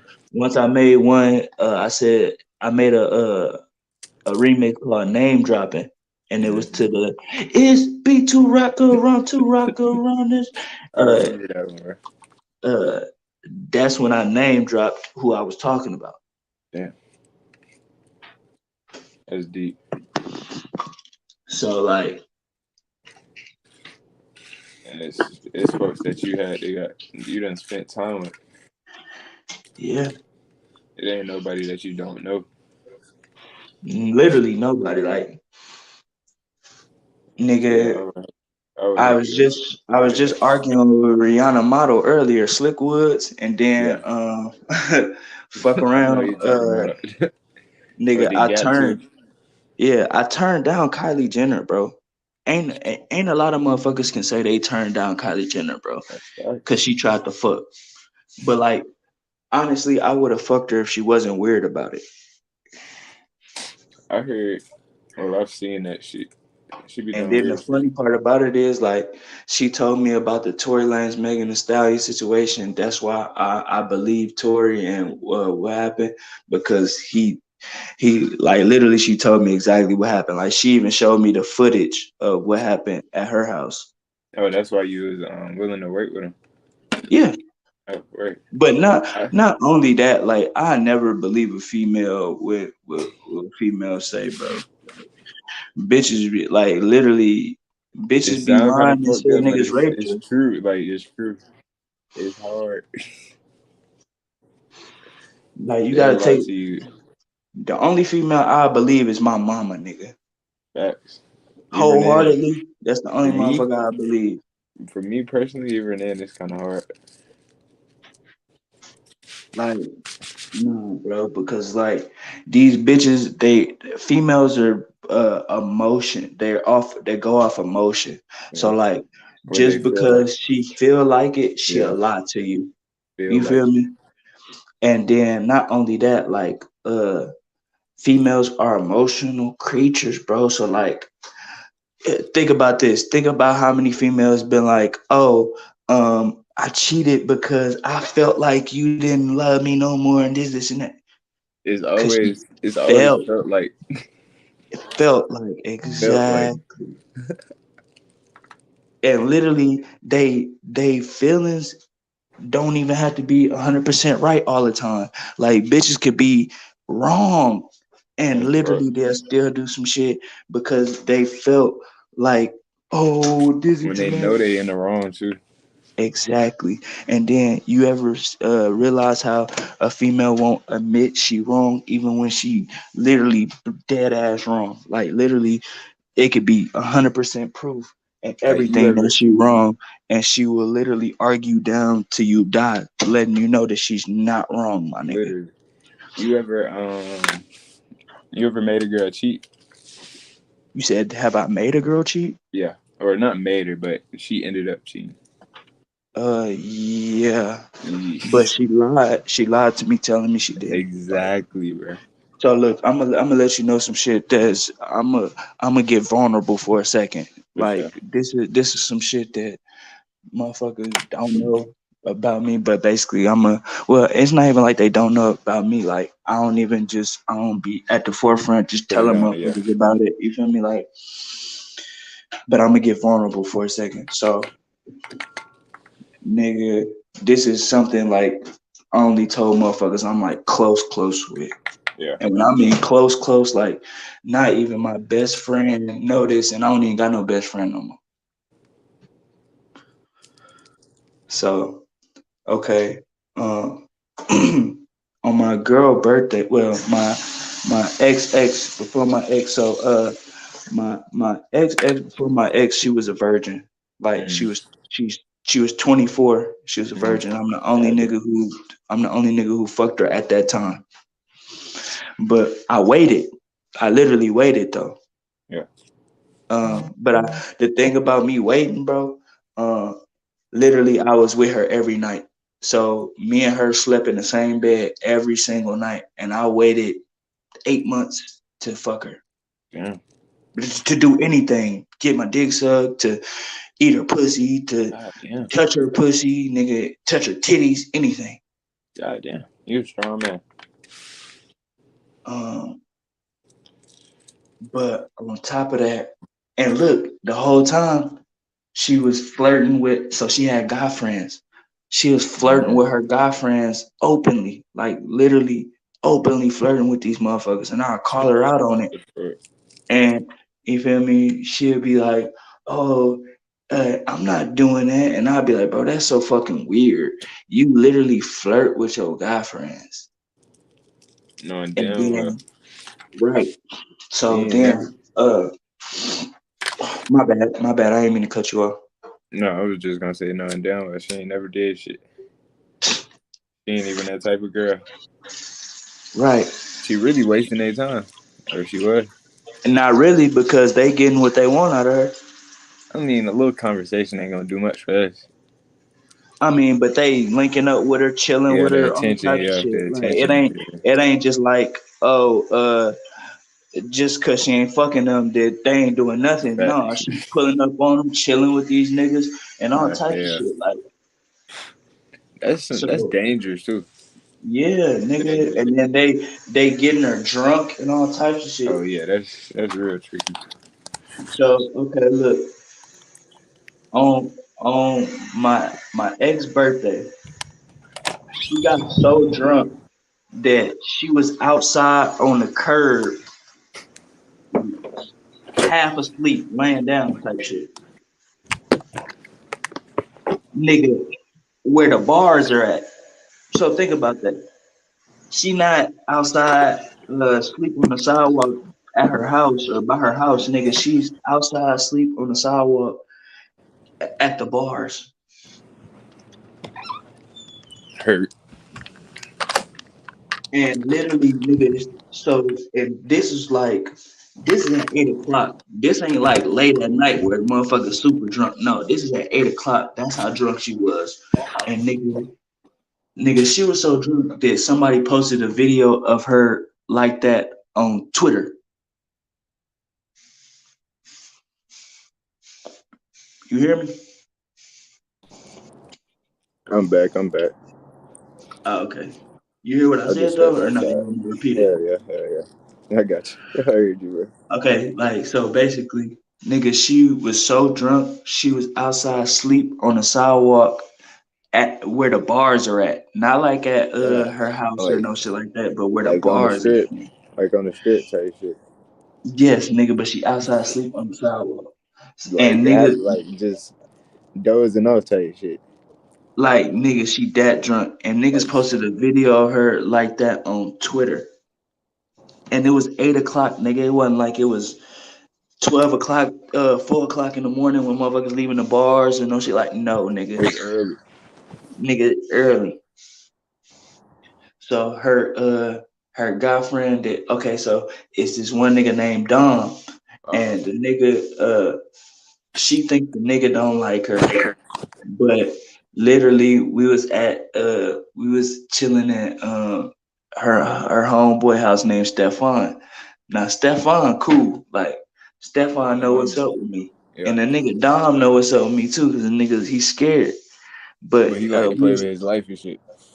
oh yeah, nigga, I up Mac on that nigga. I was finna take his ass out, but then that nigga caught plea.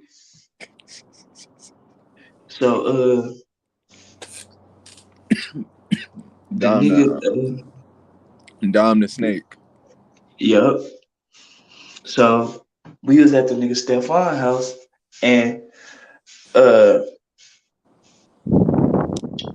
basically I was smoking in the kitchen, Mm-hmm. but he thought I went into the garage because my girl at the time, she went into the garage too. Mm-hmm. So uh he was literally talking to Stefan, and he said my girl name, and he said, "Bro, she got a fat ass, bro." He said, she got a fat ass, bro. I'm trying to fuck, Stefan don't love life. I mean, huh? I mean, what's his buddy name? Dom, Devon. no, Dom. Oh, I forgot we called this nigga Dom the snake. Oh yeah, Dom cause the snake don't care about his life. right, cause nigga, I had my pistol on me too. I was gonna do it to his Just the ass, fact you was in the vicinity. but he didn't know. He did not know. He thought I was in the Just garage. the fact that you at the house, nigga. That shit, Hmm. I don't even know. Why Don was bold. Don was that's a brave man. Nah, he ain't brave. He dumb. Yeah, that is it. It's a thin line. It's a thin line.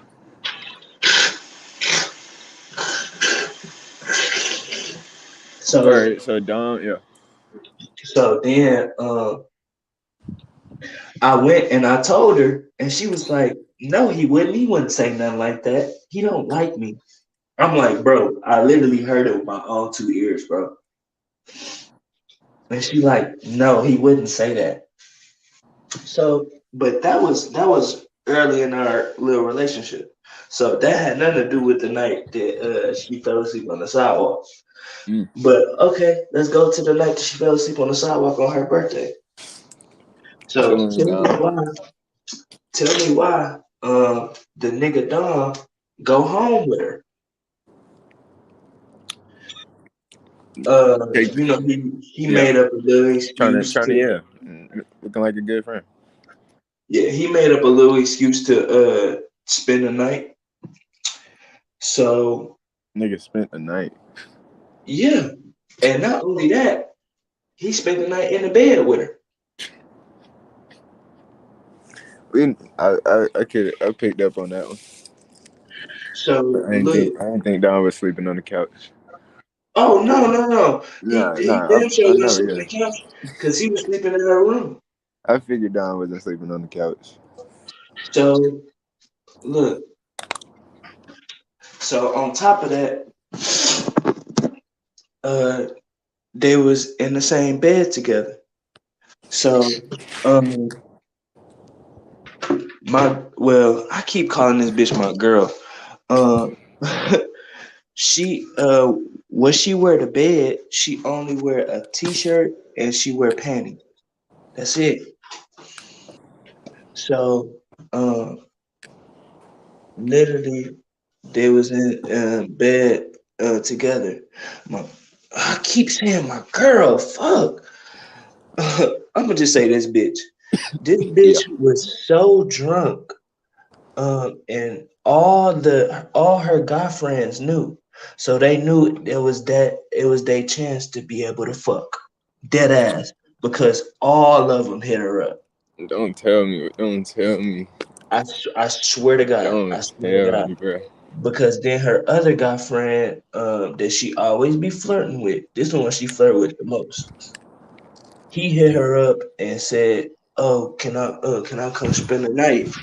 She sent him a picture of her and Dom in the bed together. That would kill T- me, bro. Together. That would kill me. And literally they both it looked like they both in different covers, but it don't. It really don't make no difference. Because the covers is the same, the covers is the same color. But then on top of that, uh, the nigga said, "All right, I'll just see you tomorrow." Okay, cool. Then later in the night, some other shit happened. So um, I know for sure he was rubbing her pussy, and then I know once he was rubbing her pussy that they fucked. But I'm gonna let you know how I know this. So the next day, I go over there to go fuck with her. So tell me why. Um, we chilling in the car. Whenever I get there, and we start fucking in the car. The nigga Dom. So all right, whenever I pull up, the nigga Dom was walking to the door of her apartment, and I called that nigga name. I'm like, "Hey, Dom," and that nigga didn't even Wait, look wait, back. wait, wait, wait, wait, wait, wait. So after that occasion, she just started wanting to fuck with you. Nigga, this was my girl the whole time. That's what I'm saying. But you said that you had waited before. You What had you mean? waited. You said you waited like 8 months. So Okay, did you know? You but knew no, she wasn't. this what I'm saying. This was towards the end of the relationship, bro. Okay, okay. I was trying. Like I was implying that. Did you know that she was fucking because she was fucking with Dom and shit? no. So this we was like Y'all the was fucking and 8 months shit, and then thing. Like nigga, we was together for 2.5 years. okay, okay. So this is towards the end of the relationship. So that 8 months shit passed before when I hit and all that Yeah, shit. yeah. I'm 21, so I ain't had no relationship past like a year. Type shit. Yeah, yeah. I mean, young nigga. So, cause I already at that point I already gave her an ultimatum and all types of shit about breaking up with her, because she just kept flirting with her guy friends, and Yeah. like literally one day I'm like, hey bro, I'm done, bro. I got this other bitch and she literally down to fuck with me for me, and like you over here, you flirting with your guy friends, bro. Like I caught her red headed doing that shit, like to the point where it was like she couldn't even, uh, she couldn't do nothing but like actually admit she was like wrong and like And she was like, "Oh well, I don't want to do anything to jeopardize your love." And like literally, I'll stop. I'll never do it again because like it's I feel like you're not only worth it, but I don't want to. I wouldn't do anything to risk me losing you because literally, I let her know like, man, I got this other female. She actually down for me. She'll do whatever for me. She fuck with me, and like dead ass, I'm ready to leave you for her because literally, you all you do is flirting with your friends, bro, and like you literally like trying to fuck with them niggas, and like if if that's the case, I'm gonna just go fuck with her, and if I got time and if I want to on the side, I might fuck you. And that fucked her up. Cause I was like, yeah, I'm ready to leave right now. Cause I shot her the text messages. Like, actually, she caught me cheating. And it really was like cheating.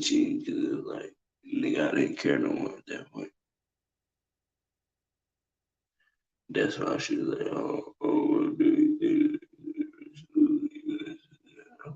Well, you already lost me. Like you had a motherfucker that was loyal up until this point, but I don't want you no more. Like I'm done. Uh, and damn twin.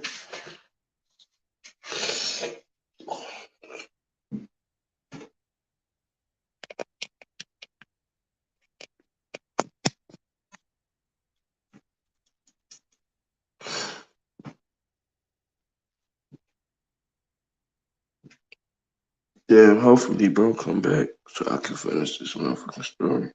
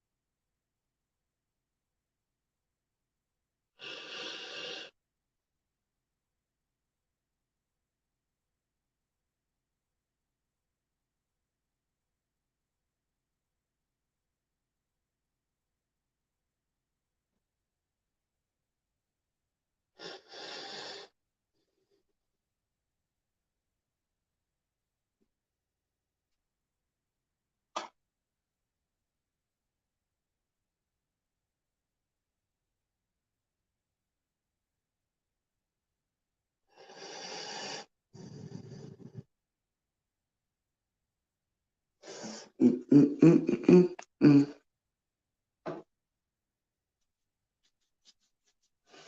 I still got motherfucking pizza that I ordered, and I still ain't even eat that shit yet. I ordered pizza and motherfucking cheese sticks. I still ain't eat that shit yet.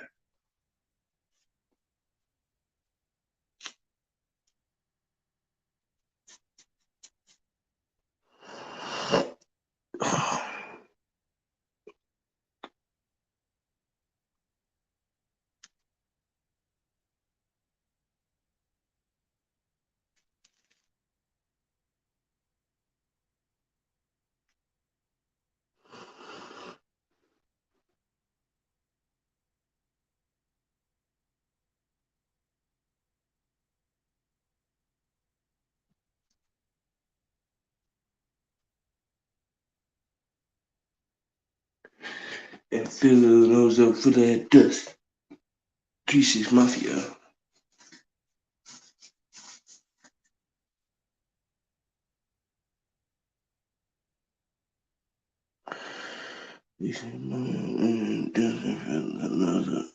Fill my nose up full of that dust. 3-6 Mafia.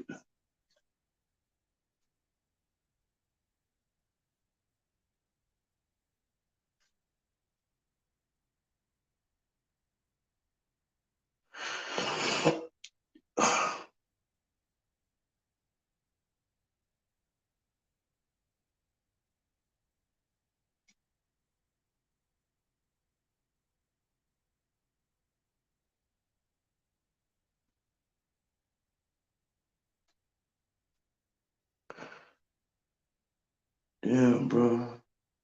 I don't think Twin coming back. Maybe his phone died. I don't know.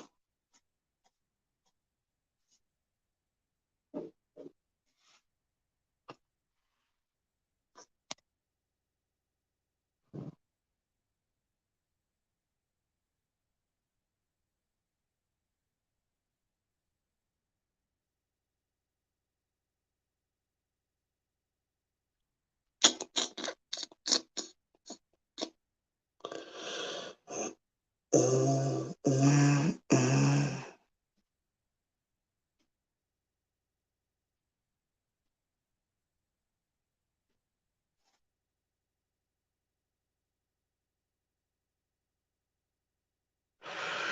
Restore.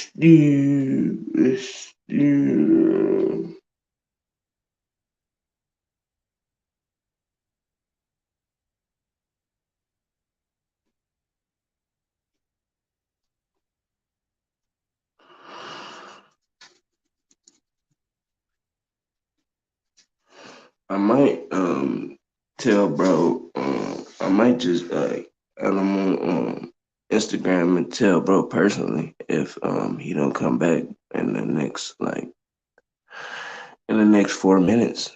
If he don't come back in the next 4 minutes, then shit, I'm gonna chat on Instagram and then I'm gonna chop off. Cause like shit, I don't know.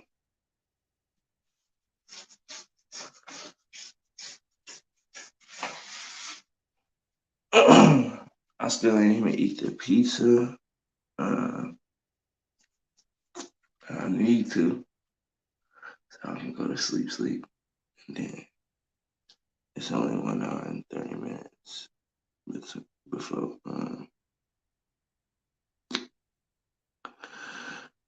I usually wake up anyway.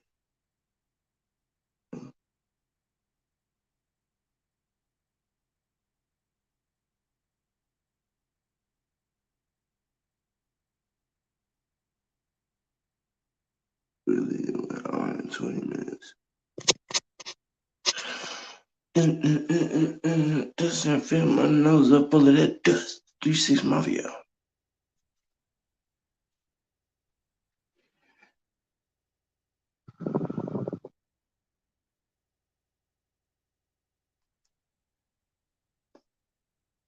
But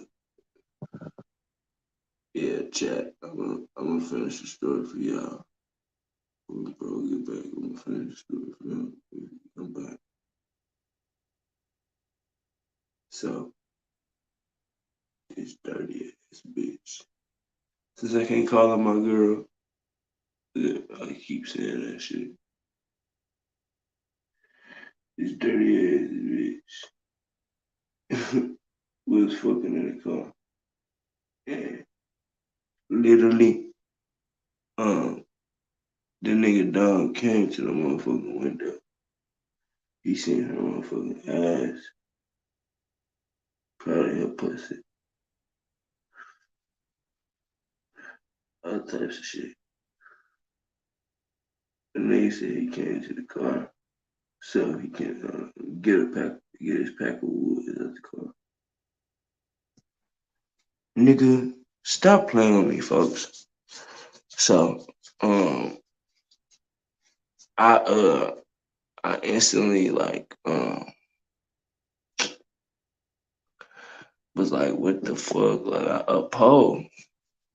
But she got like super defensive, like, oh my God, why is he doing this? This and that, this and that. And she's never been like that towards him, like ever. Like, so like it was already weird. Like I can tell she was like overly doing it. So then I'm like, I ain't say nothing then, but I'm like, bro, get your homeboy before I pop his ass. Then she texted me like, bro, what are you doing? Like, he like, oh, I'm just trying to get my woods. Ain't no motherfucker, it wasn't no woods in the motherfucking car at all. At motherfucking all. Uh, but then we moved. move parking spots, and then we go back to fucking. I fucked her till like 6 o'clock in the morning. And then I got horny again. So I started rubbing her pussy. Tell me why she said a name. She moaned and said, oh, dumb. And then like she opened her eyes because like she was asleep. She opened her eyes and looked at me like she seen a ghost, nigga. A motherfucking ghost, bro. And literally, bro, my dick went from hard to gummy worm right then and there. I wanted to kill some shit, but like literally, I didn't want to do nothing to her, of course, but I wanted to I wanted to send down the hill because he did that while she was drunk. Like literally, he basically raped her, and not even basically, he did, and like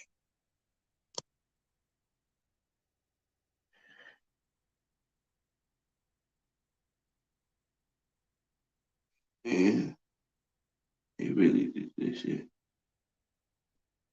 and it's like, bro, that's so fucked up because like your best friend, she trusted you, and the fact that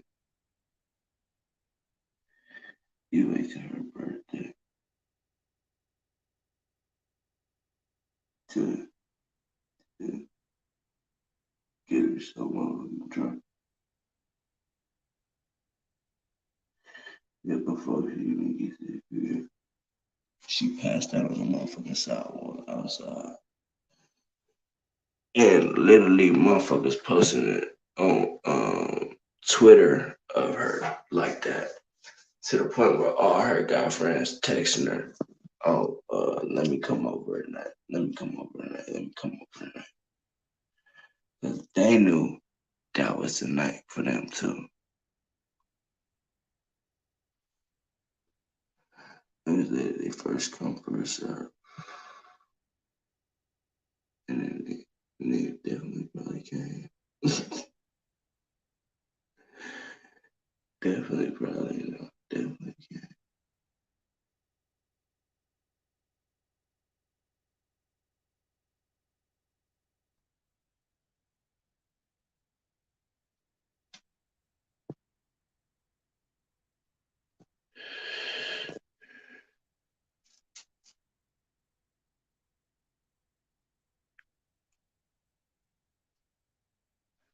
But hell yeah.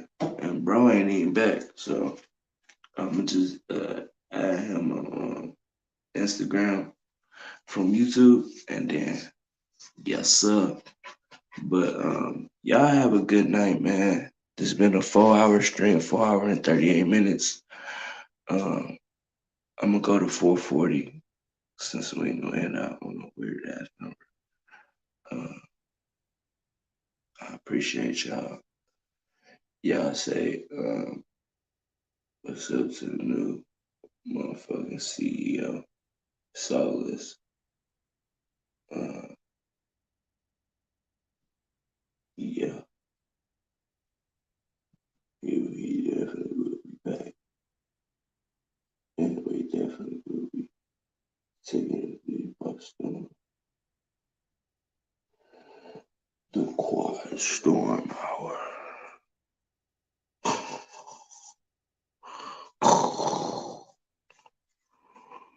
You are speaking to your host, Hot War 414, the smoothest voice on the radio. Some wants to tune in, don't tune out. I want you to know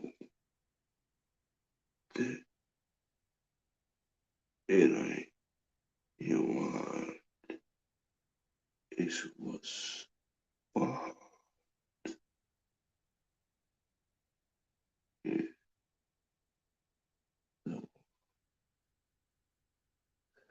you get you a little belly and make sure she got a fatty and make sure she ain't got no daddy. I'm out.